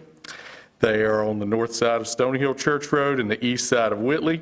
They are located northeast of the town of Bailey in the area known as the Green Pond community. You'll notice that there are 2 zoning districts within the red perimeter area. The 2 properties to the west are zoned R40, and the eastern tract is zoned RA30CU, and we'll talk in a little bit of detail in a moment about how that came to be. The property is immediately adjacent to the White Oak Hill subdivision that was developed between 1999 and 2001 to the north here on both maps, this long property, as well as across from the Glover Oaks subdivision, which is across Whitley Road on the west side of the map on both versions. That was developed between '04 and '06. Both of those were developed in accordance to the current dimensional requirements, meaning they had a minimum lot size of 40,000 square feet. The site is mostly undeveloped and been used primarily for agricultural cropland. There is one existing residential dwelling located on the property at 3706 Stony Hill Church Road. The property owner has submitted this rezoning request to rezone all of the property within the red perimeter to RA20CU, specifically for the development of 207 additional lots.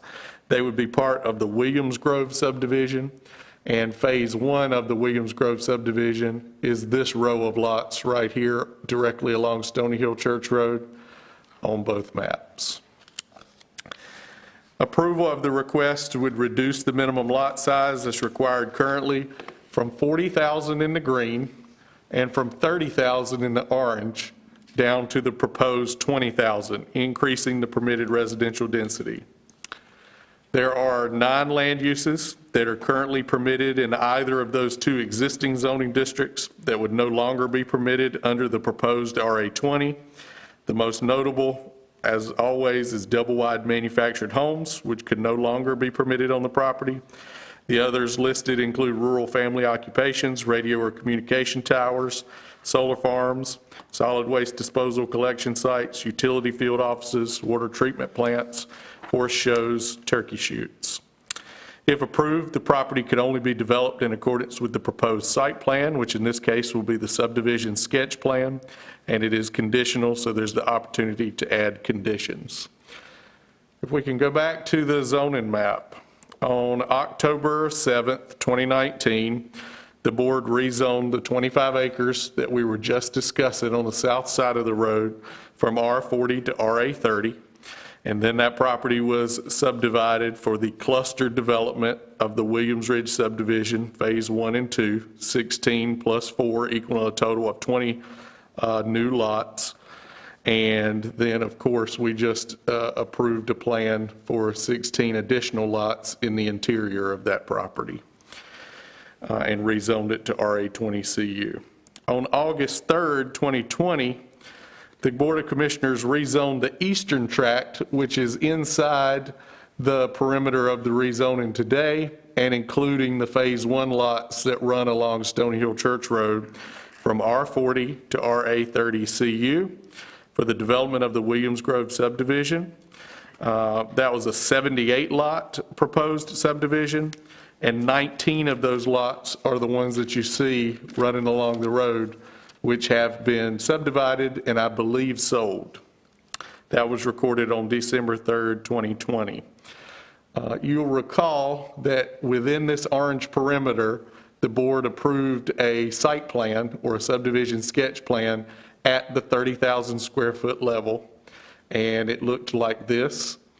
Of this site plan, those first 19 lots along the road have been recorded, but the request is to rezone the remainder of these lots to reduce them in size from being around 30,000 square feet each to being around 20,000 square feet each, and we'll see the proposed new sketch in just a moment.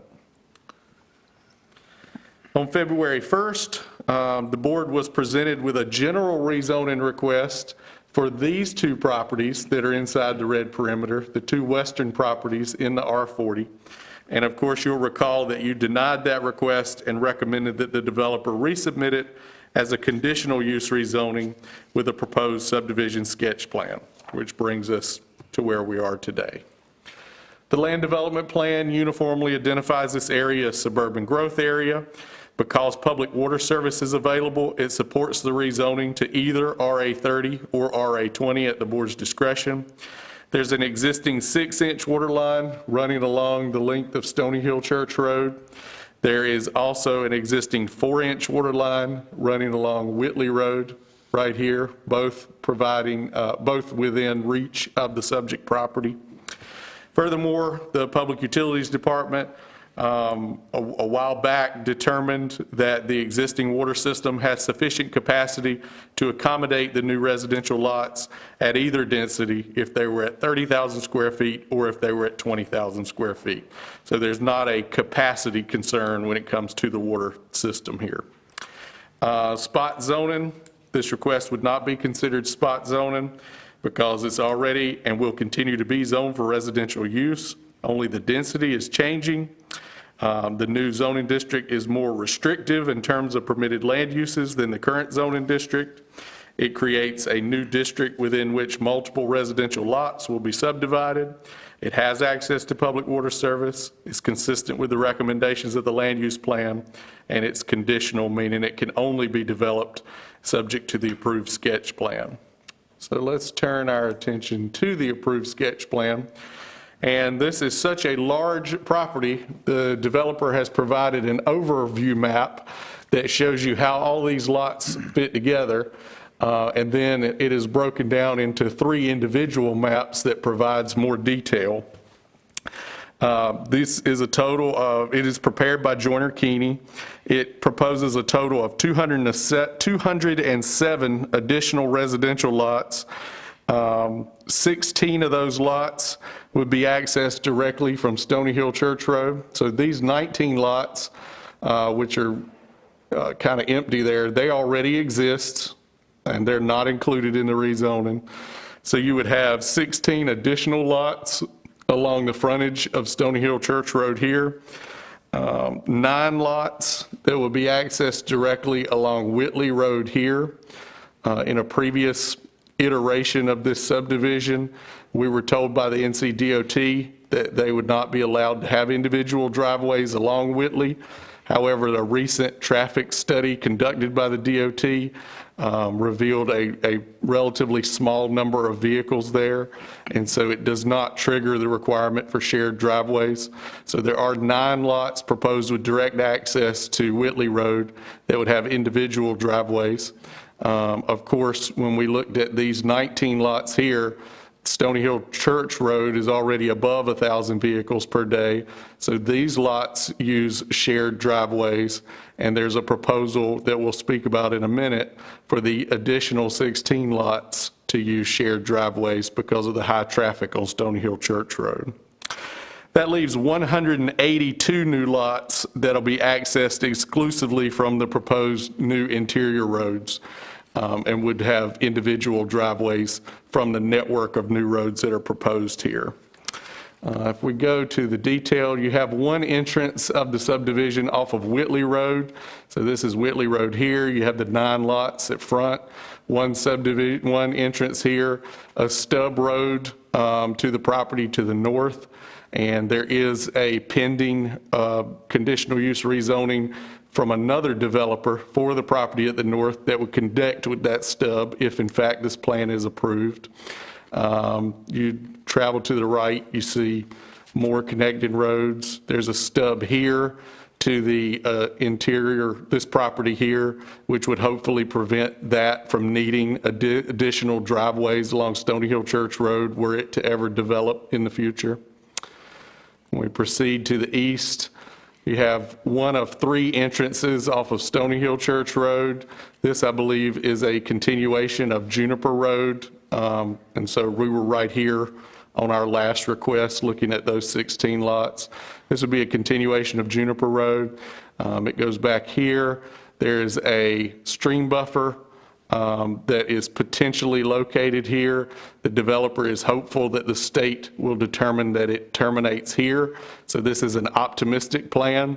Should this buffer be upheld by the state, there may be some of these lots that have to be converted to open area or common area because of the environmental concerns, but this is an optimistic request. Then there is a further back road back here that has a stub to the adjacent northern property for future connectivity. You can see number 2 of 3 entrances off of Stony Hill Church Road coming in here. This is that same entrance I was just indicating. That's a continuation of Chapman Road, which we were just discussing needing to be paved. And then there is an entrance that has been left open between the 19 lots here that would provide access to the interior. This is a special use permit, a special use lot that's been designated around an existing cemetery that will have a 10-foot access easement back to the interior road. So that cemetery does not need to be a part of any individual owner's lot. It can be owned by the developer, and it can be visited and maintained via that access easement. All the lots either meet or exceed the 20,000 square foot minimum lot area and 100-foot minimum lot width requirement for the proposed zoning district. The design includes a special purpose lot. Oh, well, I've already talked about the cemetery. There's also a mailbox kiosk lot, lot 67, which I believe is right here, providing an interior turnaround on private property to be owned by the Homeowners Association for mailbox access. The developer, of course, will be required to construct new water lines following the new roads within the interior to connect each new lot to the existing Nash County public water system. If we turn our attention to the lots that front along Stony Hill Church Road, because Stony Hill Church Road has over 1,000 vehicles per day, the ordinance requires those lots to either be extra wide beyond the 100-foot minimum lot size, or they can request a waiver for shared driveways if the board agrees that shared driveways is essentially equivalent in accomplishing the purposes of the ordinance to having extra wide lots. So if you look at the blue shared driveways, from here to there have already been recorded as part of phase 1. And then from here down are shared driveways that were included in the previously approved sketch plan, but obviously not yet constructed because that phase is, they're asking to reconfigure with slightly smaller lots. And then there would be 4 additional lots down here that would need a waiver for their 2 driveways. So it's a request to grant a waiver to reapprove these, which were part of the previous approval, but with slightly smaller lots, and to add on these 2 driveways in pink, which would serve 4 lots. So if the waiver is approved, they would have the shared driveways. If the waiver is not approved, they can still construct lots that are directly adjacent. They would just have to make them essentially double wide or 1.5 times wide if they were able to add additional lot area. Essentially, the waiver gives them the most number of lots possible along the heavily traveled road with shared driveways. But that is up to the board's discretion to grant that waiver or not. Without approval, those lots would have to be combined so that there are fewer along the road. And as we already discussed, those lots that front directly on Whitley Road to the west don't share this concern because the NCDOT determined there's an average of only 168 vehicle trips on that road currently. And we had a discussion about how many of these lots to credit to that Whitley Road, and it still does not drive the traffic above 1,000 vehicles. The next development that fronts on Whitley Road will have to deal with that increased traffic, but this one does not quite trigger it. The TRC considered this on February 25 and recommended approval. Planning Board considered it on March 15th. Alice Plauche Evans of 9092 Whitley Road addressed the board in opposition, and Jane Flowers Finch on behalf of Louise Finch of 4462 Stony Hill Church Road. They cited concerns which include the potential increases in residential density, the potential increase in traffic, the need for additional government services, as well as the lack of existing local commercial businesses in proximity to this development. This was a split vote by the Planning Board, 5 members voting for approval, 2 members voting in opposition, and of course the majority carried an approval for consistency statement A, and approval of the request to rezone from R40 to RA30CU, and approval of the conditional use permit. This will be a 3-motion process. If the board wishes to adopt consistency statement B, you would simply need to list your reasons for why this is not reasonable, not in the public interest, unreasonable spot zoning, or incompatible with the specific proposed location. Motion number 2 would be to approve or deny the zoning map amendment. And motion number 3, the conditional use permit. Wrapped up in the conditional use permit is also the subdivision waiver request. It is possible to approve the conditional use permit, but not approve the subdivision waiver that allows the shared driveways. And so you'll just need to if indeed that's the will of the board, you'll need to distinguish that when we get to that motion, and I'll be glad to assist you when we get there, when we see what the will of the board is. And that's about it that I have. I'll be glad to take your questions. Questions for Mr. Tyson from board members at this time? Did you say the lots on Whitley Road would have individual Individual There will driveways. not be shared driveways on Whitley Road? Correct. Other questions, board members? Mr. Belfield? Just a comment, shared, I'm always skeptical of shared driveways because conflicts can happen sometimes the way it's used. And this is awful big project here, 148 and a half acres. Shared driveways could end up being a problem. Right. I do want to make it clear that it's only the lots that front on Stony Hill Church Road. So the vast majority of these lots, all the interior lots and all those on Whitley Road, will have individual driveways. Not trying to sway you, I just want to point out that it's only an issue for those individual lots that front on Stony Hill Church Road. Thank you, Mr. Tyson. Other board members? Ms. Leggett? I've got a question about some of our planning requirements. I don't know if now or later on will be the most appropriate time. Does it concern this particular item? Do now would be a good time? Okay.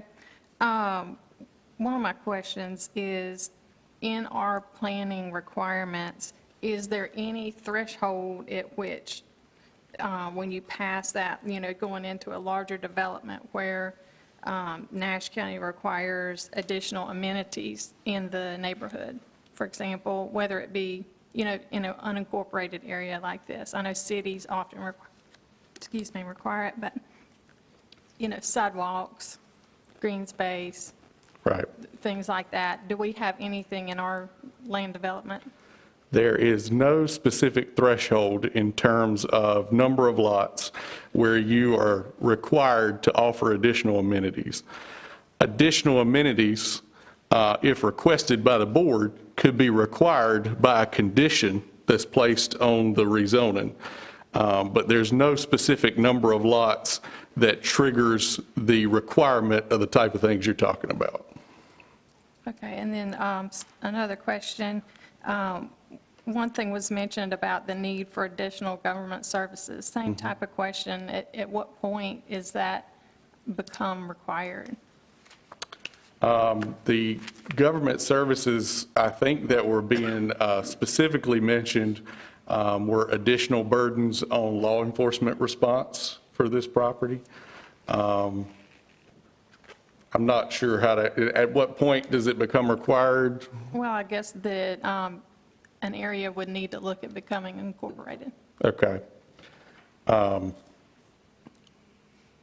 don't have a good answer to that. That's fine, no problem. Thank you. I think she's thinking about things too, like where you send all these folks' children to school. Right. Bailey School's already 6 miles away. I mean, this brings on a lot of thought. That's right. And the fundamental question here is the lot size, and the lot size is tied to how many people are going to live in this particular area. And so it's absolutely reasonable and expected for this board to factor those things into your decision when deciding about the appropriate residential density. I think that's part of the reason we approved R30s back in August for the first 90 acres. Now, why are we here again trying to reduce it from 30 to 20?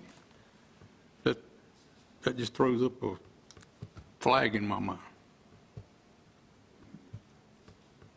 All right, other Comments or questions from board members? I don't know that Mr. Tyson could give you an answer for that statement. I have a question. Let me make sure, I've got a couple of questions, but let me finish the board, Mr. Z. Mr. Lamb, I'll be right with you. Go ahead. Mr. Tyson, is it possible that someone purchased lots and they maybe purchased 2 or 3 of them and just put their own home on that, on all 3 of them, or maybe on 2 of them? So let's say I'm a potential buyer, and instead of buying 1 lot, I want to buy 2 or 3 and combine it into 1 larger lot and put my home in the middle. Yes, that is definitely a possibility. I've seen it. I've seen it in other counties. Now, I'll say that there's probably very likely a set of covenants or homeowners association rules that person might have to contend with. But speaking on behalf of the county's regulations, once 3 lots exist, if somebody wanted to buy those 3 and combine them, there would be no problem with the county's regulations. Other board members' questions? Adam, 2 quick things. We discussed quite a bit the last couple of months about a new standard for DOT and the number of driveways on certain SR numbers. We, as a board, looked to that. There's been some help for us moving forward with road front lots on SR numbers. Could you update us on where you think that might be today? Because I know it was been considered. It left some flexibility with DOT, but has it been narrowed down any more that you could share with the board in making these decisions? Well, I think that the DOT district engineer is comfortable with the county's threshold of 1,000 vehicles per day requiring something other than individual driveways, whether that be extra wide lots, fewer lots, or shared driveways. And then there are other thresholds at the 3,000 or 4,000 vehicles per day that might trigger actual road improvements like a turn lane or something of that nature. But I believe the NCDOT district engineer has kind of settled with when the county requires you to address the traffic at 1,000 vehicles per day, that they're going to parallel that. Which is somewhat different than what I understood originally. Correct. I'm asking you a question, tell me what DOT's done, which is not fair, but share any knowledge that you may have with it. My general thought or interpretation is that the policy that was released from the DOT provides a lot of flexibility for the individual DOT district engineer to assess the conditions of a potential development and make a decision without having very hard defined thresholds. But the DOT engineer is a member of our TRC and weighs in on each proposal as he has done here. All right, and could you, for the benefit of the board, we have to grant a waiver in this case, accepting the dual driveways in lieu of additional frontage. Could you give us a guideline by which we should take that request under advisement and to make our decision? Is there anything you could guide us on that, or is that an unfair question for you?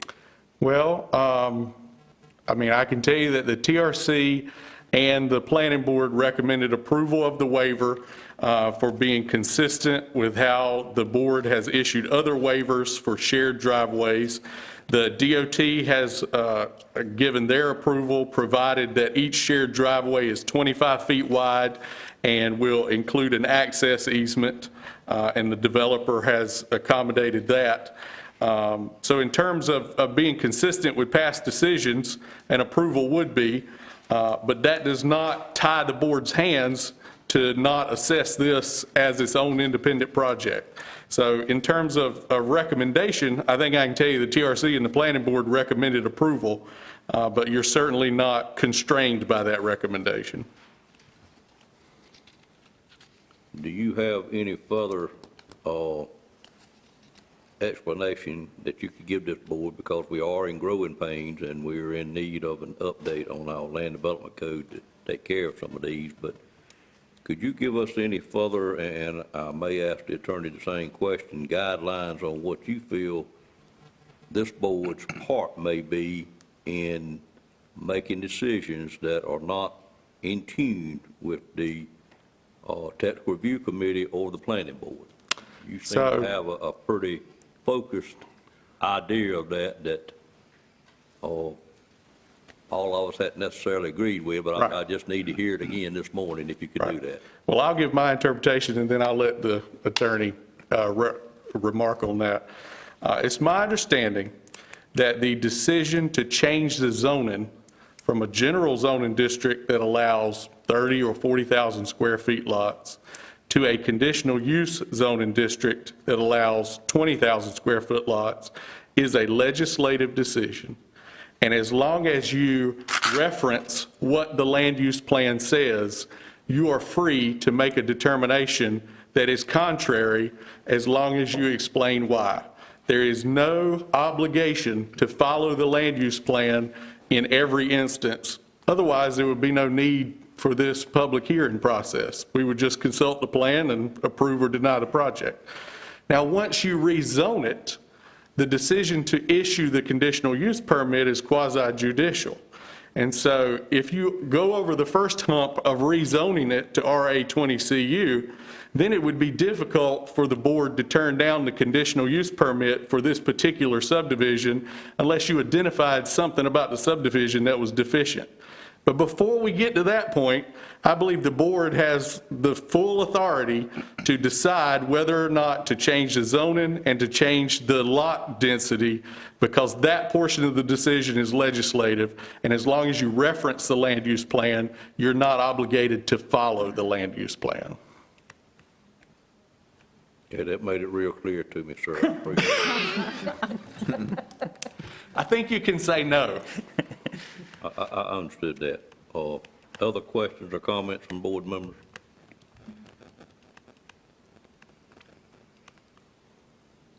All right, I think we're at the point where we need to have the public hearing, and I would entertain a motion to go into the quasi-judicial hearing on this item number 15 on the agenda. So moved. Moved by Commissioner Leggett. Is there a second?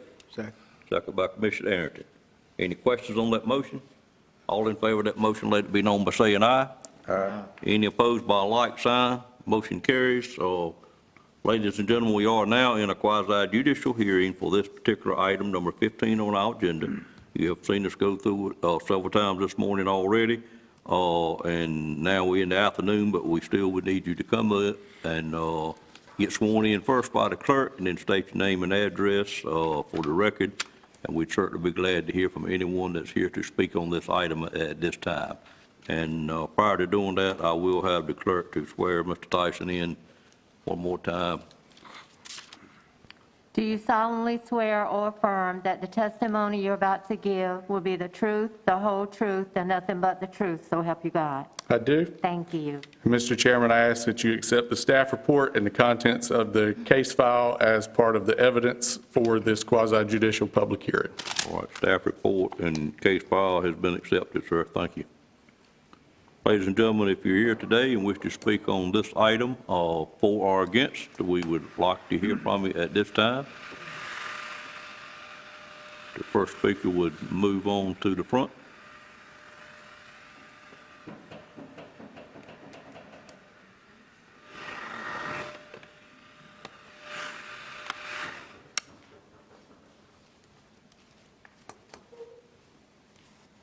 Ms. Finch, I do need to swear you in again, according to my instructions, if you don't mind.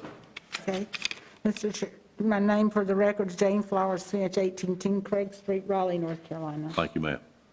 Do you solemnly swear or affirm that the testimony you're about to give will be the truth, the whole truth, and nothing but the truth, so help you God? Yes. Thank you. Yes. Okay.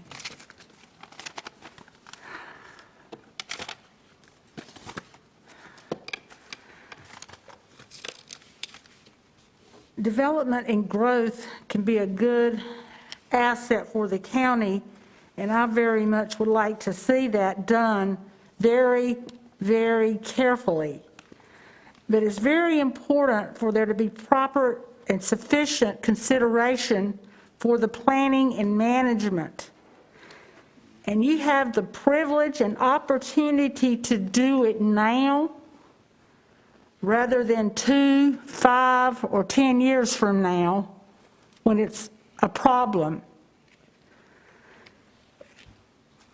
Mr. Williams' company's got this development plan. He and I went to high school together, and he's a fine man.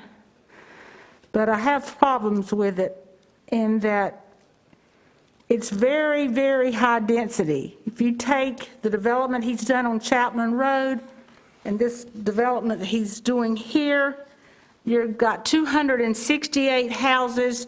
You're going to have more people sitting on those 4 tracts of land, 5 tracts of land, than it lives in the town of Bailey, which is several square miles, or at least 1 square, in this small space. That's a lot of people on Stony Hill Church Road. And people are moving here for affordable housing, but they're also moving here for space in the countryside. But there's not going to be any space. This plan right here, I figured out how you put these two together. We got these in the mail, or sent to the landowners. My sister-in-law lives right beside this project. She has property access on the Whitley Road. There's no, in this space, he doesn't have any common areas. This is 207, more than 207 houses here, because he said these ones over here were not included in it, 16 or so of them. So this is a lot of houses, and there's no little park with a gazebo or something like that. He may make the argument that right here a few places might be some open space where there's this water issues, but if there's water issues there, I've dealt with the Army Corps and Engineers, they may not let you play over there, I don't know.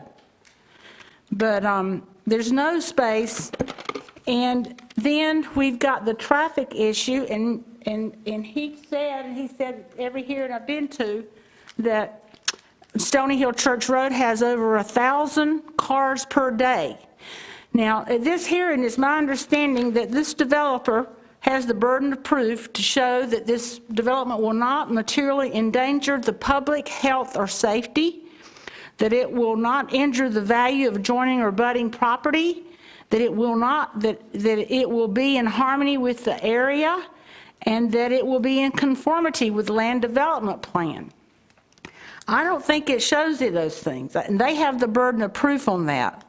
The landowners, I don't know if there were traffic engineers consulted by the county, but the landowners can't afford to come in here and hire traffic engineers and all these urban planners and all to come up here and offer evidence on all of this. I feel like the duty is on our county elected officials to carefully look at this plan, and I ask you to do that. And you can propose, make it different than what he's exactly wanting to do.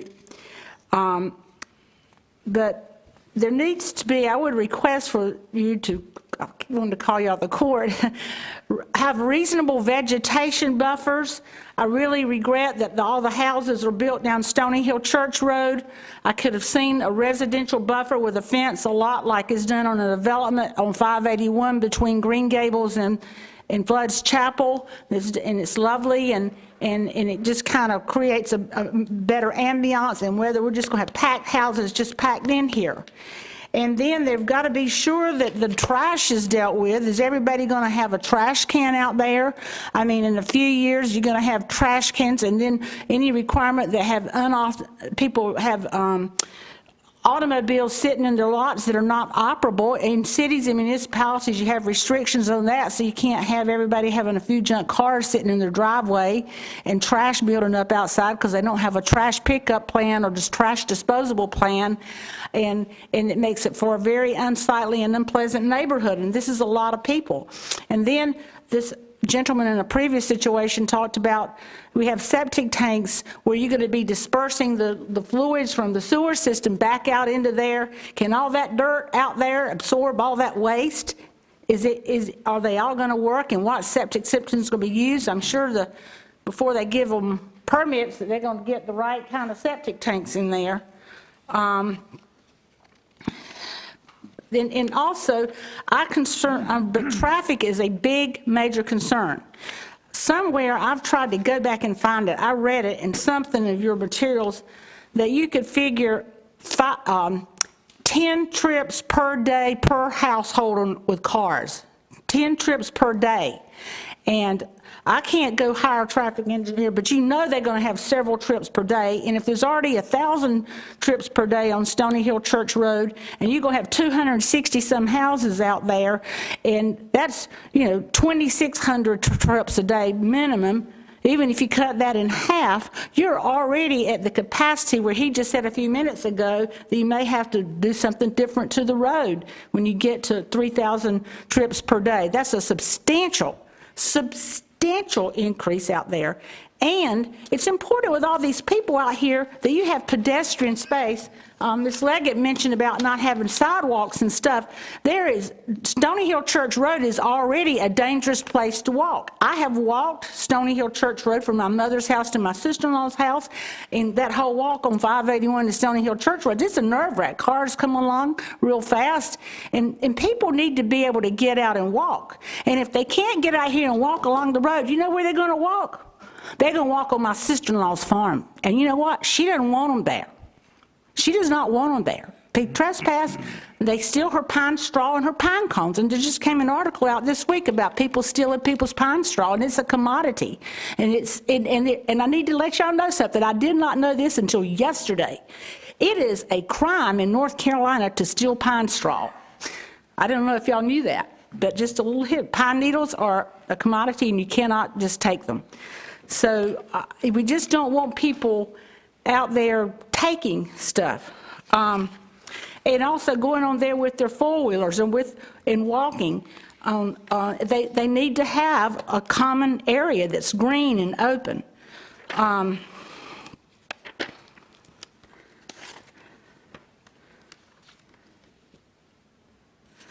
And the traffic is significant, as well as the services of emergency services for ambulance or for the fire department. I assume Bailey still has a volunteer fire department. I do not know if they have any, at least part volunteer, if it's not totally volunteer. And that's significant for that many houses out there. It's just very, very concerning. And then the other issue is schools that Mr. Cone mentioned. If you have 260 houses out there, even if you figure one child for every 2 houses, you've got 120 children. If you have 1 child per house, that's 250 children. You figure 25 children per class, just figure out how many teachers you need to add. Right there's 8 or 10, and you're getting in the capacity is not there. My sister-in-law's on the school board in Johnston County, and she told me Johnston County is growing by 1,000 students every 2 years. They're having to build a new school every 2 years. That's a big, and we need to do that, but we need to be factoring in that kind of thing happening.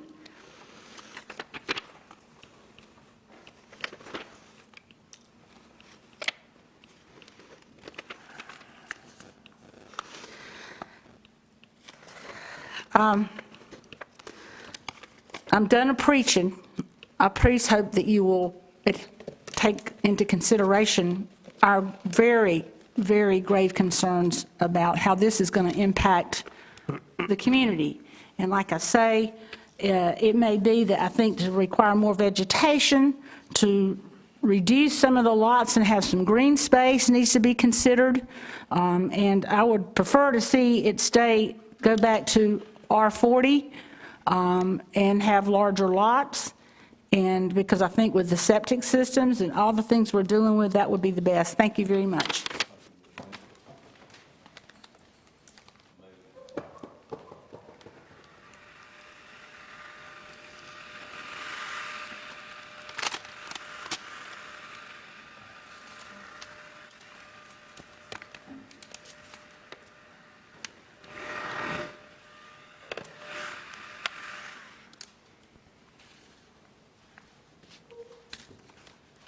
Mr. Veras? Do you solemnly swear or affirm that the testimony you're about to give will be the truth, the whole truth, and nothing but the truth, so help you God? Yes, ma'am. Thank you. Once again, I'm Will Ferris. I represent C.T. Williams. I practice at Ferris and Thomas in Wilson, North Carolina. And the first thing is she's going to have to recharge that battery at some point, Mr. Chairman. As you said, she's worked hard on that. I'd like to have her follow me around at some point just to do that. That's a neat thing. In seriousness, I must let you know that Mr. Williams went to school with her, and I used to go to her house. I love that area. When I was young, I used to go out to their house. One of the things that's surprising to me is that we shouldn't lose our common sense in this area. And when we start talking about trash disposal and cars sitting in driveways inoperable and not taking care of your road and everything, that's what we have restrictive covenants for. You yourself, and maybe not you, but maybe you, Mr. Chairman, but there has been developments that have been approved in Nash County where they were not developed correctly. The restrictive covenants were used to make sure that people were doing the correct thing. That is the teeth that come in with disposal of trash, with taking care of your lot, with taking care of everything associated with your house. That's the teeth that you have as a homeowner to say, my next door neighbor is not being consistent with this area. That's something that you don't have a lot of times if you're driving through the county. But here you actually have self-regulation within a subdivision. And that's something that you don't have, on a tract of land that might be 2, 4, 8, 10, 12, 18 acres. The other thing that you don't have, and I think it's really important, your question, actually, Commissioner Cohen, your question to him was, why are we coming back from 40 to 30 to 20? And I think it's real important to tell you that the reason we're coming back is consistency. Right before this, you have 20 right across the street. In this area, you have 20 as well. The other thing is when we're coming back to ask you about the shared driveways, I've noticed, I've sat through the whole meeting. Didn't have to, but I wanted to. And throughout this meeting, one of the things that you've brought up in every single one, sorry. One of the things that you brought up in every single one has the shared driveway issue. And I think that's a legitimate issue. I think that when she brings up common areas, that's a legitimate issue. But what the developer is doing is within the realm of development. The shared driveways are a way to make sure that you have safety. The shared driveways are a way to make sure that you have harmony within the community and you don't have just chaos. You've already approved, mind you, a large portion of those driveways were approved all the way to the last 2 were approved. So all it's asking to do is approve an additional 2 with different configuration, as he told you. Now, you can do that separately. I believe that's what he said. You could do it separately and say, we're not going to do this, but we will approve the subdivision. I understand that you have concerns. I understand that she has concerns about greenways. I also understand that the chairman said that we do need to update some of our development standards. We do need to update some of our things. In fact, in Sims, which is a development right near Bailey, or area right near Bailey, as you know, they've had the same thing going on with developments coming in. One of the things that I like, though, about this development, and one of the reasons, and I don't just take any case that walks in my office, the reason I took it is because I like the idea of a consistent area having the same developer. So you're not going to have, I'm not going to say it's Cary where you have cookie cutter the same thing, but what you have is you have some consistency in your builders. You have consistency in your lot sizes. and you have consistency in your plan in terms of your subdivision. You're using the same engineer to do it. You're using the same developer to do it. You're using the same builders to do it. What that does is that provides consistency. It makes it a nicer area when you're going through that area. Now, in terms of being packed in, let's not forget that we are in the county, and that in the city, I think the average is 6,000 square feet a lot of times with these particular lot sizes. 6,000. So it's not like we're making Bailey into a Green Pond area into a city. What we're making it is a development in the county. And not all people can afford 10, 12, 15, 20, 50 acres of land, or even 40,000 square feet of a lot. And so what we're doing is, and as I think as he said before, or the engineer said before, was one of the reasons that there has been this shift to smaller size is because you want people to be able to afford the lots and the houses. But the other thing is that cost of building has gone up tremendously, as you know. And because of that, we do have to look at that and see if it's even able to be done under a development. I think it's a wonderful idea, Commissioner Leggett, that you would talk about sidewalks and talk about extras like that. In fact, in Wilson proper, they've actually put that in there to where you have to have sidewalks if you do a new development. The weird thing about it is you have like a Walgreens and you have to have a sidewalk, but then it just drops off into no man's land because the next place doesn't have to have it. But in subdivisions, it's very effective. The question is it cost effective as well? So there is a balancing act to that. And I do think it's a wonderful idea, and I do think it helps in a lot of times in the city and in county when you start doing development plans and you start doing the next development plan. Consistency and cost always come in. The question is you've taken, if you move it to this, there's certain things that you can't have. I think there's 8 different things that you can't have. One of them, I believe, is mobile homes. So instead of having a mobile home park, there's nothing wrong with that, but instead of that, you have homes that are at least 1,500 square feet up to 2,000 square feet, in excess of 2,000 square feet sitting on property. And one of the homes I looked at that's being done is a 2-story home. It's a nice home. And so that makes affordable on a lot size that's affordable, an affordable house that's really well built. So there is, as she said, going to be a lot of lots in that area. By its very nature, I wish, I'd love to see, I'd love to go back to the one with the overhead of the lots. I'm not sure how to, yeah, right there. Well, you want to see the western part too? That's just focused on about that. Oh, no. Does that work? Yeah, that works. That's perfect. I'm assuming you guys can see that on, it won't come up, I'm sorry. Well, just leave it like this. So my point is if you have that particular project and you just have it sitting in the middle of the county with nothing around it, then you don't really have consistency.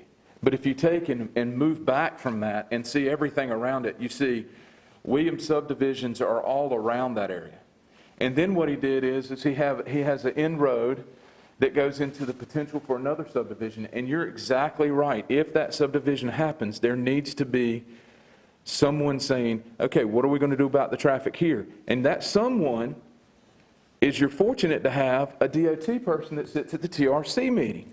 And that DOT person sat at the TRC meeting for this particular project and did not raise the concern. And so one of the concerns that she has, I mean, he's the expert. He's the one that's worked with the state, and he didn't come back and say, we're not going to approve it like this. What they said is we recommend approval based on this particular plan. As recent as February, March, we appeared in front of you, and you suggested us come back. You suggested that my client come back and submit a conditional use on this specific site plan. And that's exactly what we did. We went back and did a specific site plan, and that's why we came back to you. We completely understand the concern when you have development in the county. We completely understand that you want to do it in a manner that's consistent with growth, but also to be palatable to the people that have been there for years and years and years and years. And that makes sense. Now here, this area is a suburban growth area. That's what it's been designated as. And it's an area that the reason that you're seeing developments go there is because they're welcomed in that area. And when you start pushing and saying, well, we're just not going to have that, then maybe you need to back off on any type of growth and just say we don't want to have growth. The problem with that is if you go to Johnson County and they're opening up a school every 2 years or a year, well, that's a beautiful thing. We shouldn't be upset about that. That brings a lot of things. That means that Johnson County's getting economic development. The Cummins diesel thing that saved you 30 jobs, hopefully there'll be other jobs that come in and need to live and want to live in Nash County and bring you ability, tax base to the county so that you can give out those incentives like you did not 3 hours ago. That's the idea behind development. You want to be able to use that to your benefit to bring in companies that will support your school building, that'll support your ability to have good schools and good developments and everything associated with it. And so what we're saying is we're in a growth area. We know that these are difficult sometimes developments to do because you have people that have strong emotions. But at the same time, if we're going directly by what is required, we're trying to be consistent with the area. It's not spot zoning. And we're trying to follow, the other thing is about the traffic, there's 4 entrances and exits. I was recently in a planning board meeting in Nashville, I think, and there was only 1 entrance and 1 exit to a subdivision. And there was a lot of concern about the traffic in there because it was feeding out to a major roadway. And I think that makes sense. But you have 4 entrances and exits, 1 on one road, Whitley Road, which by Commissioner Cohn's questions, 178 cars, but there'll be more now. And then 3 on the most busy area. And the reason you need 3 is because you don't want them all on one area of that road. And so what we're trying to do is be conforming within what is required of us with the county, but also to be understanding and with the knowledge that, hey, he grew up here. He's not coming from Chapel Hill. He's not coming from D.C. He's not coming from New York. Not there's anything wrong with that. But the man grew up here. He wants to leave a legacy. And if that legacy is a nice subdivision that he's pieced together from all these tracts of land, we ask that you do that, and we ask that you allow it. I'll be happy to answer any questions you have. Anybody have a question of this presenter? Thank you, sir. Thank you very much, Commissioner. We have any additional speakers on this item? Mr. Williams, is your engineer here, and is he going to present anything?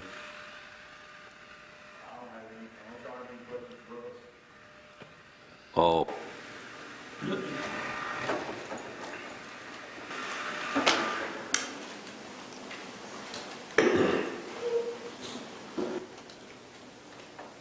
need to swear you in. Yes, sir. Cecil.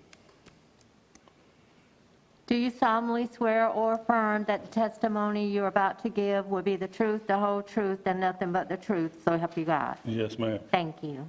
My name is Cecil Williams. I live at 6765 Jordan Road, Elm City. I'm a lifelong resident of Nash County.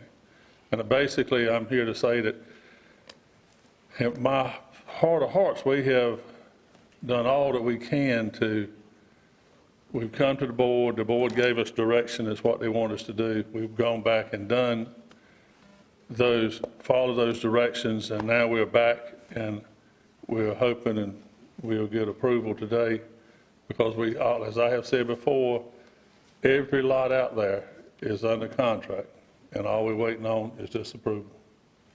So I would appreciate that. If there's anybody got any questions, I'd be happy to answer. You got every lot that's on this drawing under contract? Yes, sir. I can show you. All 200 and some of them? Yes, sir.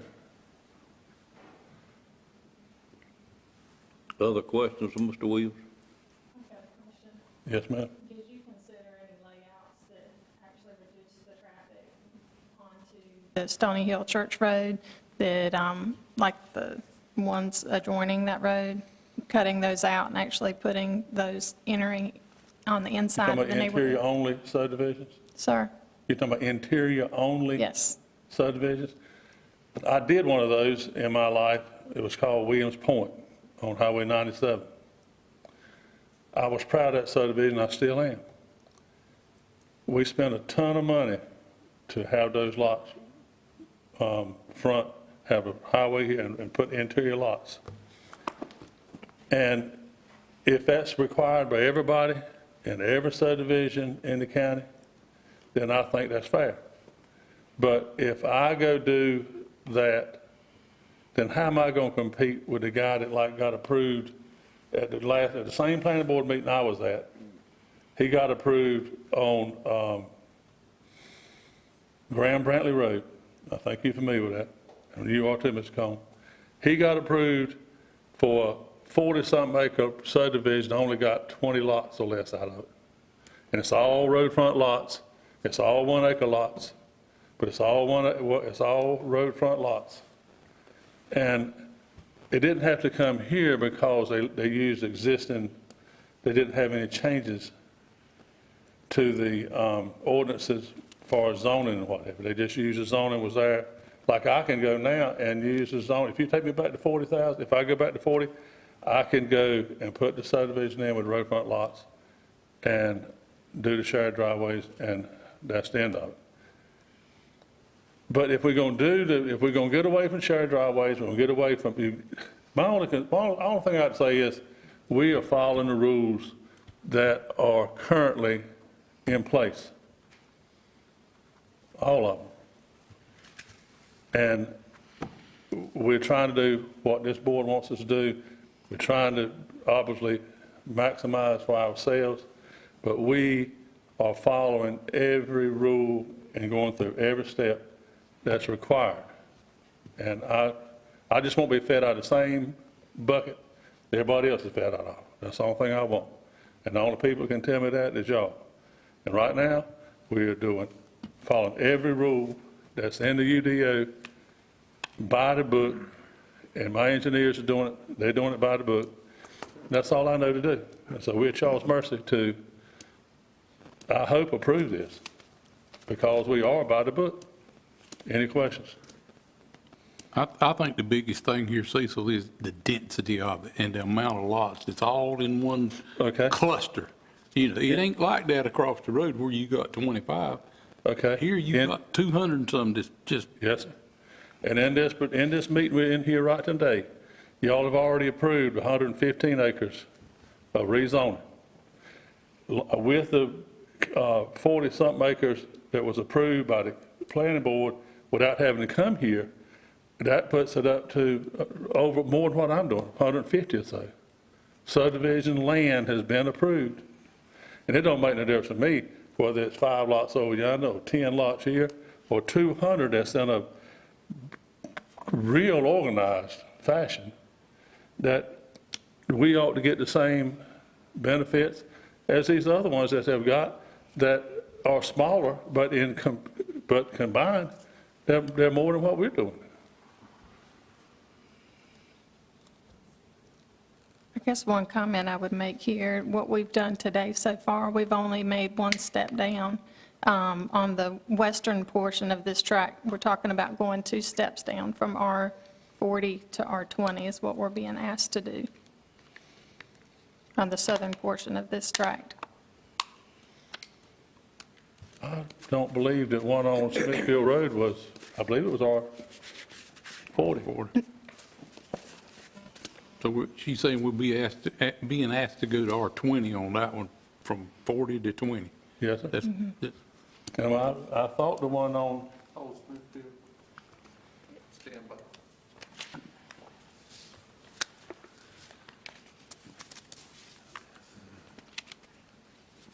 Old Smithfield was from R40 to RA20C.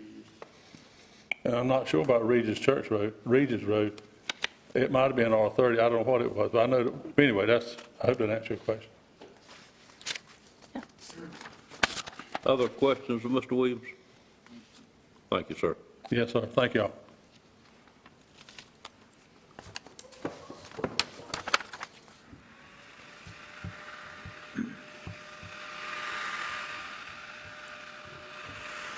Anyone else that wishes to speak on this item?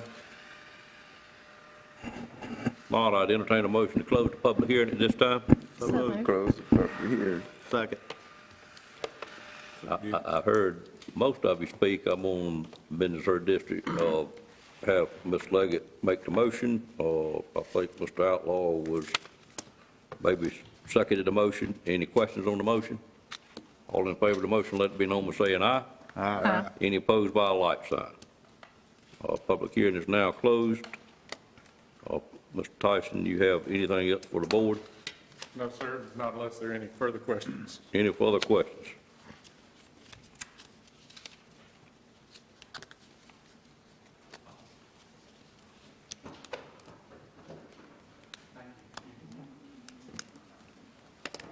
Mr. Tyson, two questions come to mind for me. And the thing that personally bothers me the most about this one, I think I've made it known before that I'm pretty pro-growth. It is the total number of lots that do not front on a subdivision street but on an existing street. We currently have 19 in this particular, on this side of the road that already front, and we're adding 25 more. So we're going to end up with a total of 44 lots that are fronting on existing streets, which seems to be the thing that has bothered this board the most for over the last 2 years, probably. And I think one thing that bothers them, and I'll ask this question in just a minute, is the fact that a lot of times we're seeing these done, and we see the road front lots develop throughout the county, but we don't ever see the rest of it completed. And so you end up with a SR road as lots along it for a long period of time and a lot of land left interior that doesn't ever get developed. And I've fully been a developer myself, understand why that takes place, because it is a tremendous cost now to put the improvements in and still try to hit a price point where we can continue to do affordable housing in Nash County. Is it anything within our ordinance that would allow us to have the interior developments done at least alongside the outside or the road front lots, or maybe even first? How could that be addressed? Or, two-part question, what can we do? I thought we had some help coming from DOT on these existing roads, getting so many road front lots, but it seems like, and I'm going to look into this some more, it seems like it has maybe not moved forward as much as I hoped it would to help us with this item. But that's my two concerns, is somehow to allow us to not allow so many lots on existing streets, but to build what a couple of the commissioners have called true subdivisions. And a true subdivision been one, and I think Mr. Combs said it may have been Commissioner Leggett, one that has interior lots that you turn off the main street, go in, and it eliminates a lot of the problems that we have concerns with here today. Well, you have a two-part question, so I have a two-part answer. Your first statement was about ensuring that the interior development happens either concurrently or before all of the road front development. And so to address that, what we could ask the developer is, would he be willing to add some phase lines to this 207 lots and agree to develop it in a certain sequence, so that phase one would have to be developed ahead of phase two, And by dividing this up, we could ensure that some parts were developed sequentially. Now, what that would involve is the developer agreeing to add a condition and to draw the lines on the map. And of course, if he was not agreeable to that condition, the board could turn it down because that's the condition you wanted to see. So that would be my thought about ensuring that the interior gets developed concurrently with the roadfront lots and not just all the roadfront lots. The next question about the driveways along the heavily traveled road, the first step in doing that is to stop granting, if you no longer feel that the shared driveway waiver is an answer to the heavy traffic on these roads, then the board should stop granting that waiver. That will cause the lots along the road to have to be wider, and it is a disincentive for having those lots because you'll end up getting more lots if you divide lots that only have to be 100-foot wide but can be served by an interior road, whereas they might have to be 200-foot wide and can be on the main heavily traveled road. And so if that's the board's biggest concern, we can look at an adjustment to the ordinance, but what you can do today in today's meeting is simply not approve the waiver. And then those lots would have to be wider and there would be fewer, well, it'd be probably the same amount of driveways, but they would be spaced out. And that would be the first step to disincentivizing these lots along the heavily traveled road. That brings a question is, some of these driveways, as was pointed out, are already approved as shared driveways but not developed. Correct. Is the fact that the request comes to us again in a different zoning request, does that give us another chance to look at that particular aspect of it? I think it does, with the exception of the 19 that have already been recorded. Sure, because they were recorded according to your original approval. Okay. But your shared driveways here, I think you do have the opportunity to take a fresh look at that because the lots that they're attached to have changed in configuration as well. Okay. And then, well, you really answered the question to try to come up with something, and we can solve all these problems, all these desires of the board in the adoption of a new LDC when we get to that point.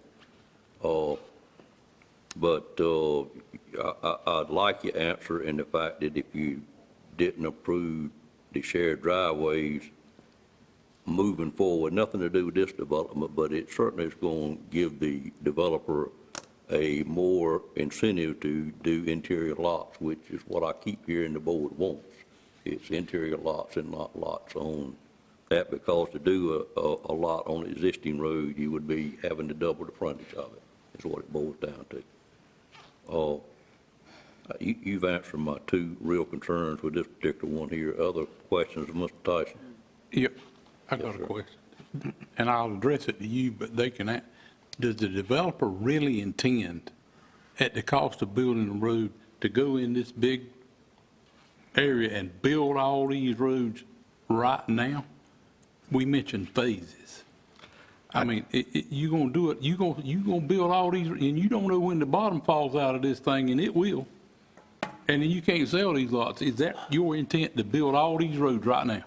I've closed the public hearing, and I'm hesitant about allowing other speakers to bring them back up again, to be honest with you, and I don't know how. Yes, we can do that all at one time. We've got equipment on standby ready to get in there. You can see the difference. I can see plainly the different phases that I'm telling you we got. If you want to see the contract, I was tickled to death to mark out the names of the builders and show you the contract. Three builders, national builders, have already signed contracts to take down multiple, I'm talking about 50 plus lots. What one already that just proved, it's 78 lots. One contract picked them all up. Next two is there's two more contracts to pick them all up. And board, we've got to make our decisions on what we have here today. I appreciate Mr. Williams answering the question, Okay. but we have no method by which to hold Mr. Williams at this time to what he said. What Mr. Tyson has pointed out is, and I want to ask you, you're talking about inducing additional things on the map as it relates to phasing. Can it be done at this meeting without holding anyone up again? I think what we would like to do is, if the board wanted to pursue that, what I'd recommend is that we take a pause and allow me to meet with the engineer and the developer to determine what those phases would look like, and then we could bring it back to you later in the meeting. Well, that's not a decision for me to make. I will let the board make that decision Right. once we move into But I think we potentially could come to a proposal before you're done today, if that's the will of the board. Okay, all right. Other questions of Mr. Tyson? If not, it's time to entertain a motion, and the motion would be for the adoption of consistency statement A or consistency statement B. And of course, A would include 1 and 2. 1 has A through E, and 2 has A through F. And of course, consistency statement B is for denial. So at this time, I'd entertain the motion that the board wishes to make. I'm just curious if there's any other members of the board that wanted to discuss this any further. I know there's a line on our agenda for discussion amongst the board. I was just curious if, Well, that's where we're at right now, is discussion of the board we can have now, or I can get a motion and then have further discussion on the motion itself. If you want to discuss it more, this is the time to do it. Any more discussion you want to have on this item, Ms. Leggett? I'd just like to have a little bit more discussion. Just the fact that today, you know, we've rezoned several areas that were much, much smaller than this. And what we're looking at with this rezoning is a very large subdivision, which typically you would think about putting something like this in town or near town. And most of those would be subject to other requirements that are not required out in the county. You know, I just don't like to think about, you know, people buying up cheap farmland and putting a bunch of houses on it. I want to make sure that whatever we put out in the county is what's put in our county is going to take us into the future with good, solid development. And, you know, Leggett, if I could, I think really, in comparing to what we're doing on this one versus the other ones, it's, the size itself is a little bit hard for us to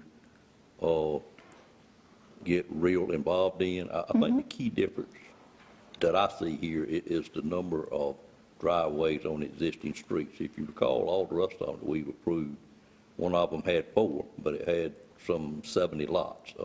That's a ratio that doesn't bother me as one member of this board, but this one, it just stands out because we're going to end up with a total of 44 in this area, and I don't think we really can get involved in too much about the size of the development until we do some changes in our LDC that would allow us to go there.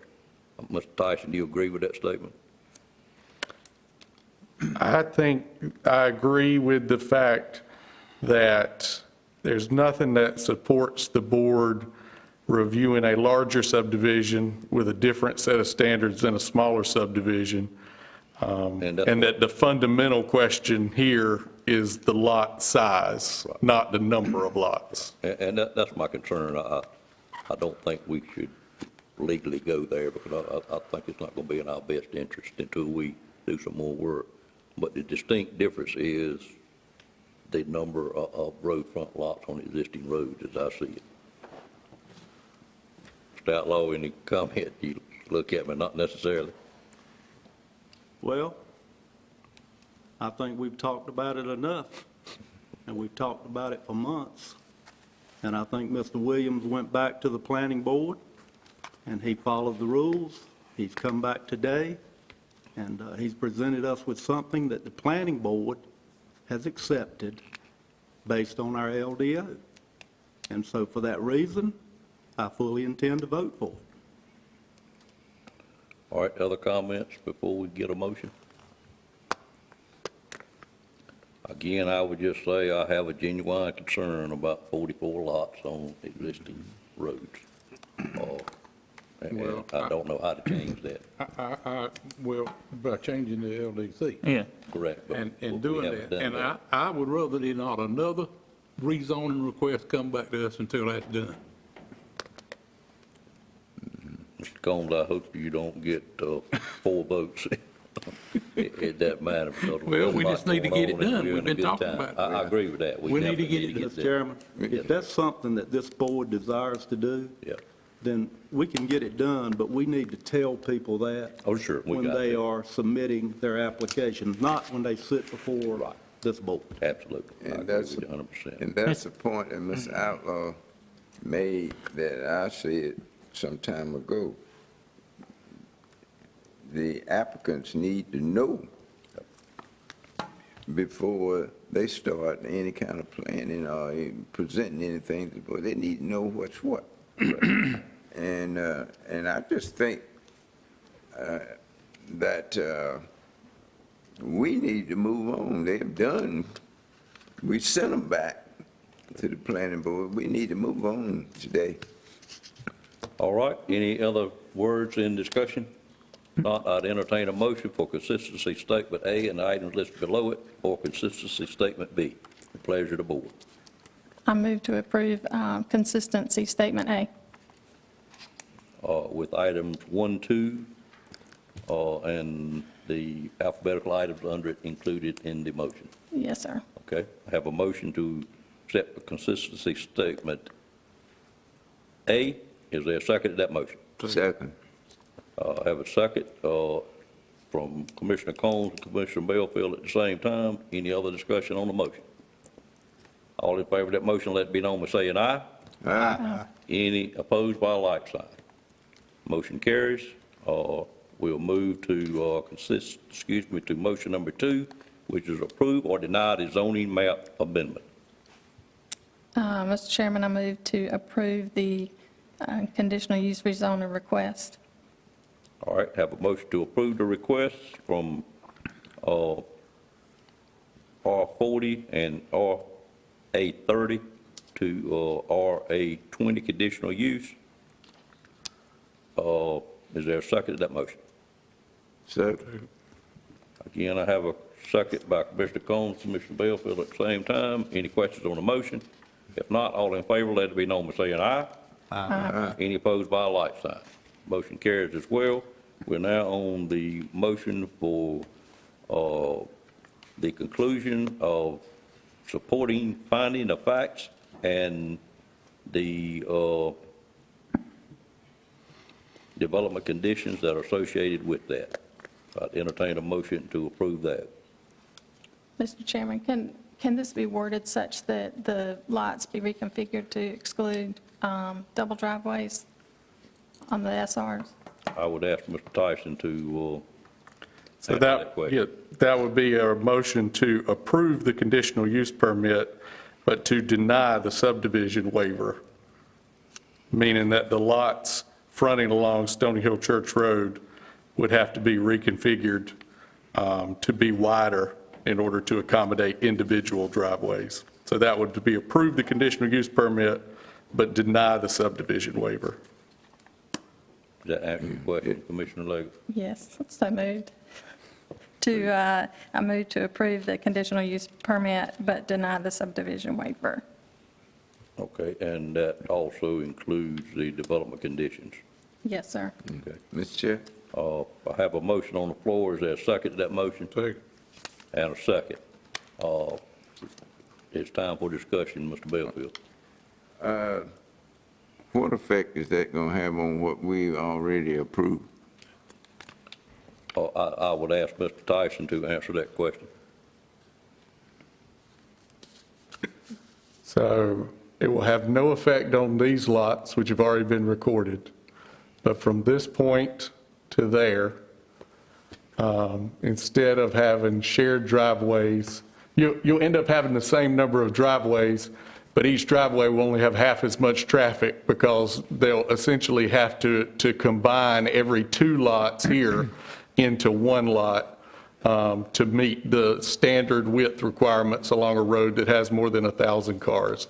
So you're going to end up with the same number of driveways marked here, but they'll each serve 1 wider lot instead of 2 narrow lots. Answer your question, Mr. Belfield?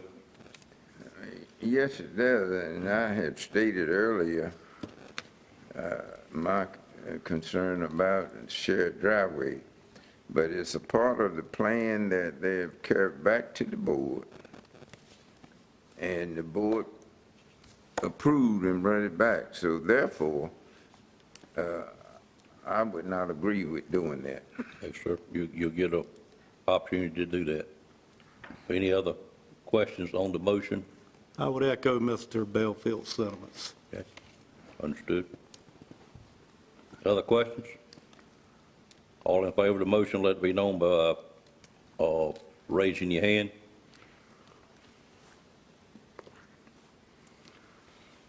All opposed to the motion, let it be known by raising your hand.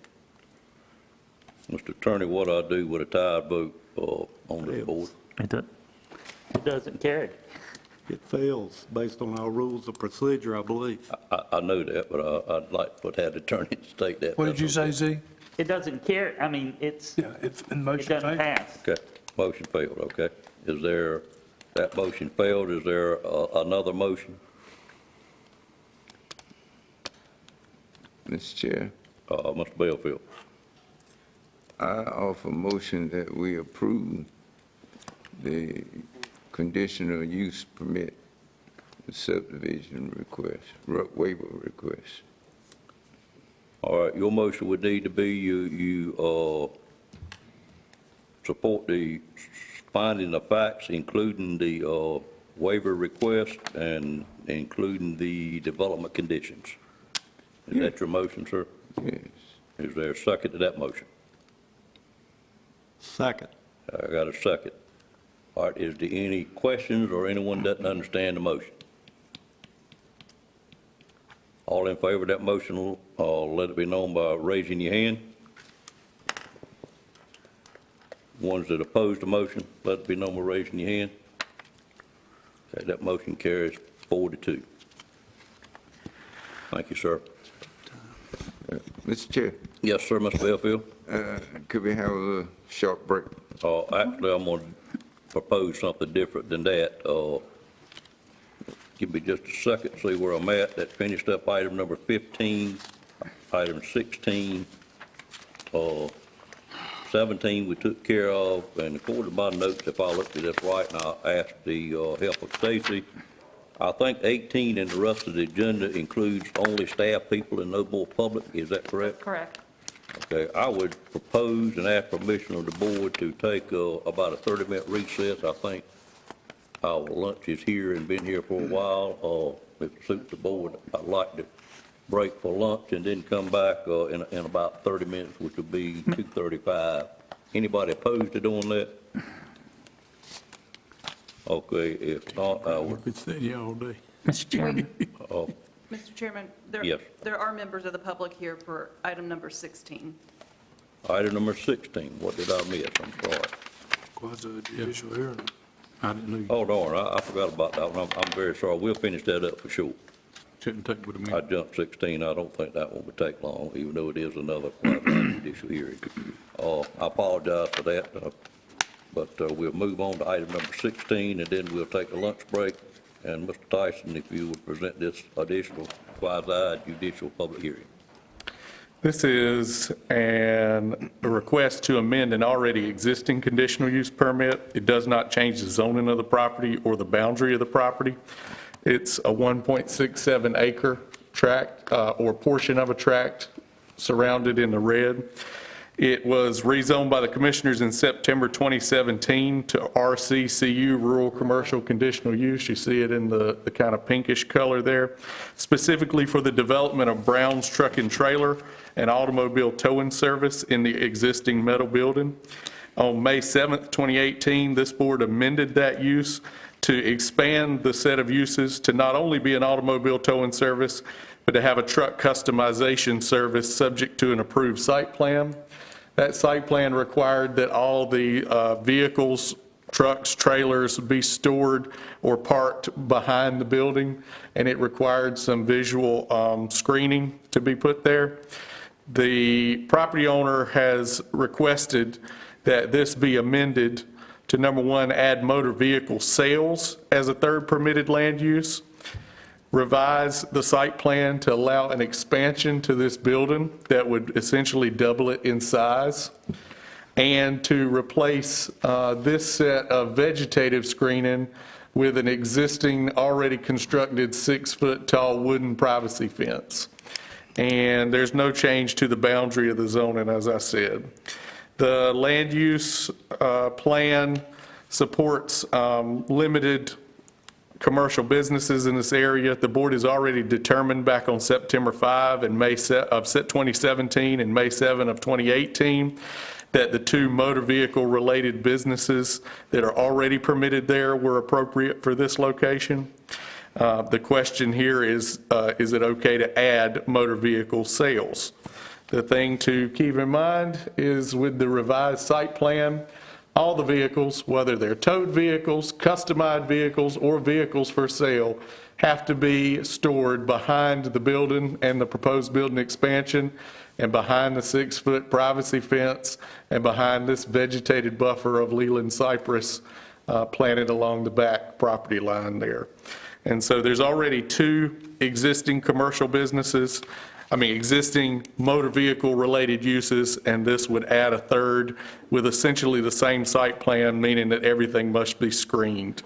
The TRC recommended approval on February 25th under the one condition that the county determine or verify that all the screening has been installed before issuing the letter needed by the applicant for the North Carolina Department of Motor Vehicles to bring a dealer's license to have it issued at this location. The planning board considered this on March 15th. There are a number of 3 households listed in your report that spoke against it. They cited concerns about traffic safety related to increased customers, the rural residential nature of the area, and aesthetic concerns. The planning board voted unanimously to recommend consistency statement A for approval and approval of the conditional use permit with this revised site plan. This is a 2-motion process. You need a consistency statement and an actual motion to approve or deny the conditional use permit. And just to recap the 3 changes, it would add motor vehicle sales to the already existing automobile towing service and truck customization operation, provided that everything is screened behind the building. It would allow a 40 by 60 addition to the existing building, and it would substitute a wooden privacy fence for what was previously proposed to be a row of Leland cypress. The Leland cypress would stay along the rear property line. And I'll be glad to answer any questions. Any questions, Mr. Tyson, on this item? Thank you, Mr. Tyson. If there are none, I'll entertain a motion to go into a quasi-judicial hearing on this amendment for conditional use. So moved. Moved by Commissioner Leggett. Is there a second? Second. Second by Commissioner Arrington. Any questions on the motion? All in favor of that motion, let it be known by saying aye. Aye. Any opposed by a like sign? Motion stands approved. Ladies and gentlemen, we are now in a quasi-judicial public hearing on item number 16. We'd be glad to hear from any member of the public concerning this item, either for or against. We just would ask you to be sworn in when you come forward. And at this time, Mr. Tyson, if you can be re-sworn in again. Do you solemnly swear or affirm that the testimony you're about to give will be the truth, the whole truth, and nothing but the truth, so help you God? I do. Thank you. And Mr. Chairman, I'd ask you to accept the staff report and the contents of the case file into evidence for the quasi-judicial public hearing. Okay, so done, sir. Thank you. Megan, have anyone here that wishes to speak for or against this item?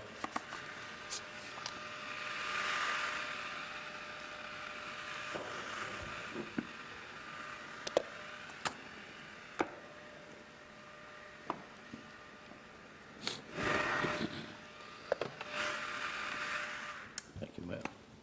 Good afternoon, sir. Timmy Brown, 11053 Lyles Road, Bailey, North Carolina.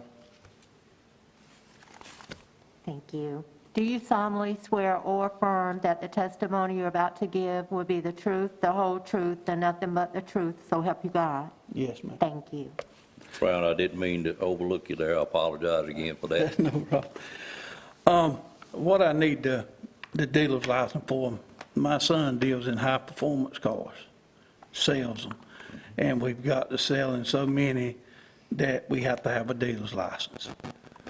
We're not opening no used car lot, because these cars are $150,000, $200,000 cars. I'm not putting them on a lot nowhere, but you got to have an office to have a dealer's license. That's correct.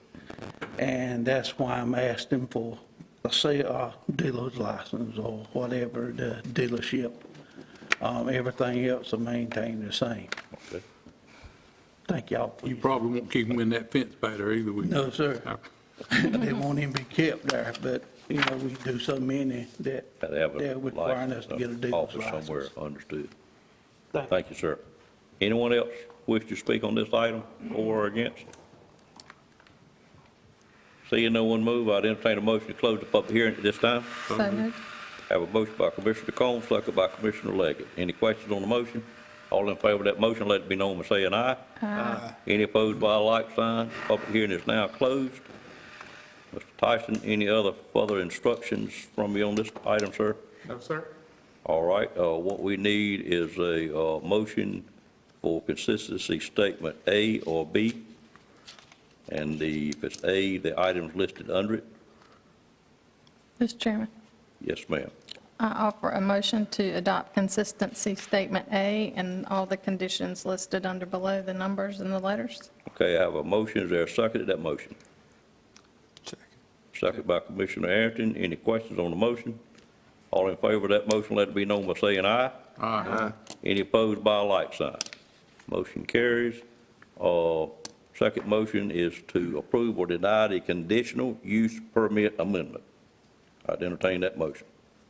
All right, Mr. Chairman, I move that we approve the request to amend conditional use permit CU 170802 and to add motor vehicle sales as a third permitted land use at this location. Okay, and the other two items that's listed under there as well.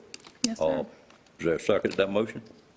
Second. Second by Commissioner Arrington. Any questions on the motion? All in favor of that motion, let it be known by saying aye. Aye. Any opposed by a like sign? Motion carries as well.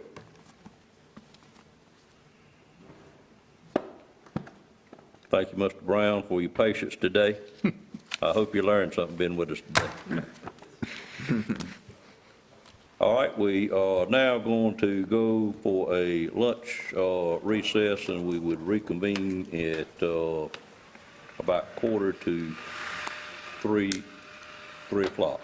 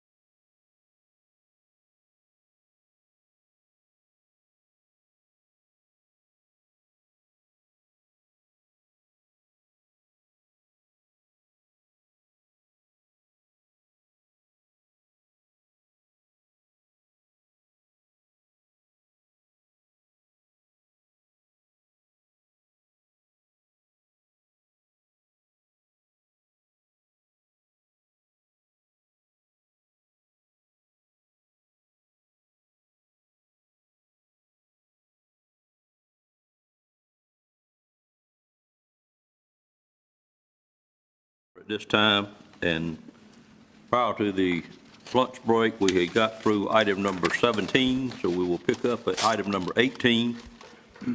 Item 18 is a resolution in support of naming the Sunset Avenue Wesleyan Boulevard Bridge in honor of Gus Tullis. This is a request I got from a businessman in Rocky Mount. The city of Rocky Mount was asked to do a resolution to let DOT know that they supported naming the bridge, and that's the bridge right there at Sam's Club, the big bridge that was replaced during the Wesleyan widening after our former DOT member, Mr. Gus Tullis, and normally the DOT likes to hear from the county that it's in if a municipality makes a request like that. And therefore, I had told the individual that I would bring it to the board today. You had the resolution in your packet that was delivered on your iPad. Is there any questions about this item? I would recommend that we do approve it. If we want it read, I'll be glad to ask Mr. Lamb to read it. You got it in front of you, Mr. Lamb? Yes, sir. Okay. If you would, just read that for the public record. Okay, resolution in support of naming the Sunset Avenue Wesleyan Boulevard Bridge in honor of Gus Tullis. Whereas Gus Tullis from Rocky Mount was appointed by Governor Mike Easley to the North Carolina Board of Transportation in January 2008, and whereas Gus Tullis was reappointed by Governors Beverly Perdue, Pat McCrory, and Roy Cooper to the Board of Transportation to serve until July 2020.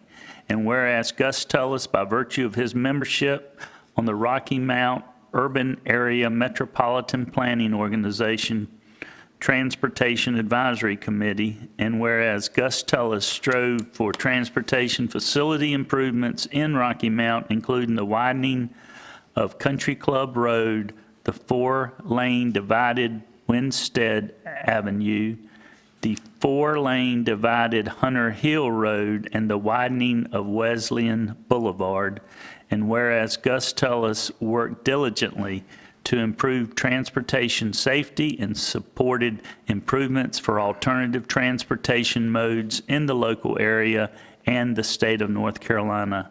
Now therefore be it resolved that the Nash County Board of Commissioners respectfully request that North Carolina Department of Transportation to name the bridge on Sunset Avenue over Wesleyan Boulevard in honor of Gus Tullis as a way to signify and honor his contributions to the citizens of Rocky Mount and the state of North Carolina. Be it further resolved that upon said designation, the North Carolina Department of Transportation erect the proper signage to recognize this honor to Gus Tullis, adopted this 5th day of April 2021.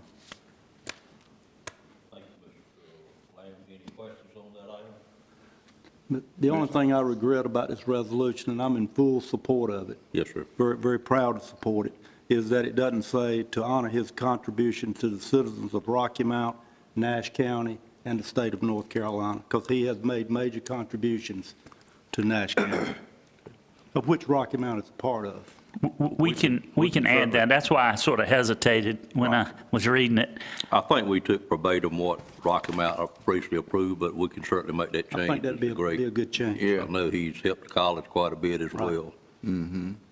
Great thought, Mr. Outlaw. Any other comments? Mr. Chair? Yes, sir. You gonna make a comment, I was gonna make a motion. You gonna make a comment? Yeah. Okay. You go before me. No Go ahead, opposition Sharon. to the resolution. It's, I guess, my question is, this is like putting a plaque, is naming the bridge, right? That's correct, like you see on a lot of bridges, Yeah. it would have one So, of you the know, state signs. being in the city of Rocky Mount, and I don't know how that works as far as who gets to name the bridge. That's my... I can tell you what I was told when I got the call, was that it came from a group of citizens in Rocky Mount, and they went to the DOT and asked them what it would take to get that done, and the DOT informed them that they would need a resolution from the city of Rocky Mount and from the county that it was located in. So I think it was all generated by a group of citizens in Rocky Mount. And I can't tell you who those were, to be honest with you. I can tell you who contacted me, but I don't guess it really matters. So if both county and city government agree, then I think DOT has stated they would do it if we both agree. Okay. And this is not the first one of these we've had, Marvin. They generally like to hear from both entities.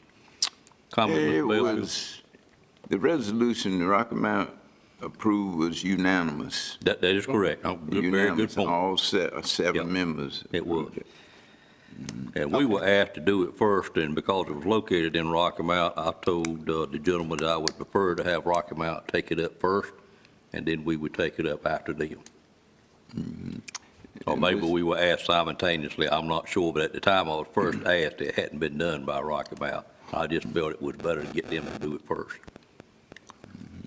Other questions or comments? If not, I'd entertain a motion for approval. I move, Mr. Chair, that we approve this resolution with the suggestions that Commissioner Outlaw made on it. All right.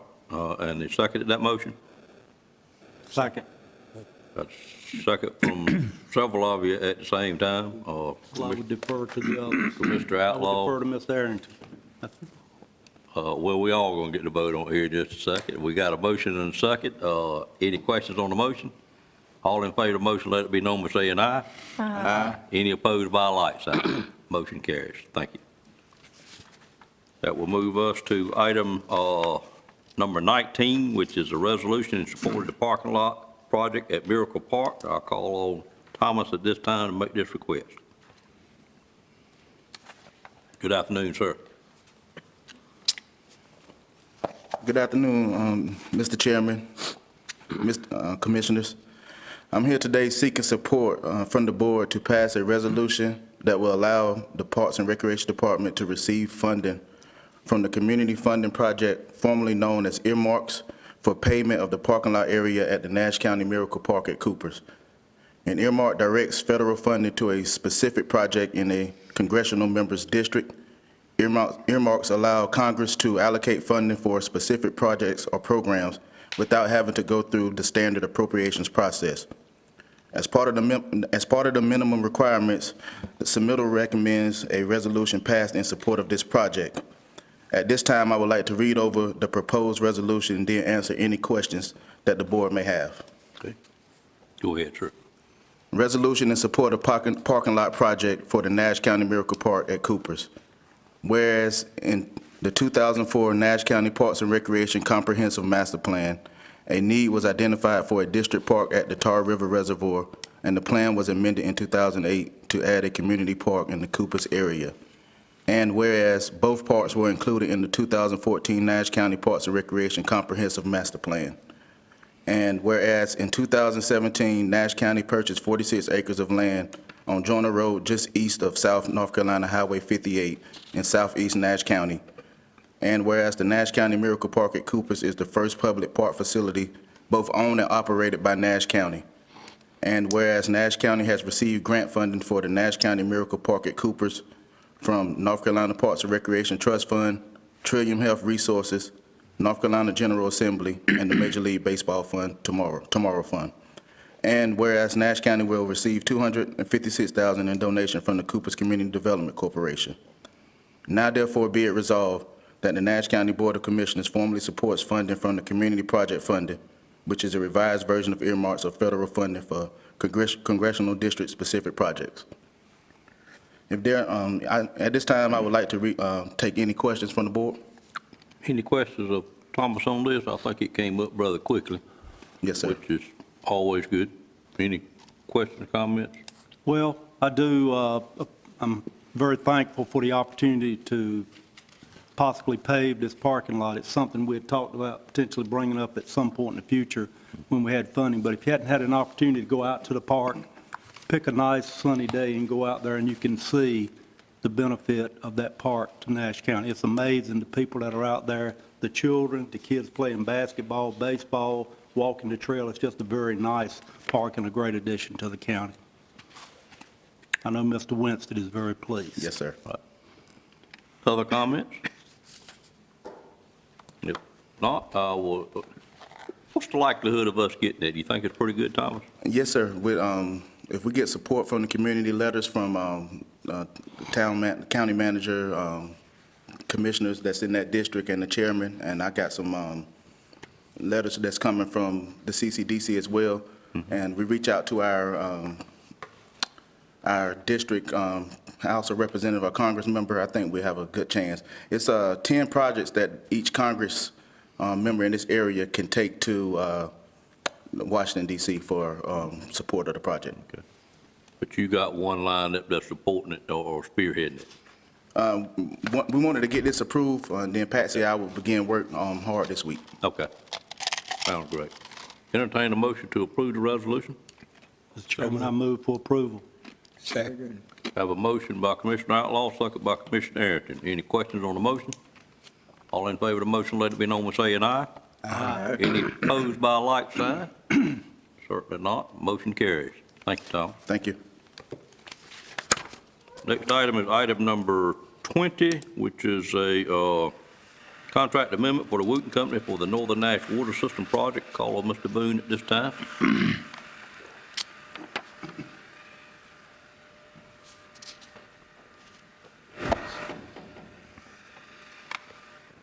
Boone, I hope this is the latest you ever make an appearance at a 9 o'clock meeting. Well, welcome, sir. Thank you, sir. That makes two of us. Thank you, Mr. Chairman, fellow commissioners. The item I have before you this afternoon is a contract amendment with the Wooten Company. As you're aware, we continue to work on the Northern Nash Water System project. And as you're also probably aware, that project is running behind schedule. Initially, when we bid the project, we'd hoped to be done in August of last year, of 2020. And due to a number of delays, weather delays, some changes in the scope of work, other items related to that project that we're continuing to work on and work through with the assistance of the engineer and with the contractor, we're behind. And as it stands today, we anticipate wrapping up work on phase one this summer. Contractor is currently telling us mid-June. I personally think that's a bit optimistic. But time will tell who'll be right about that.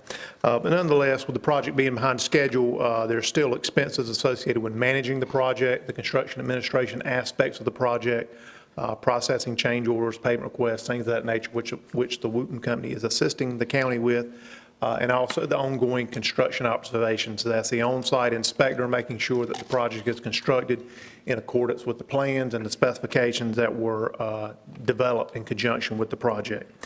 And again, when the project was initially conceived and bid, we anticipated the project being complete in August of 2020. We budgeted the contract administration and construction observation services accordingly, and those funds have been expended. And we've been working with the Wooten Company again through a number of issues. And this contract amendment would effectively provide for the funds required to reimburse the Wooten Company for the work they have done since late last year, 2020, on this project. So as you will note in your supporting documentation, this covers expenses through the end of March. That was 5 days ago. So we know they're still working on the project. We recognize that I will likely have to appear before you at least one, if not two more times regarding issues related to this project. Currently working on a change order for ELJ on this project because some additional work that we need to have done, which is a good thing because we've had more response, a higher response in terms of property owners interested in connecting to the system, and that necessitates some changes in the contract. But again, all that work requires additional contract administration, construction observation. So the amendment I have in front of you is in the amount of $128,800, and $28,000 of that amendment is related to contract administration. Again, that would take us through the end of March, and $100,800 for construction observation. So with that said, I'll be glad to answer any questions that you may have. Any questions of Mr. Boone on this item?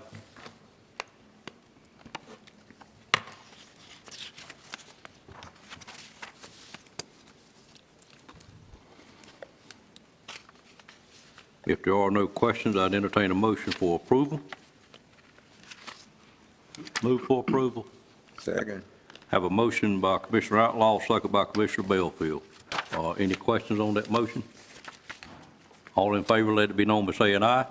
Aye. Any opposed by a like sign? Motion carries, Mr. Boone. Thank you very much. Thank you, sir. Next item is item number 21, and it was briefly mentioned to us during the budget work sessions. It's a Benny Brooks Act exemption resolution, and I'll call on Ms. Donna Wood to make this presentation.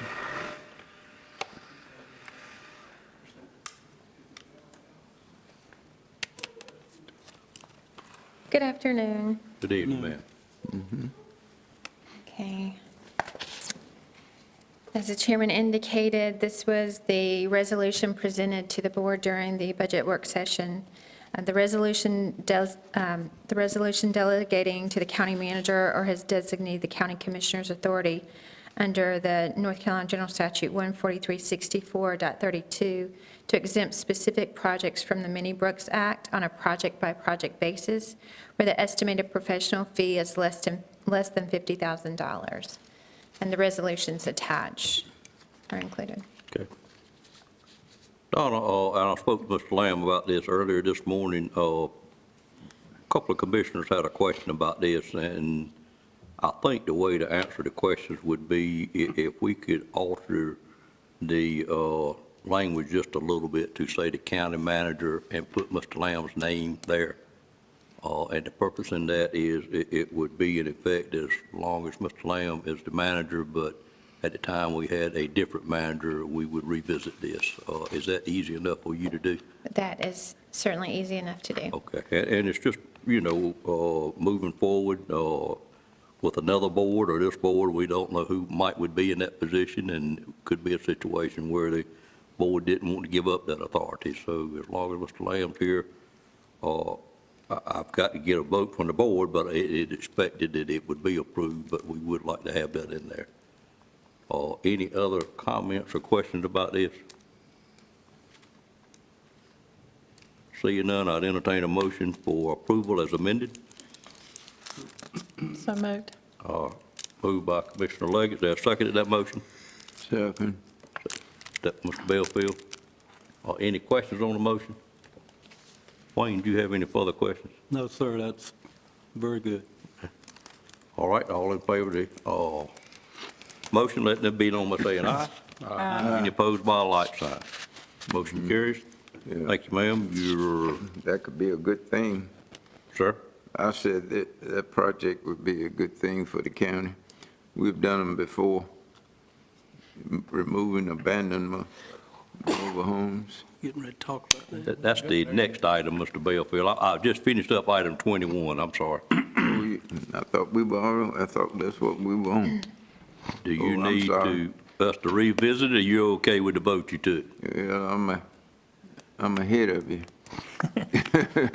I'm sorry. You voted to delete your salary moving forward. Are you okay with that? I'm only kidding you, sir. You voted on this Minnie Brooks Act, which allows the manager to approve any fee under $50,000, and the manager been more specific to be Mr. Lamb in his tender. Is that okay with you? Oh, yes, it's fine. Okay. Yeah, I was just ahead of. Okay, that's all right. I fully understand how it can happen today. My iPad here, and I had it on the wrong thing. I had moved ahead of you. I share your dilemma there, sir. We'll move on to item number 22, which is an abandonment manufacturing home grant, and call on Ms. Wood again to make this presentation. Okay. Nash County has been awarded a $27,000 grant funding from the North Carolina Department of Environment and Natural Resources for the Abandoned Manufactured Home Grant Program. These funds will be used for the demolition, disposal, and recycling of abandoned and dilapidated manufactured homes in Nash County. And the project ordinance is attached or included. Okay, any questions on this item? Entertain a motion to approve the project ordinance. So approve. Moved by Mr. Belfield, is there a second? Second. I move that we approve it. Okay, I got your motion, I got Mr. Arrington's second. Any questions on the motion? All in favor, let it be known by saying aye. Aye. Any opposed by a like sign. Again, if you need me to slow down, just tell me to slow up a little bit. I'm trying to get it finished up quick as I can. Item number 23 is the next item on the agenda. It is the COVID-19 grant ordinance amendment. Ms. Wood? Okay.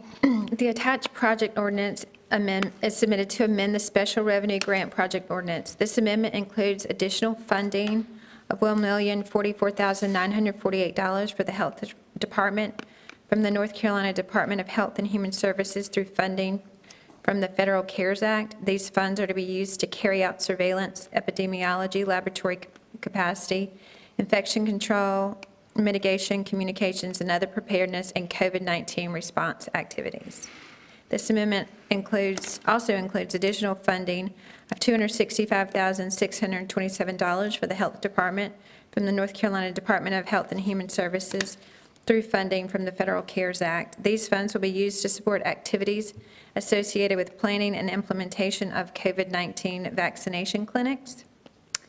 This ordinance also includes additional funding of $202,373 from the Upper Coastal Plain Council of Governments Area Agency on Aging, from the Aging CARES Act Nutrition Program to the Nash County Farmers Market.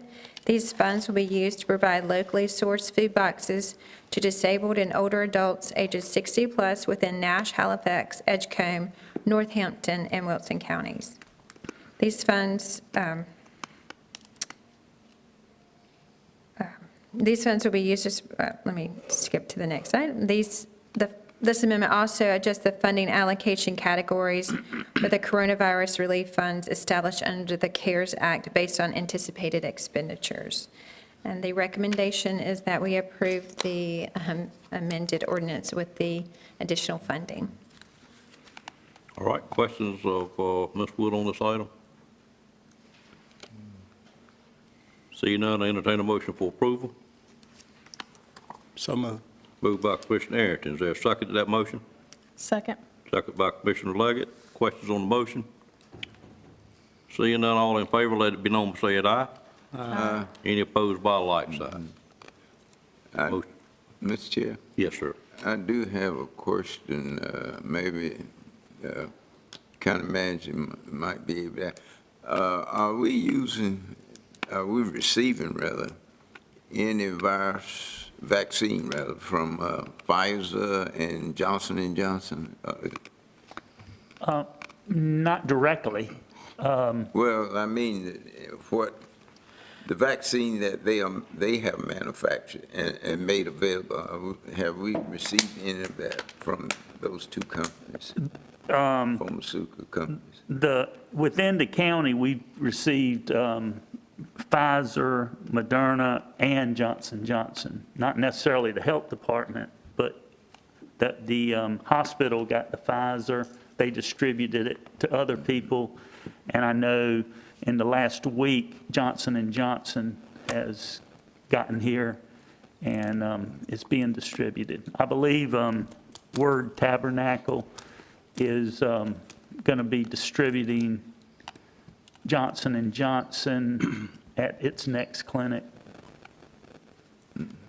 which is the one shot. I was just wondering if Nash County, the health department, We've been getting Moderna, but I suspect we will be getting some Johnson & Johnson soon. We're going to have a 500 shot clinic, special clinic, and I believe that's going to be Johnson & Johnson. Okay. All right, that motion carried. Madam Clerk, you okay, Mr. Belfield? I'm fine. I was just wondering if we have received any Johnson & Johnson and Pfizer vaccine. All right. Our first clinic, the one at Central, Nash Central, was Pfizer. Okay. The 900, the one that 900 people came through. Okay, we're on budget item on agenda item number 24, which is budget amendments. Ms. Wood, you have 9 if you want to present those. I do. Would you like me to present these on each one separately or all together? We normally do them all together. If you Okay. see a reason that you need a separate vote, we can certainly do that, but normally we do them all together. Okay.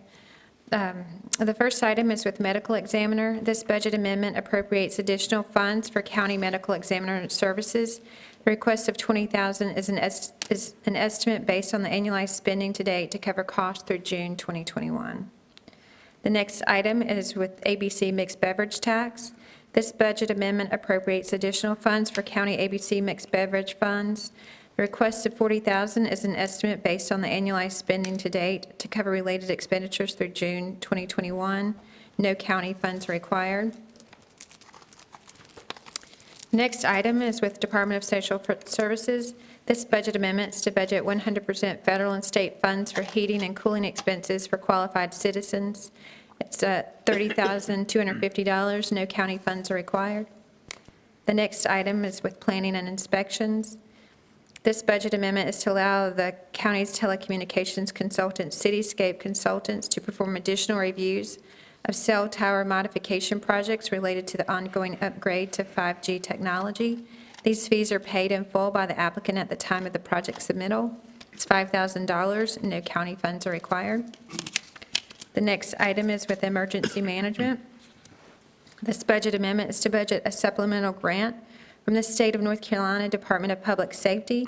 These funds are for projects related to Homeland Security planning, operations, equipment, training and exercises, and other emergency management performance grant requirements. It's $18,753, and no county funds are required. The next item is under cooperative extension. This amendment is to budget the final 5% from the North Carolina State University Ag Ventures $6,000 grant. This is $300, which is the last 5%, and no county funds are required. The next item is with the Sheriff's Office, Court Impact. This budget amendment is to budget additional funds for the electronic monitoring program. This is the inmate service provided to allow inmates that meet certain criteria to be released from the detention center with constant monitoring while awaiting trial. It's a request of $14,000. The next item is for county capital related to the detention center. This budget amendment is to appropriate capital fund balance for the detention center capital expenditures totaling $109,000. The items requested include installation of a skylight in the medical holding cell, call boxes in the east-west block, and upgrade the TourWatch software.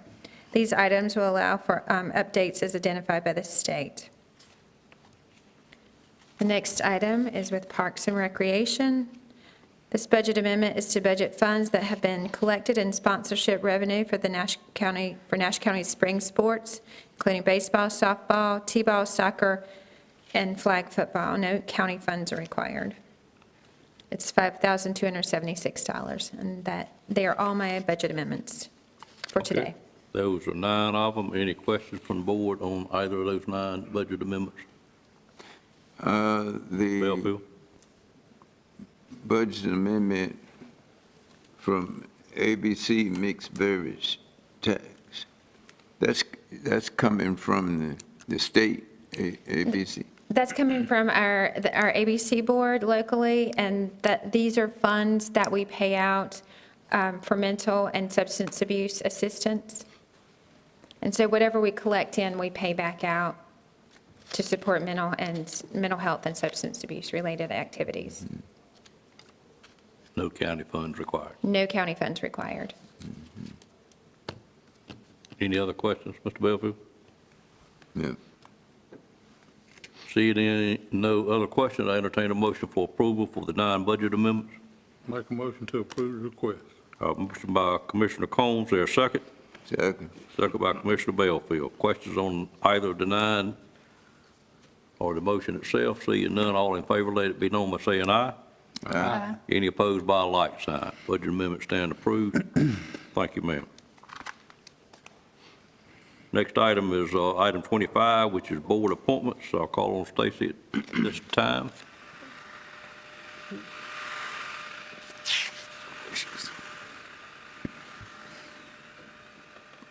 You're welcome to do it from your seat if you like. I'll be glad to. Okay. Absolutely. Just us here now. Sure. But the first one is for the UNC Nash Healthcare System Board of Commissioners. I haven't received any additional information for replacements for these two individuals, so I'll go ahead and move on to the next one, if that's okay. Mr. Lamb, any update on that? I'm supposed to have a phone conference in the morning with Lee. On this item? Is the hospital? Yeah. Yes, sir. Well, would you relay to him that the board is, would like to go ahead and get these taken care of? I will do it. Thank you, sir. Okay, the next one is for the Consolidated Human Services Board.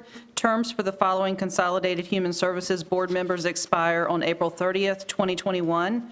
Dr. Tony Coates, Jeanette Pittman, Agnes Moore, Dan Davis, Sarah Thurman, Mike Stocks, and Bert Daniels. Please disregard that last statement there. Reappointment is recommended for members who are willing and eligible, and those are Dr. Coates, Jeanette Pittman, Sarah Thurman, Mike Stocks, and Bert Daniels. Members Dan Davis and Agnes Moore wish to be replaced on this board.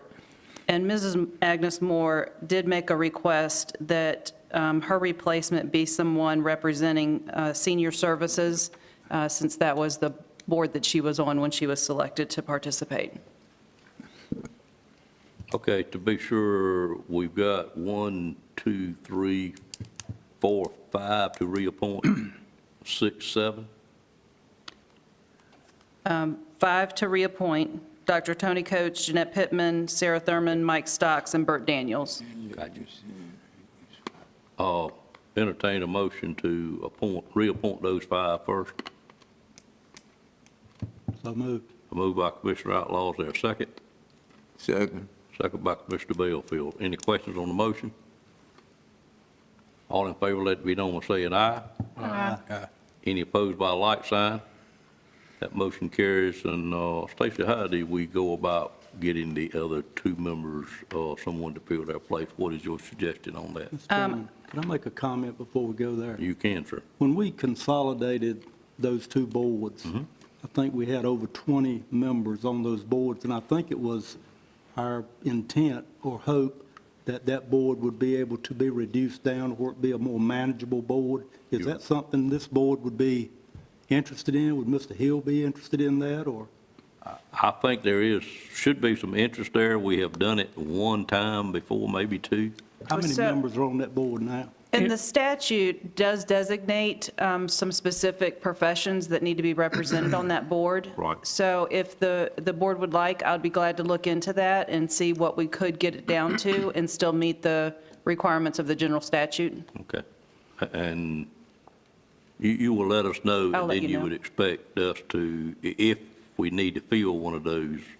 I'll let you know next week so that we The board may know. want to continue at the current level, but I think one of those positions was a psychiatrist, which we always, Never could. we never fill. filled. Correct. Have we ever filled it? No. Never. Okay. If you could go ahead and approve the reappointments and those other 2, we will see if either one of them does not require replacement. They did. I think we just approved the reappointment, We did. Oh, okay. didn't we, Madam Yes, Clerk? sir. It's getting late fall off, Mr. Lamb. All right, Mr. Bellfield? Minority representation on that board, probably have a total of, what, 17 on there? Why don't we let Stacy get us a report and tell us how many we got, what the Right. representation is, and also how it looks on a district basis. Right. Okay, And will then do. we work on, is that okay, Mr. Bellfield? That's fine. Okay, all right. Will do. Uh, Okay. Go ahead, ma'am. The next one is for the Tourism Development Authority, the TDA. Terms for the following Tourism Development Authority members expire April 30th, 2021. Jerry Patel, Robbie Davis, Judy Carey Winstead, and Kay Mitchell. Mr. Patel is not eligible for reappointment, and he is a collector member. Robbie Davis Judy Carey Winstead, and Kay Mitchell are eligible, willing, and recommended for reappointment. Correct. Any questions from board members on that? And that will leave us 2 collective members that we need to fill, excuse me. And those people are basically got back to work now for the most part, so I'll be able to bring some forward pretty quick now, maybe the next meeting. Yes, sir. I don't know if we can or not, or if he would be interested, but if so, Mr. Patel might want to continue serving until we could identify a replacement. I know that's a pretty critical board. Yeah, I think he automatically does continue serving until we replace him. I believe so. It's been in the past. Great, great. He has actually relocated and hadn't participated as much the last little while anyway, but he will continue that seat until we actually fill it, but we do need to. Thank you. For replacement there. All right, pleasure to the board with the ones that can be reappointed. So moved. Have a motion by Commissioner Outlaw. Is there a second? Second. Second by Commissioner Leggett. Any questions on the motion? All in favor of that motion, let it be known by saying aye. Aye. Any opposed by a like sign? Motion carries. Thank you. Okay. And then the last one is for the Nash County Board of Adjustment. This one is a little lengthy, but we'll get through it here in just a second. Terms for the following Board of Adjustment members expire on April 30th, 2021. Cindy Joyner, William Parker, and Brandon Moore. Cindy Joyner has served 3 consecutive 3-year terms and is not eligible for reappointment. In addition, a regular member, Charles Johnson, passed away on December 11th, 2020. So we'll need to work on filling that seat as well, although it does not expire for another year. The planning director has recommended the following. The first is to reappoint William Parker as a regular member to serve another 3-year term to expire in April 2024. He's eligible and willing. Do you want to do these one by one, or you want me to? I think we probably better do these one by one because it's going to get a little bit confusing. in a Okay. minute. So could I get a motion to reappoint Mr. Parker? So moved. Moved by Commissioner Outlaw. Is there a second? I'll second. Second by Commissioner Arrington. Just ahead of you, Mr. Bellfield. Any questions on the motion? All in favor, let it be known by saying aye. Aye. Any opposed by a like sign? Motion carries. The next one is to promote Kenneth Mullen from alternative member number 1 to a regular member to replace Cindy Joyner to serve the remainder of his current 3-year term and expire on April 30th, 2023. Entertain a motion. So moved. Moved by Commissioner Outlaw. Is there a second? Second. Second by Commissioner Bellfield. And anybody want any explanation how this board works, or everybody remember that you have alternate members, and when we lose a regular member, we would start moving them up, going from alternate 1 to alternate 2? Everybody good with it? All in favor, let it be known by saying aye. Aye. Any opposed by a like sign? That motion carries. And then the third is to reappoint and promote Brandon Moore from alternate member number 2 to a regular member, replacing Mr. Charles Johnson, who passed away, to serve another 3-year term to expire, it's a 4-year term. No, it's a 3-year term, I'm sorry, to expire April 30th, 2024. He's eligible and willing. Great guy. Motion to approve. Have a motion to approve. Is there a second? Second. Second by Commissioner Leggett, motion by Commissioner Combs. Any questions? All in favor, let it be known by saying aye.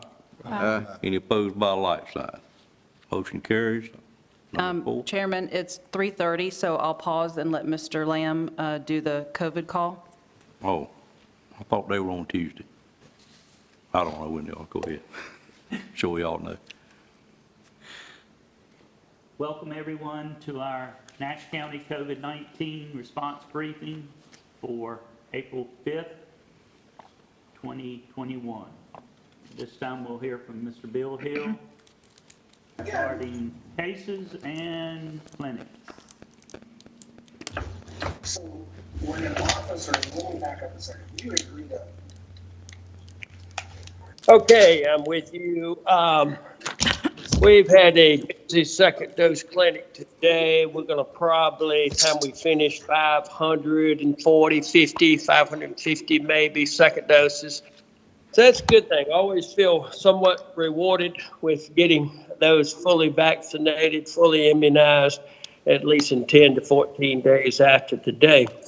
We've got another busy second dose clinic tomorrow here in Nashville, over 500. So that will net over 1,000, maybe 1,050 to 1,100 of second doses in the next couple of days. We will be at Ebenezer on Wednesday again, and we'll be doing a number of second doses, 200 some there on Wednesday, and we're working on building appointments, staying right there, and building appointments for first dose clinic just as soon as we finish the second dose clinic. So we want to stay there as long as we need to get some first dose participants in there. And then we are working really hard to try to, in our call center, senior center, all our folks working hard to get the numbers up for first dose shots on Thursday and Friday of this week. Having said that, we've got a good supply of vaccine coming in. I have reached out to Cummings on Thursday before the Easter break, have not heard back, but I did leave a message specifically with the Director of Safety over there, Gary Keffer. And also, we plan to reach out to some other industrial areas for special vaccine. Having said that, we look like the high number provider this week by far, with 1,300 that on the list. As we look at the list, we can see UNC Nash 700. Again, the health department's 1,300, Harvest 100, Medical Center over in Spring Oak 100, Eastern Medical, Dr. Crocker's own group 300, New Beginnings 100. OIC, each of their offices 100, so that'd be a total of 200 for them. Rocky Back Kidney Center 100, and Southside Pharmacy 100 in Spring Hope. We have also heard before, just before we left on Thursday, that there have been up to 500 denials, or declines rather, and we have, I believe, and this, I'm not sure how official, but I believe we can count on 500 to add to our 1,300. So I think we'll be receiving about 1,800 first dose vaccine or shots this week, probably tomorrow. So having said that, the clinics look like they're out in different places. I named ours, and then of course there's some by the hospital also. I don't know if I should take the liberty, unless there's no one from the hospital to make that presentation. So without knowing that, I will certainly say Midpoint Church in Middlesex, UNC Nash. We appreciate UNC Nash extending themselves out in southern Nash County. Ebenezer Baptist Church, that's us. Englewood Baptist Church, that's UNC Nash. That's looks like it's 4-7. That's the day after tomorrow at Englewood Baptist Church from 11 to 3. The backing up a little bit to the Middlesex Clinic at Midpoint Church, that's tomorrow. It doesn't have a time there for that. And then hopefully a big one at Word Tabernacle Church on 410, which is April 10th, and I believe all day, 9 a.m. to 6 p.m., and I'm sure they'll extend it just as long as people are coming in, even though they probably do have a set number of doses available. Walgreens, still by appointment, the best we can tell. Now moving to the numbers of coronavirus. We have seen since Thursday 103 new cases drop into the system, 103 new cases of coronavirus. That takes us to this particular strain of coronavirus, COVID-19 as we know it, 10,301 confirmed cumulative total cases. redundancy. And then there's a total number of deaths, 175, no new deaths reported. At UNC, there are 27 currently COVID-related hospitalizations at our own hospital in Rocky Mount, of which 5 of 27 are in the ICU unit and 1 on a ventilator. So that's pretty much my report. I hesitate to well, I think I will, though. It's going to sound a little bit like doom and gloom, but I am concerned about a fourth wave. I am concerned, if you look east far enough over the ocean, what's going on in Europe. If you look north, what's going on in Canada. If you also look at the contagious nature of this strain, this B117, known as the United Kingdom, Great Britain strain, highly contagious.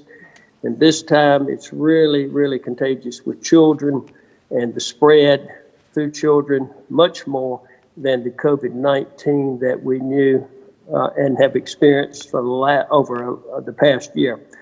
So with that doom and gloom, we have some light. We got a vaccination available. And this is not propaganda to promote our vaccination program. This is serious. I think that's a good coat of armor. Everything I can understand and read about this, that is another really good coat of armor, especially for this British strain known as B117. So if you want extra protection, I would encourage everyone to, again, if they haven't been vaccinated, roll up your sleeve. You can't beat the price. You can't beat the convenience. And we're there for you to try to get these shots in the arms. I think that'll do it for me. Great report. Great report. Great report. I appreciate all y'all are doing, and I can tell you're trying to get as many shots in arms as possible. That's great. Well, I think we're ahead of the game compared to many counties in North Carolina, thanks to your leadership. At this time, we'll hear, well, let me go ahead to Morgan Dowdy. I think she's got her weekly report for the call center. Does she? I've got the numbers. Stacy, could you give us the numbers? Yeah, so the call center did 1,579 calls last week. We are seeing a slowdown of callers for the first vaccine, so anything that our partners can do to help us to encourage folks that want the vaccine to call the call center, that would be very helpful. We are getting second dosers calling us, but it's really slowed down with first dosers, and we have opened up to all 5 groups at this point in time. Great. Any questions for Mr. Hill, or will Mr. Hill for now? If not, we'll hear from Brent Fisher with Emergency Management. Good afternoon, everyone. Our call volume for the last 24 hours, 911 was 210 calls for service, and EMS was 66. We're currently out at we've got staff out at the vaccine clinic site supporting that clinic, so things seem to be going well there. We'll continue to watch the weather. We've got some great weather for the first 3 days of this week, and we'll watch to see what Thursday and Friday brings with us, as it may affect the vaccine clinics. But we'll support it any way we can and continue to move forward as possible. I believe that's all I got to report, unless there's any questions of us. Well, once again, I want to thank Emergency Management for helping with all these clinics. Y'all have been right there. Every single clinic we've had, and y'all are really making a difference. Thank you. Yes, sir. Any other department heads have anything? Community partners, elected officials. Mr. Lamb, could you possibly, when she said open up to all 5 groups, could you or Mr. Hill tell us exactly what that means? Okay. Mr. Hill, could you explain what opening up vaccines to all 5 groups, does that mean everyone except over 16, I think it is? 18. That's right. We're not turning away anyone that roll up the sleeve. We want to get as close to herd immunity and as many folks vaccinated as we possibly can. So, yes, if they're over the age limit, we certainly do, and want to try to get that extended as much as we can, especially with the softening or lag going on with the first dose clinics. We need to get those shots in arms. Now, as I say that, I'm looking at a good steady line out here.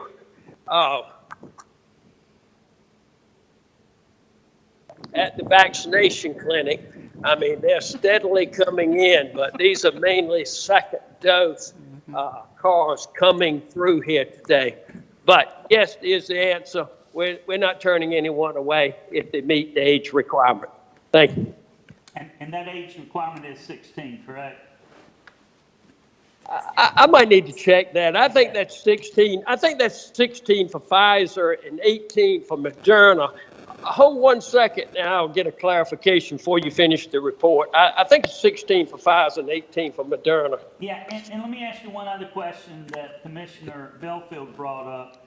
I know the first clinic you did was Pfizer, and since then you've been doing Moderna. Have we got notice of receiving any Johnson & Johnson? No, not at this time. There are recipients in our area that are receiving those Johnson & Johnson. I think the hospital over the last couple of weeks, but ours has been exclusively Moderna. And that's what it is for this week. All 1,800 would be Moderna. Okay.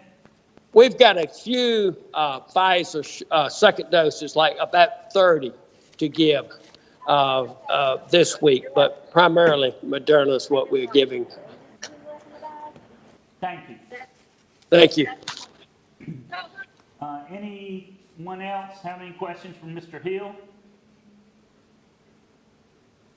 Anyone else have anything to add to the discussion? Mr. Hill, if you could just let us know about that age, and we'll put it out on social media what the age limit is.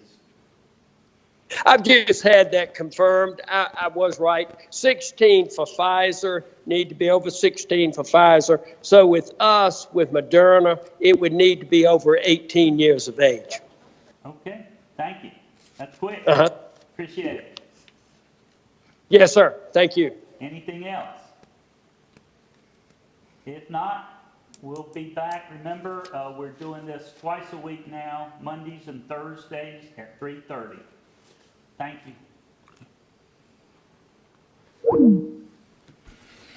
All right, thank you, Mr. Lamb. Next item on the agenda is 26, which is monthly tax report. Major Wilson. Mr. Chairman, I'm sorry. I need to finish board appointments. I stopped hard at 3:30 so we could do the call. You indeed did. We're back on number 4 under our Board of Adjustments. Let me make a statement first, if Sure. we could. Major Wilson, I was handed a note that you were here wanting to present information on some things in y'all's budget request, maybe about the Bobcat and evidence building. We still have a number of agenda items, and we have a rather lengthy closed session after this.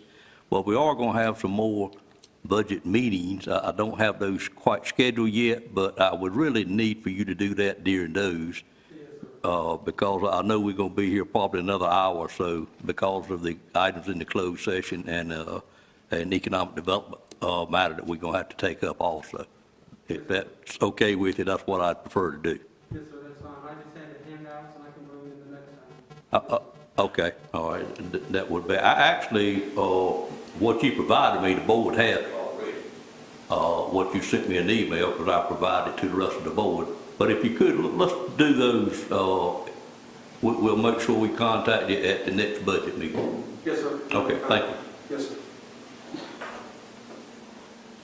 All right, moving on to your item, Stacy. Yes, sir. Number 4, the recommendation from the planning director is to promote Gwendolyn Wilkins from alternate member number 3 to alternate member number 1, replacing Kenneth Mullen, to serve for the remainder of her current 3-year term to expire on April 30th, 2023.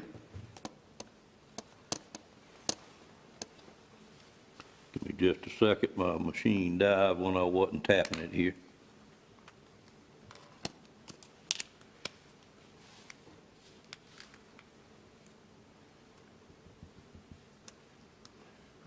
Would you mind telling me again what we're doing? I'm sorry. We are in the Board of Adjustments. We're on number 4. Okay. To promote, the recommendation is to promote Gwendolyn Wilkins from alternate member number 3 to alternate member number 1. And, Did your iPad die? oh, well, no, it just goes out if you don't keep it charged up. If you don't touch it every once in a while, and I got detained. So Mr. Mullins cannot serve anymore, is that what we're saying? We have already, in number 2, we promoted Mr. did. Mullen to, yeah, I'm sorry that we As I said, it's had getting to. late, I apologize. Your note got me off track here a I'm little bit. sorry. I got it, we're okay, we're good. Everybody understand it but me, which I do now? All right, entertain a motion for approval. Motion to approve. All right, thank you. Motion to approve and a second by Commissioner Ayrton. Any questions on that motion? All in favor, let it be known by saying aye. Aye. Any opposed by a like sign? Motion carries. Item 5. Okay, number 5 is to appoint a new alternate member number 2 to replace Brandon Moore to serve a 3-year term to expire on April 30th, 2024. And then the same would be for number 6, to appoint a new alternate number 3 to replace Gwendolyn Wilkins to serve a 1-year term to expire April 30th of 2022. So we need to appoint 2 new members as alternate number 2 and alternate number 3 to the Board of Adjustments. And Mr. Tyson has provided a note that when considering new appointments, there's no one currently serving in Commissioner Districts 2 for Mr. Belfield or 3, Mr. Cohn.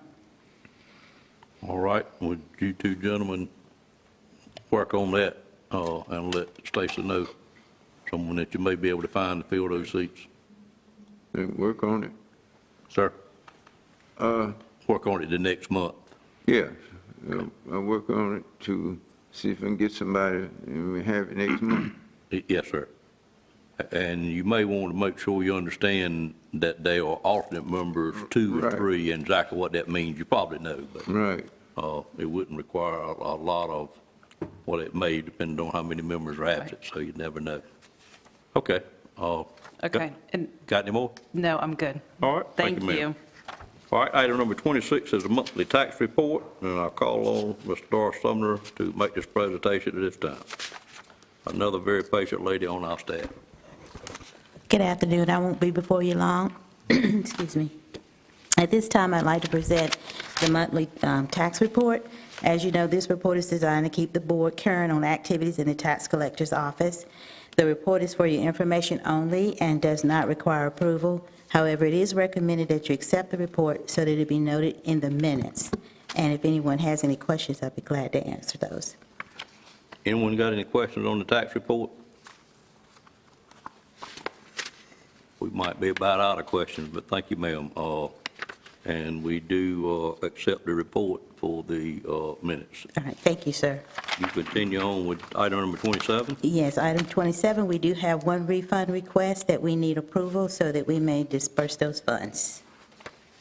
Okey-dokey. You see that one refund request, entertain a motion for approval? So moved. Moved by Commissioner Outlaw, is there a second? Second. Second by Commissioner Combs. All in favor of the motion, let it be known by saying aye. Aye. Any opposed by like sign. Refund stands approved. Thank you, ma'am. All right, thank you, sir. All right, we're now on commissioner comments. Any commissioner have anything they'd like to bring before the board at this time? I just wanted to mention, if I could, that our May mid-month meeting, and you sanity checked me on this, Ms. Schatzer, our inside presentation is Parks and Rec, and that will be following the grand opening of the Cooper's Miracle Park. And our outside presentation will be the Nash County Public Schools. A presentation on facilities, I believe, was what we agreed to, correct? Correct. Shannon Davis will be making that presentation, and it's an update on the recent updated report for the 5-year capital improvement plan that has to be provided to the state. June would be our next mid-month after May, and so if you have any recommendations, let myself or Ms. Schatzer know.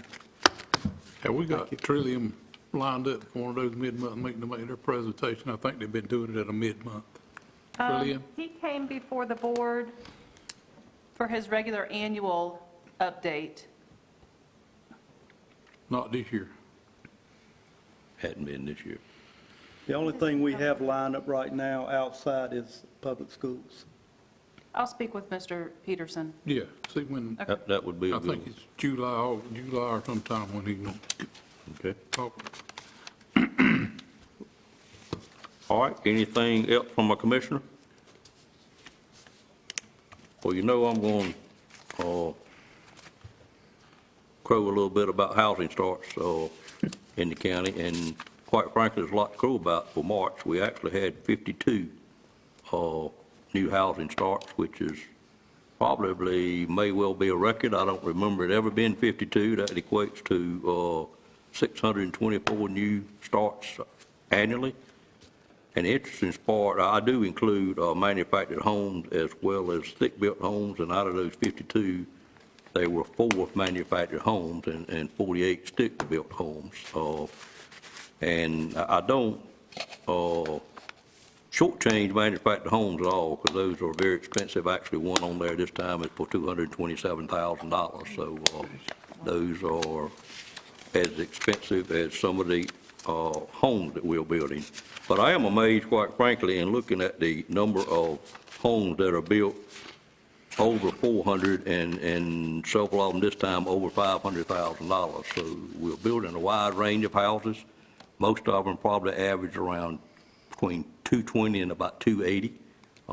And a lot of that has got to do with the cost of materials, and the housing market have gone out of the roof, but I declare it just doesn't seem to have slowed down too much.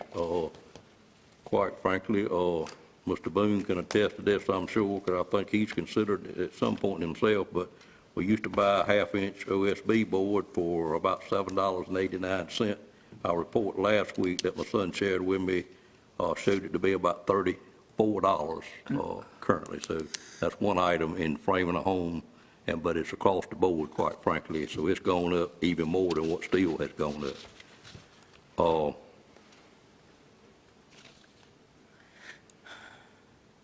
The only other item, well, that's the only item that I had to bring up during open session.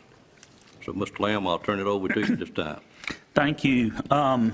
Couple things. The School of Government just put out a post on the American Rescue Plan, talks about water, sewage, internet, talks about we have a lot of authority on water and sewage in North Carolina. Internet, it talks about the limitations of local government spending money to develop itself internet. But since we're with a private, based on this article, I think we will be able to use that money. Along those lines, on April 13th from 3 to 4, we can get y'all the link if you want to listen. NC Pro and NACO is going to have a briefing to give us some guidance on the American Rescue Plan, the guidance from Treasury. So again, that's April the 13th from 3 to 4. Let us know and we can send you the link, or we'll just send everybody the link anyway.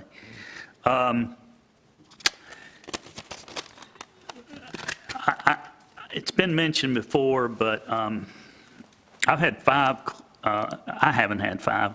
Commissioners that I've worked for have had 5 clerks in my career, and I'm just amazed that for today's meeting, that we had the minutes from our budget meeting, and there was no Friday work. So she was here on Wednesday and Tuesday, and got everything done by Thursday. And I just want to thank Janice for being so prompt, and she does a great job, and that's all I have to say. Thank you, Vicky.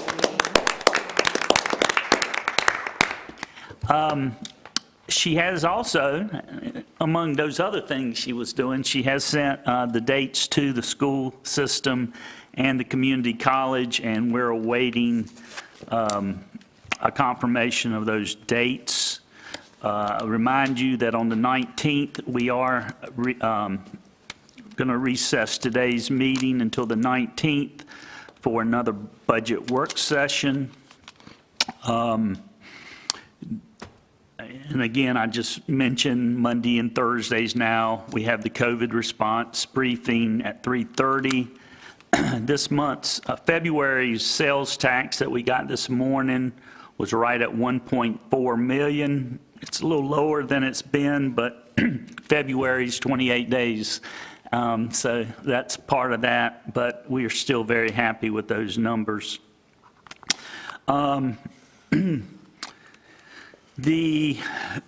do have one question. We talked about the subdivision issue that came up again today about building along highways rather than internal.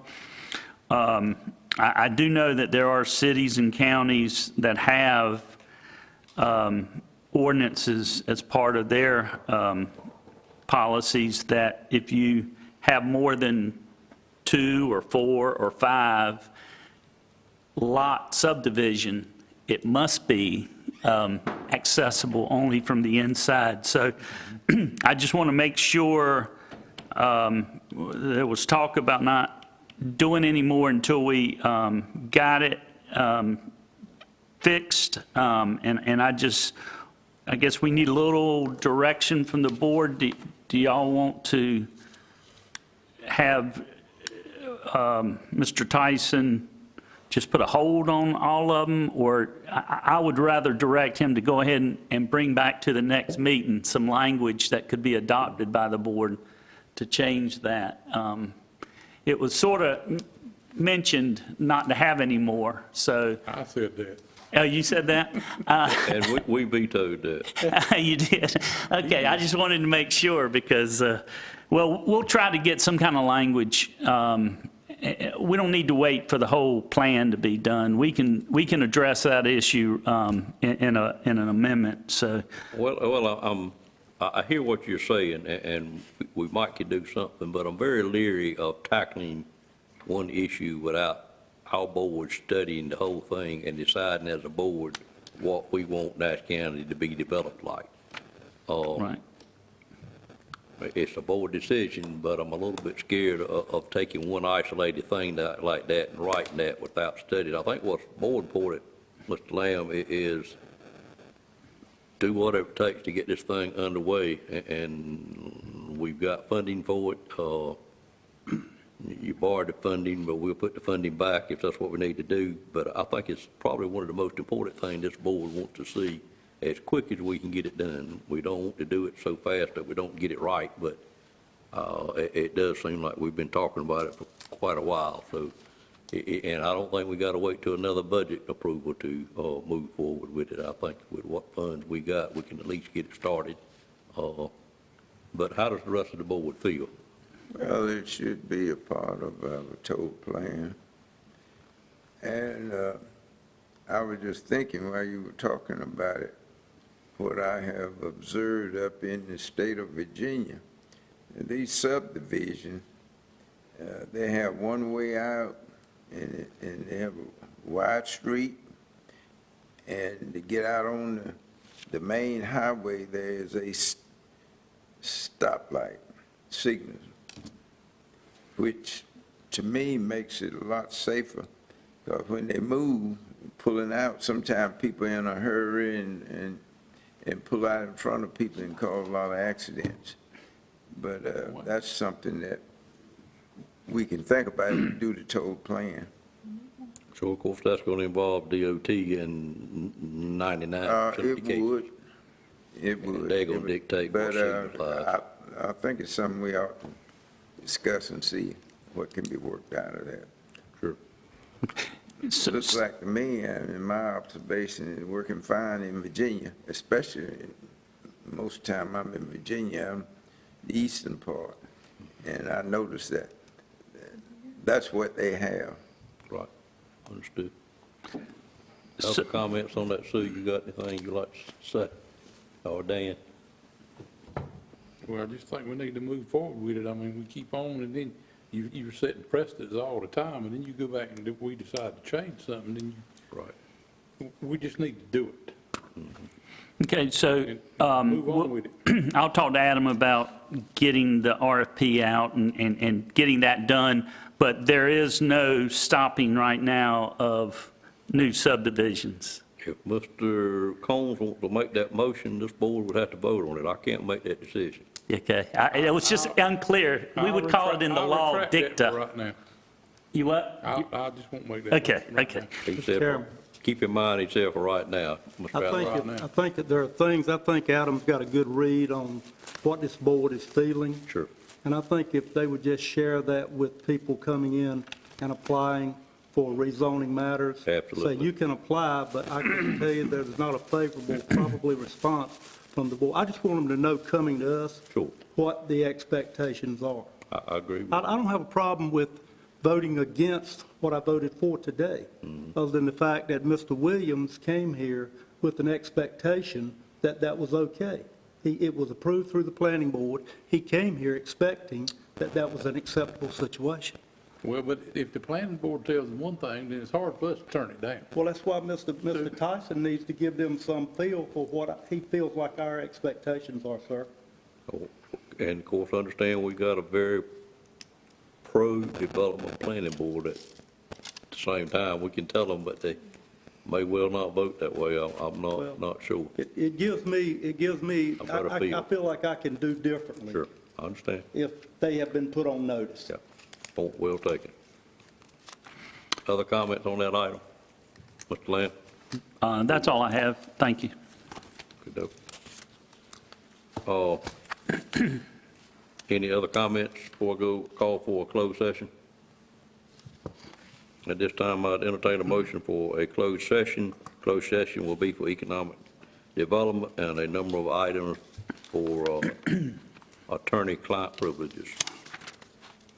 Motion to go into closed session. Moved by Commissioner Combs. Is there a second to that motion? Second. Second by Commissioner Leggett. Any questions on that motion? All in favor of the motion, let it be known by saying aye. Aye. Any opposed by a like sign? Do you want a quick recess before we start, or how does the board feel? I have a point of personal privilege. Yes, sir. Hubert Davis is the next coach at UNC. A point of personal privilege. You make a ruling on that, Mr. Attorney? He said Hubert Davis was the It's next made the headlines. coach at UNC. Okay, all right. That was a stretch on personal privilege, but we'll accept that. Are you okay with that, Mr. Boone? I'm fine. All right, well, how about the recess? Everybody okay to keep moving, or what? I do think it's going to take a little bit of time. Whatever you want to do. Why don't we take a 5 minute? I don't see Andy in the room, and he's going to be up